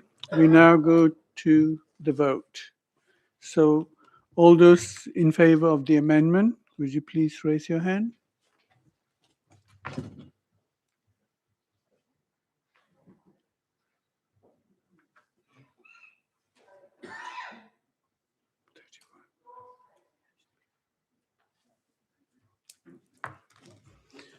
All those against the amendment?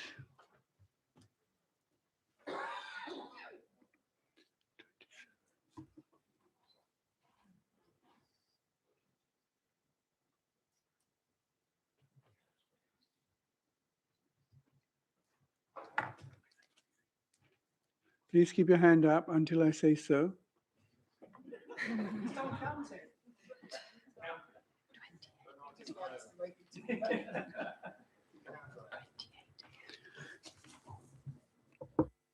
Any abstentions? Thank you. No abstentions. One. Oh, sorry.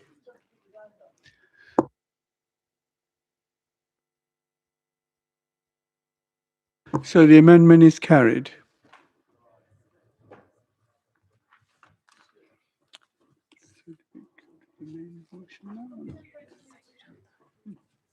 Yeah.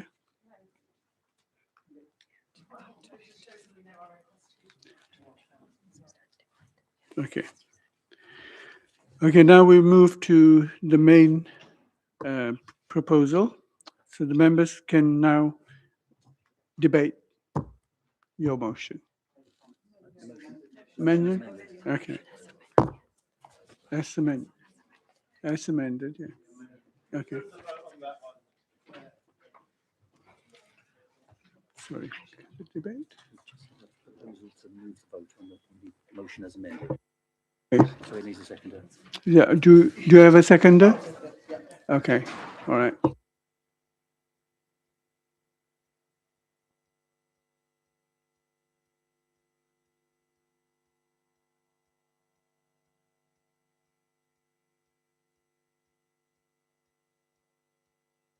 So should we carry that vote?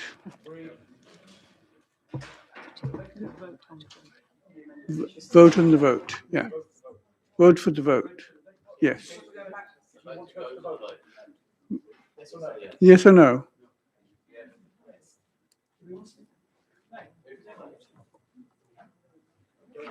You don't want to go to vote? So we'll vote on it then.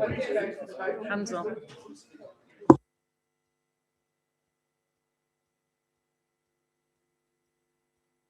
To go for the vote.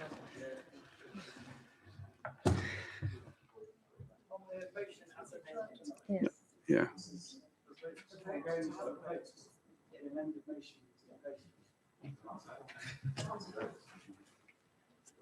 Thirty-one? 31? 31, yeah.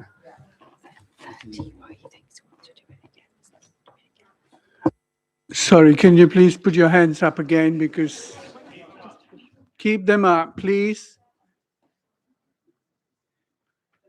Can you refrain from talking for the moment?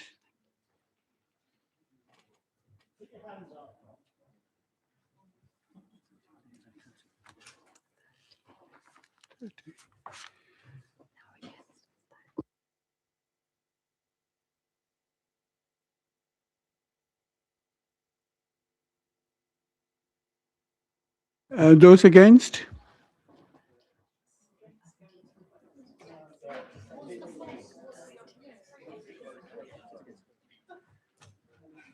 $27. How come 30? It should be 31. I did. Yeah. Maybe he didn't count me.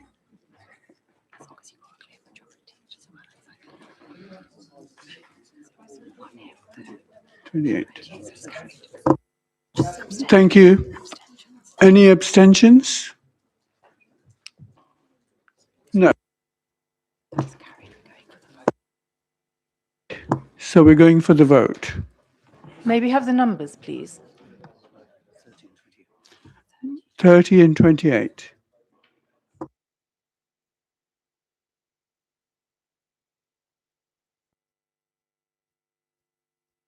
Now we go to the amended motion. So we're going to have a vote.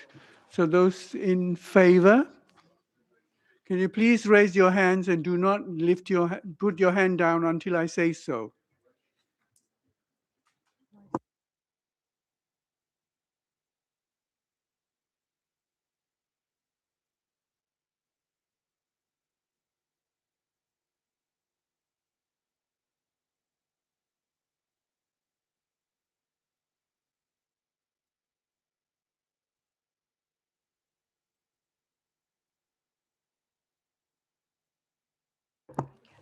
No, those against?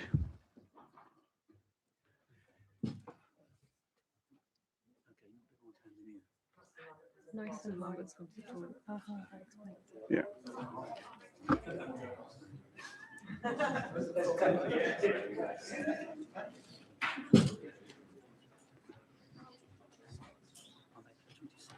$26. Yeah. Any abstentions? Thank you. One, just one. Yeah. So it's carried. May we have the numbers, please? 30, 26, and 1.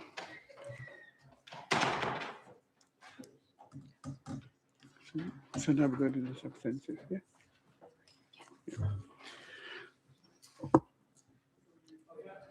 Sorry.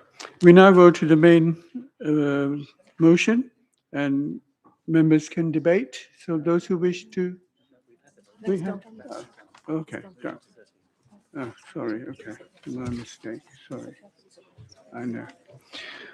We therefore now move to the second motion, which can be found on agenda 13.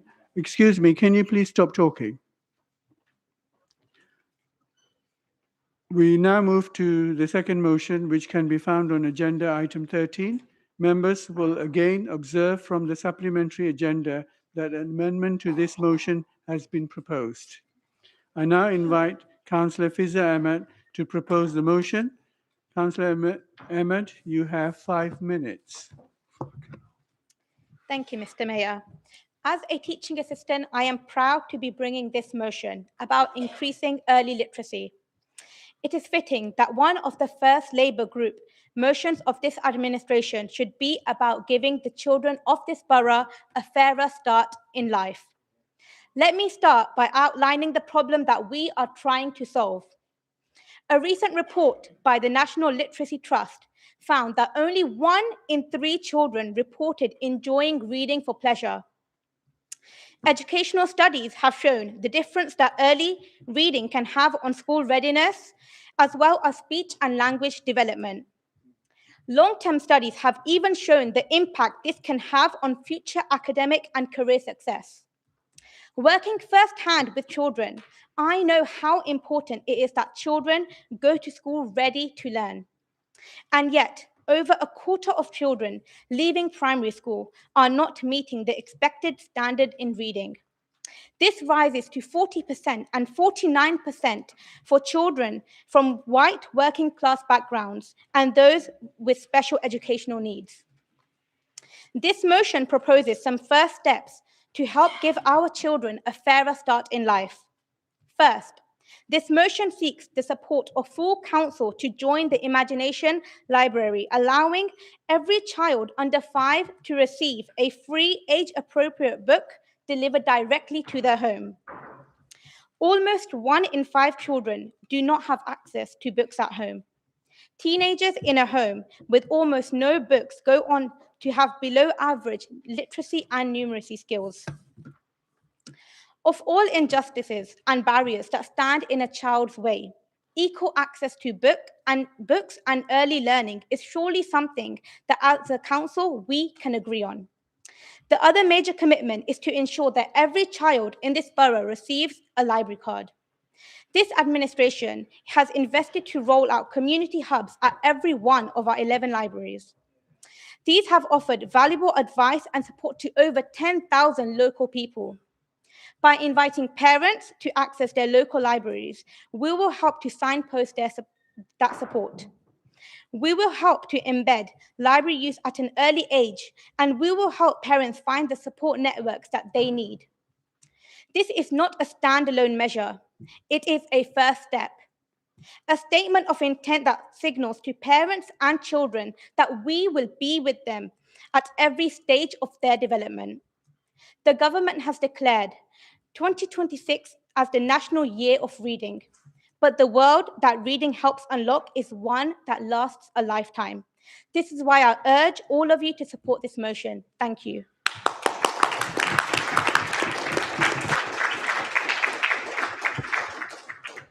Thank you, Councillor Ahmed. I now call upon Councillor Dan Bowring to second the motion, and you have 3 minutes. Thank you, sir. I will second this motion and reserve my right to speak.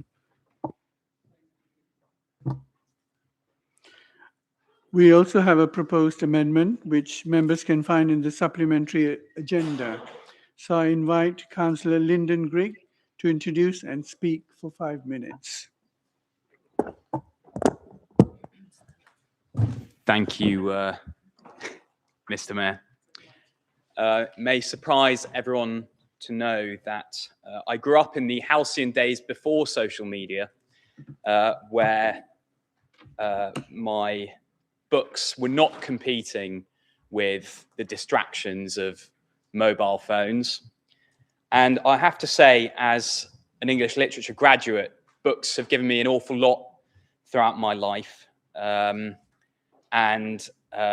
Reading has been one of my greatest joys.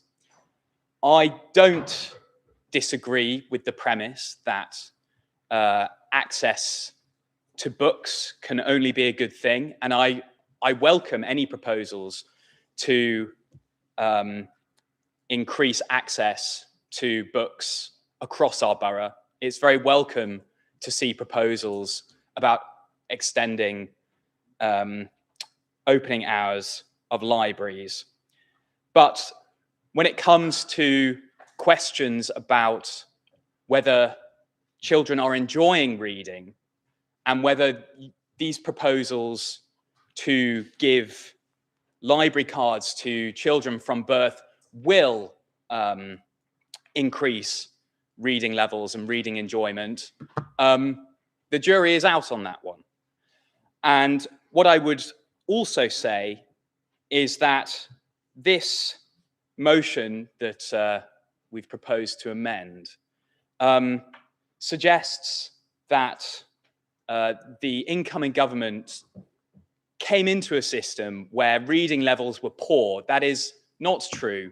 And I wanted to correct the record on that front, that in fact, the Conservative government, for all its ills, did make a huge difference to the education levels of children in this country, whether that's up north, west, south, or here in Hounslow. And in fact, the statistics are there to see that at Key Stage 2, children in Hounslow are better readers than ever before because of the actions of the previous Conservative government. And I think that is where a very important focus will be, whether children are learning to read better in schools. And I am concerned that proposals put forward by the Labour government will water down those standards. Because as I say, reading has given me a lot of pleasure and a lot of basis for success in my life. And I wouldn't want to see that taken away from children in Hounslow.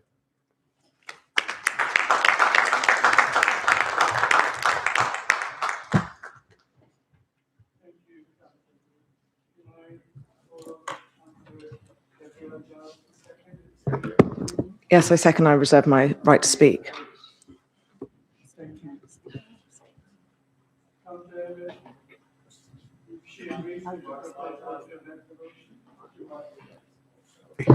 Sorry.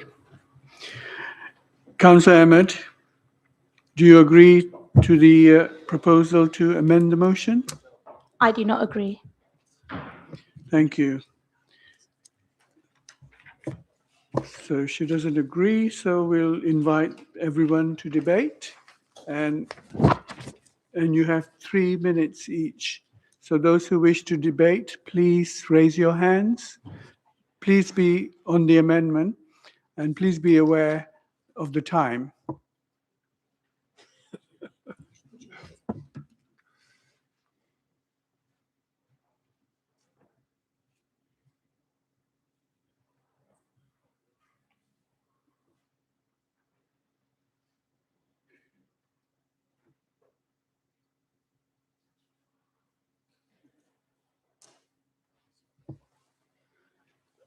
Councillor, you can put your hands down, sorry. Councillor Tony Brown. Thank you, Mr. Mayor. Actually, we view this motion and the amendment as a great opportunity lost. Because first, we agree, as I think everybody in the chamber will, that reading is very important. If you are not literate and numerate, you effectively cannot function in modern society, and therefore it is the duty of everyone to ensure that all children, as many as possible, emerge from primary school as literate and numerate as they can. And that is why we regard the motion as an opportunity lost, because we like to think that we could all agree on this. And furthermore, there is even sort of a semblance of agreement that the people who we need to concentrate on are working class children from deprived backgrounds. Many of the children in the wards that we were elected to represent. So we feel very strongly that this is a priority for all of us, and that it goes, the thinking behind it is absolutely right. And that's where I come to the Conservative amendment, because the Conservative amendment seems to be terribly defensive.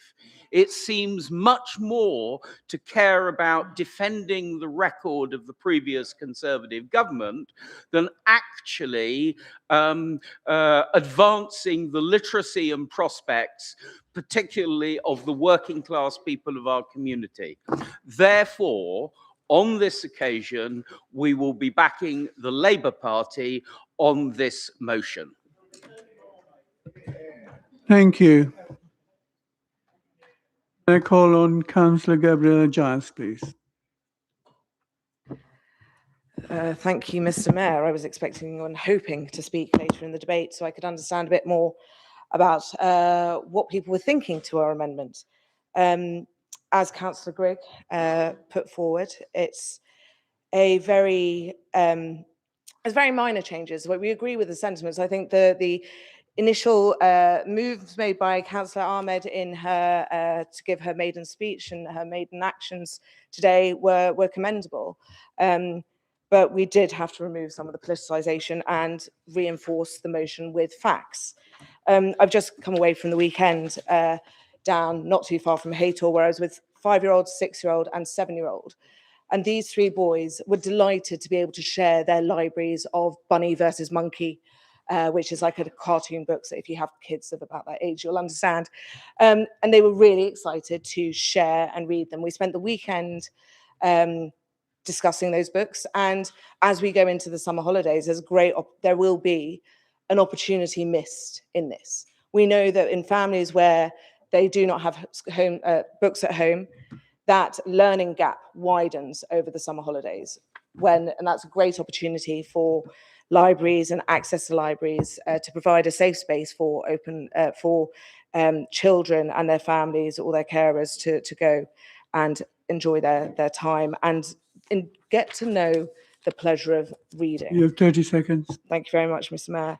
And so I do commend our amendment to this motion because we do want to have tangible results. We do want some reports to be able to analyse how many people are visiting our libraries, because without the data, we can't measure the outcomes. Thank you very much. Thank you. Can I call on Councillor Ajmer Garwal, please? Thank you, Mr. Mayor. Oh, I know it's late at night, but I have to say once again, the Tories have introduced an amendment that entirely misses the point. This motion isn't about schools. It's about how we support our young people before they even step foot in a school. By the end of the Conservatives' time in office, 1/3 of pupils starting school were classified as not being school ready. This rises to 45% of children in receipt of free school meals. But since they mentioned schools, let's take a look at their record. Under the Conservatives, 29% of pupils were classified as disadvantaged by the end of primary school. In 2023, the gap between disadvantaged pupils and their peers was 10.3 months. The Conservatives may see this as acceptable. We, on this side of the chamber, do not. Under the Conservatives, school budgets were slashed. A pupil who started school in 2010 will have lost out on an average of £5,384 of funded education. But this motion isn't about schools. Our motion is about expanding our support to parents and children throughout their lives. We on this side of the chamber do not believe that our responsibility to a child should end at 3 p.m. on a school day. That's why we're proposing to help every child receive free books delivered to their home. Reading isn't just about academic attainment. It's about a child's social and intellectual development. It's about unlocking imagination as well as opportunity. This motion is about allowing children to discover the joys of reading, and it's about addressing the inequalities that young people face. The Tory amendment also talks about library engagement. Well, under the Tories and the Lib Dems, over 800 libraries were forced to close, and that was over one in 5 which closed. But here in Hounslow, We not only kept all of our libraries open, we invested in making them better. The Tories talk about collecting library attendance data. Well, I can tell you that since we rolled out community hubs at all our libraries, You have we 30 have helped seconds. over 10,000 residents access advice and support, as Councillor Emmett said.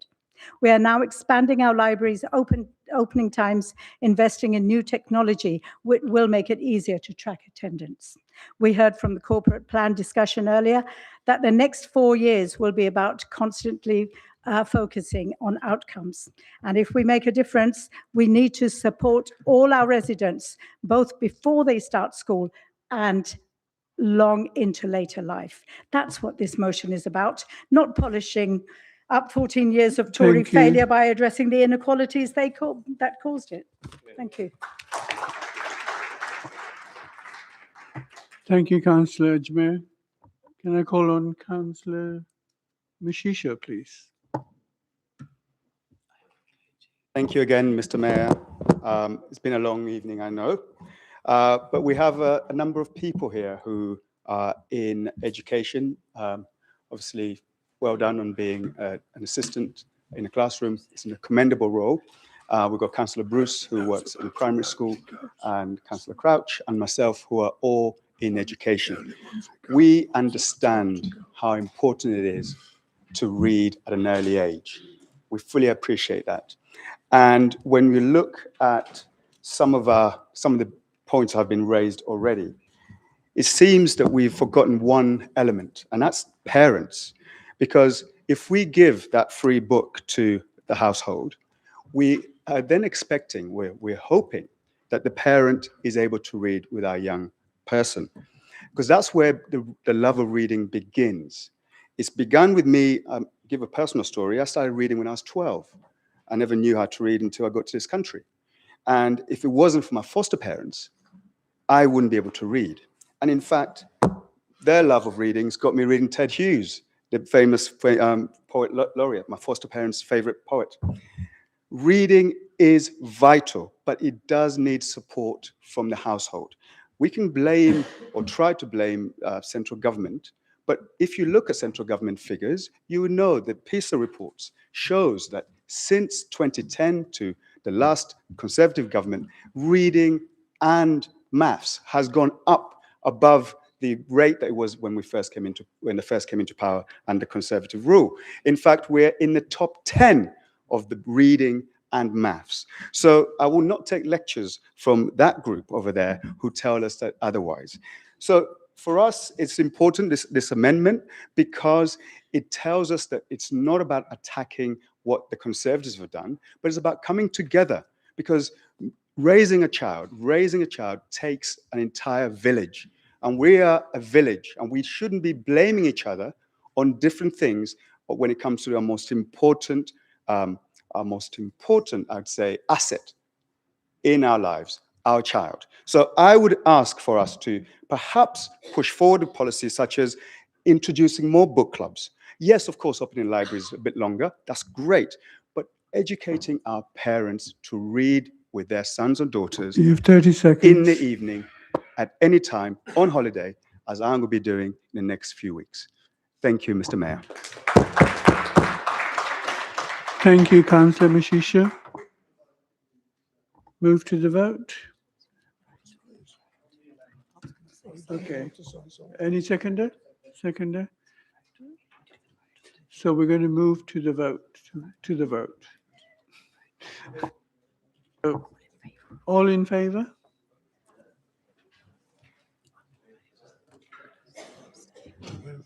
Councillor Bruce?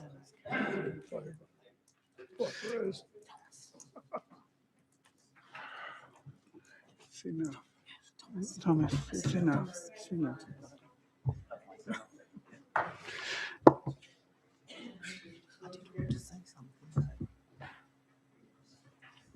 Any abstentions? So the vote is carried. So now we're going to vote.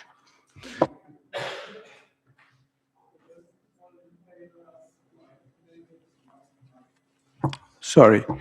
Those in favour of the amendment, please raise your hands. What's the second is completely. I thought they were accepted this. Yes. I know it is late, but yes.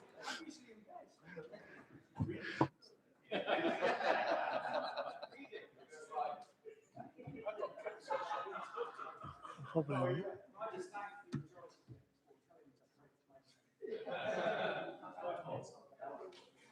18. Okay. Those against? I think it's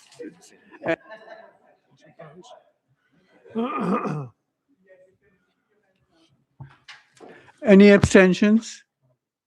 No. It's not original, yes. Now we vote for the original.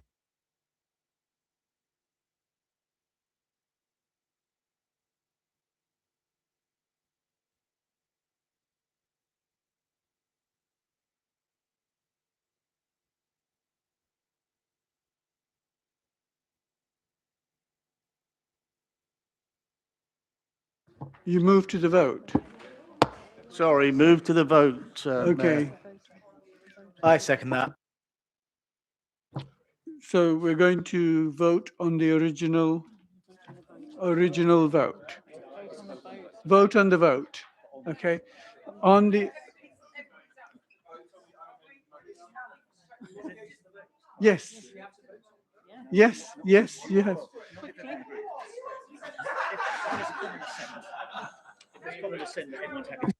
So hang on. Excuse me. Can we please? So I think it's unanimous. So we're going to go for the vote. Yes. Okay. So all those in favor, please raise your hands. Oh, the original motion. The original motion. Well, it's a clear majority, so I don't think we need to.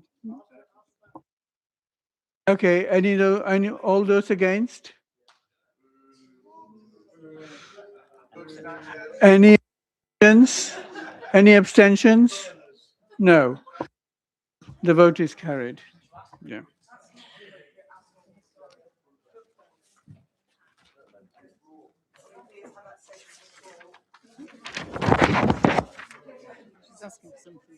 Sorry, can we please have that last statement withdrawn about calling us book burners? Thank you. Thank you. It's inappropriate for this place. Yes, yeah, it is inappropriate, and he's withdrawing the amendment. We now move to item agenda 14. So, sorry.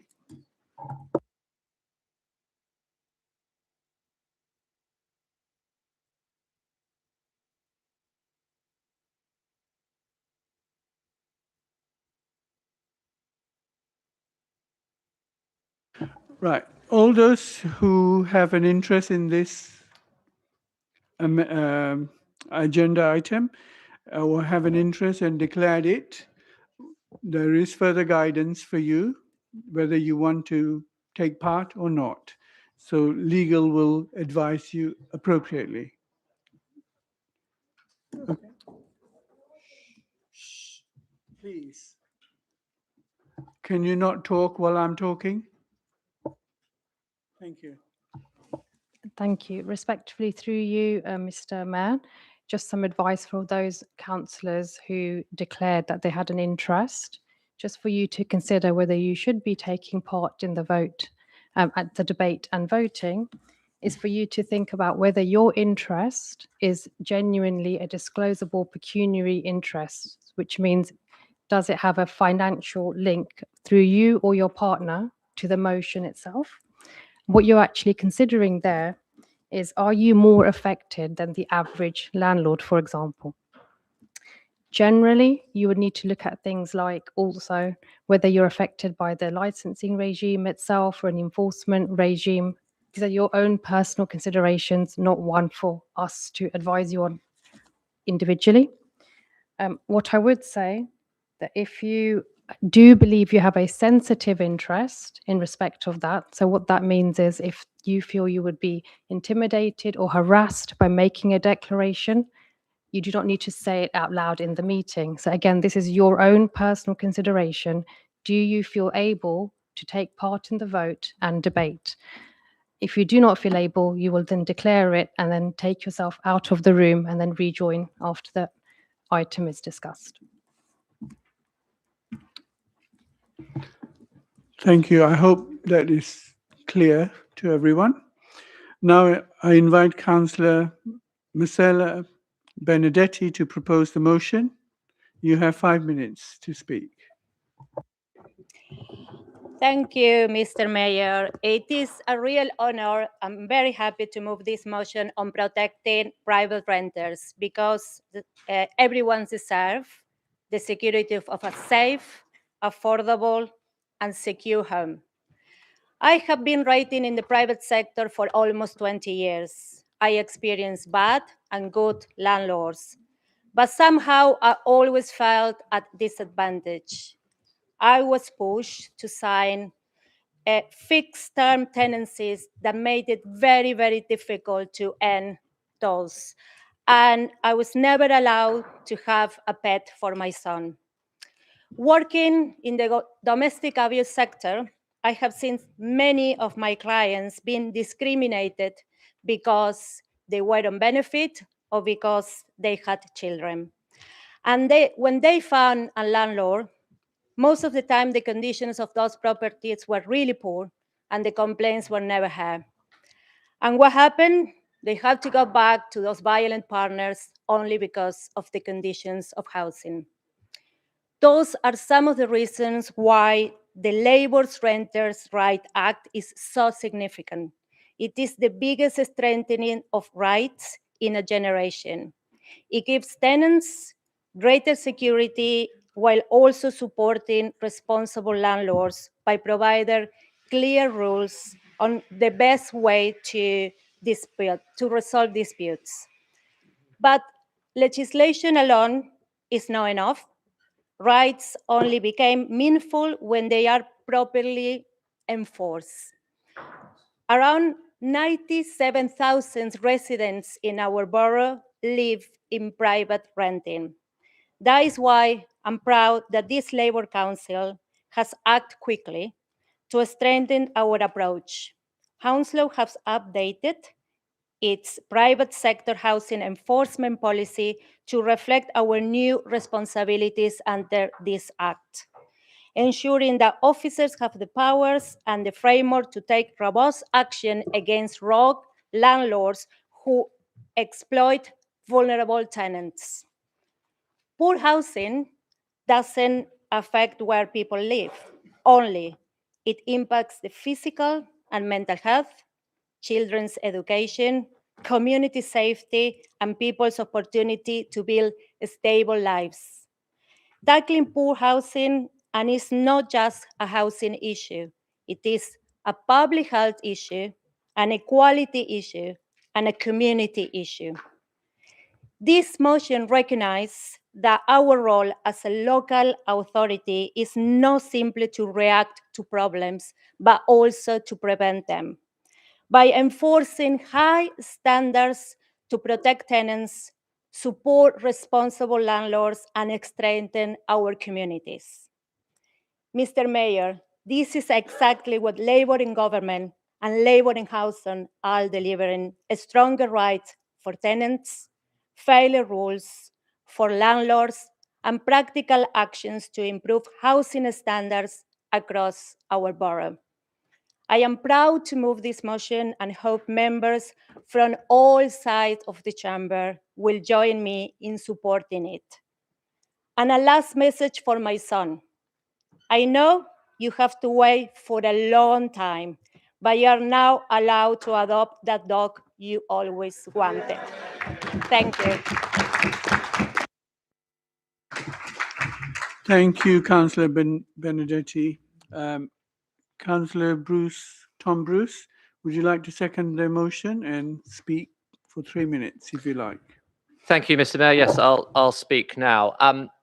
Former leader of the council, Steve Curran, always used to say one of the biggest moral obligations we have as a council and as councillors is to provide safe and secure accommodation for people, be that through building new homes, be that looking after our renters. And that's what this is about. When you have a safe and secure accommodation, other things can fall into place more easily. When you're worrying about where you live, where you might be living next month or next year, where you're worrying about the rooms that your children are in, or being out on the streets, that's something where you can't think about other things, that your only concern is thinking about housing and being safe and secure.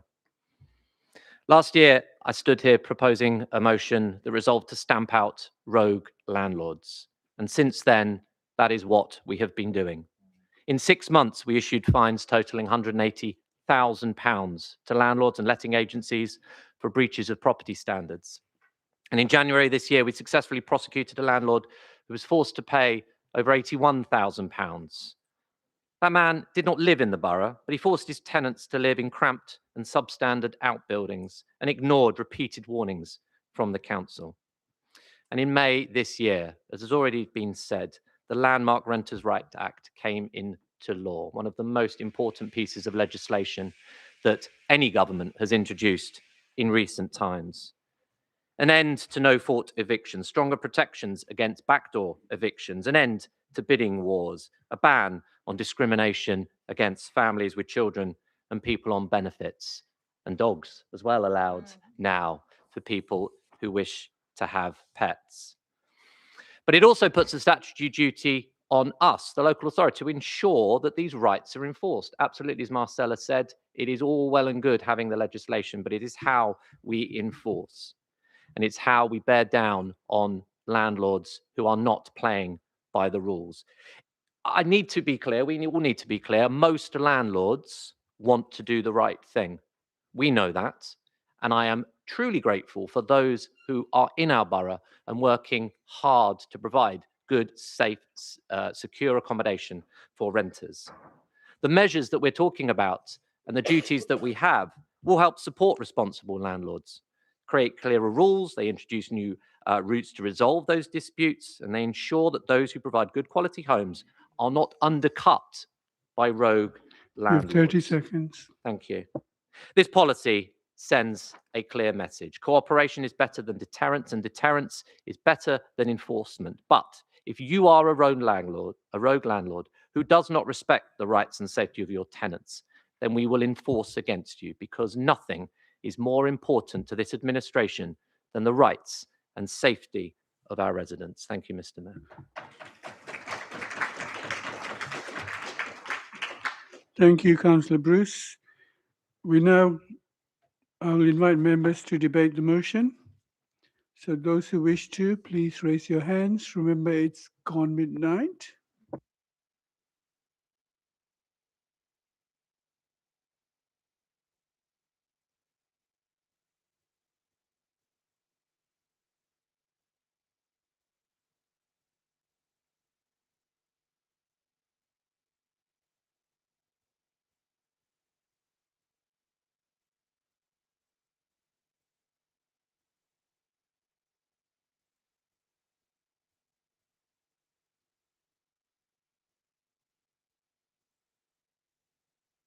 We seem to have quite a lot of people who want to speak, but considering the time, I will select a few, to be fair, from each political party, because otherwise we could be here forever. I'm sorry about that, but okay.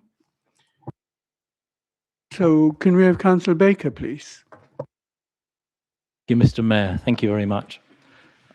I've just been a councillor for 2 months. I've never done this job before, but I have to say the most harrowing things I've done so far is to help somebody and support people who are either going through evictions or having problems with their landlords, doing repairs, things like that, in a timely fashion.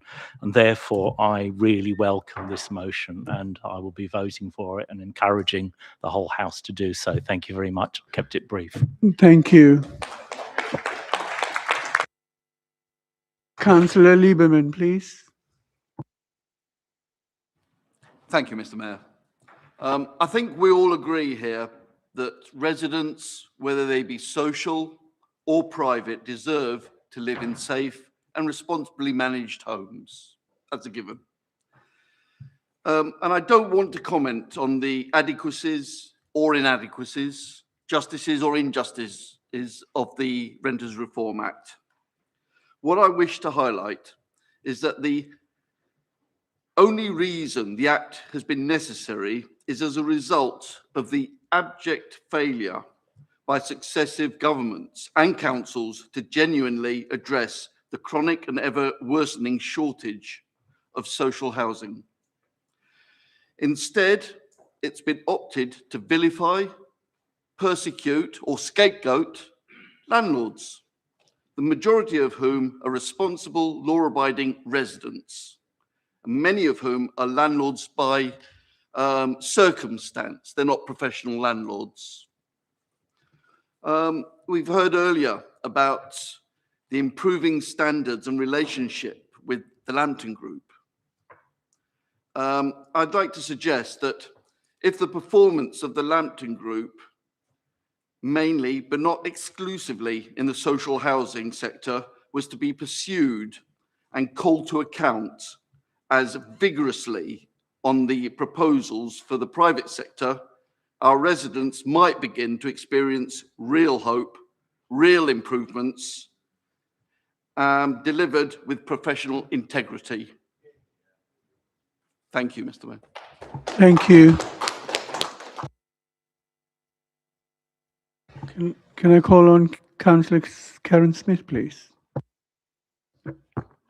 Thank you, Mr. Mayor. I'll try to keep this brief.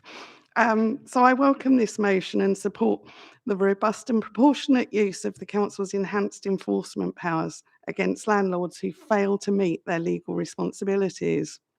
It was a Labour government who introduced these landmark protections for private renters, and it will be a Labour council that helps enforce them. So I'd like to mention a couple of other measures we've introduced very briefly to help private renters. Last year, we introduced additional HMO licensing across the entire borough. The new licence scheme requires landlords to manage waste, recycling and reduce fly tipping and vermin, and requires licensing officers to work with the police to address antisocial behaviour associated with particular HMOs.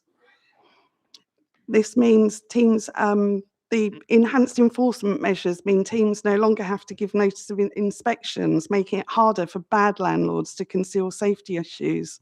I'd like to welcome the extra funding we've received from the government to increase our capacity to uphold renters' rights. I also want to mention our future implementation of selective licensing. This can be brought in areas where there are large numbers of properties in poor condition or where there's a high level of deprivation or high rates of antisocial behaviour. This will require licence holders to prove they're fit and proper landlords, while also requiring them to ensure that certain mandatory safety conditions are met. We all know of areas where houses are in disrepair, where people appear to be living in dirty or unsafe conditions, and where antisocial behaviour is rife. So putting all that together, with the enforcement of the Renters' Rights Act, the increased protections and the selective licensing, I believe we can make a real difference to private renters' lives. And that's why I'd urge everyone to vote in favour of tonight's motion. Thank you. Thank you, Councillor Smith. Can I call on Councillor Biddulph, please? Thank you. It seems to me that this is another Labour motion that resolves that the council should just do its job. We've seen many like it. The recommendations are unclear and lack specifics, which is what one cabinet member accused us of earlier this evening. It's double standards. They seem to be writing an open check with no information on costs. There are no specifics on what would work best in terms of promoting renters' rights based on previous PR campaigns about housing and homelessness. You've talked about an updated policy. We don't have the details. What's been updated and how? Could I provide some information to Councillor Biddulph?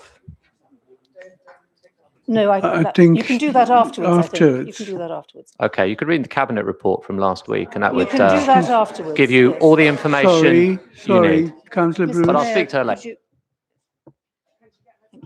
Yes. Yes. Um, Carry we've on. behaved very well compared with the Labours this evening. The biggest issue in Chiswick-Gunnersbury Ward are, and you've talked about it, badly run HMOs whose landlords wriggle out of their obligations, claiming they run safe, clean properties when they don't, and slow responses from the council. Shocking inefficiencies as well, and lack of responsiveness in housing associations whose residents spend years getting nowhere, battling for basics. And I know there are some people over there who agree with me. We've had plenty of discussions about the worst housing associations across the borough, battling for basics as if they were invisible to their landlords. There are far too many HMOs across the borough. We need a halt on applications to turn family homes, which are so badly needed across the housing sector, as well as especially in social housing, into HMOs. This is particularly acute in the Gunnersbury Park Garden Estate, in Chiswick-Gunnersbury Ward, which I have raised many times before, where well over 10% of the houses are HMOs, but it applies elsewhere.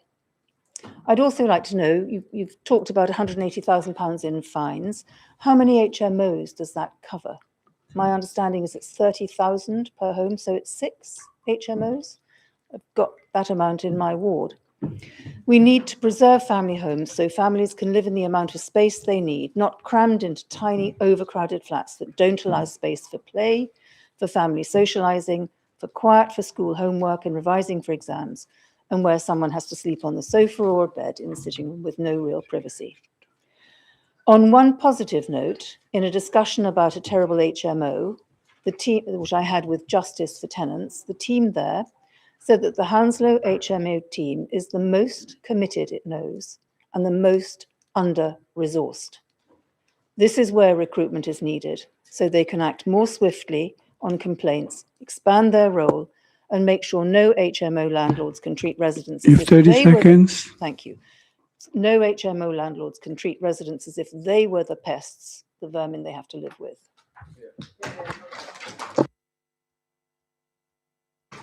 Yes, Councillor Lukey. Sorry, it's 12:15.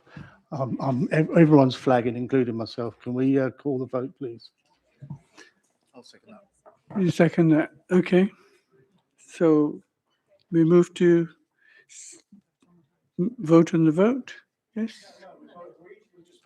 We're just going to vote. Okay.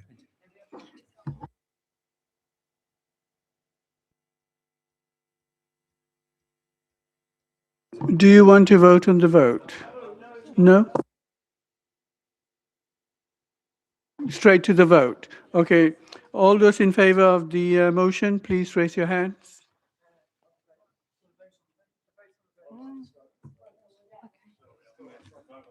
You want to vote on the vote?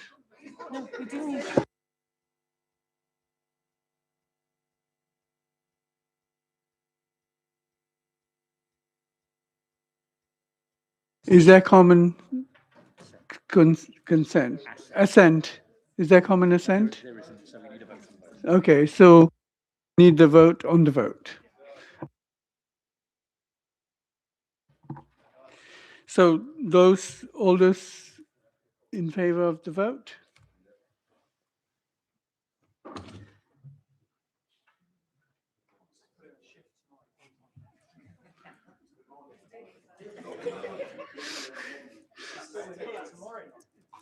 Thirty-one. 32. Those against?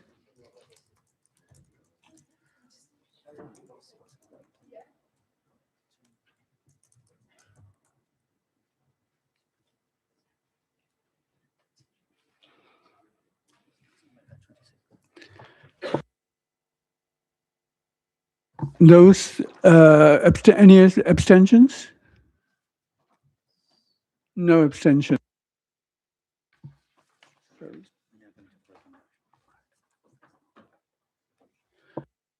We go to vote on the motion. So all those in favor of the motion?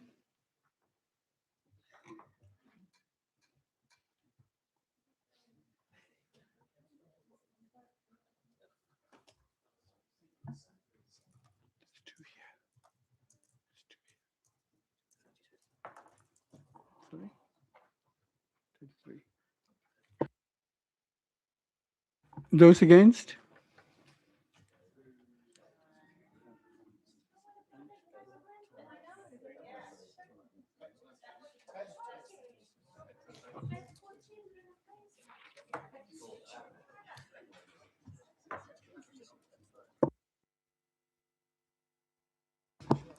Those, any abstentions? No. The motion is carried. 32 for and 26 against. So thank you all for the debate. And now we go on to the next item, agenda item 15. Are there any urgent matters? Are you sure? You sure you don't want to stay another hour? Okay, we move on to item 16. The date of the next meeting of the council is scheduled for September 15th, 2026. So thank you, members, for attending. And could you make sure you please sign the register? Sorry, can you please sit down? We haven't finished. I know you all want to go home, but I have to leave first before you can. So anyway, wish everyone a summer break and enjoy. So this is the end of the meeting. Thank you very much.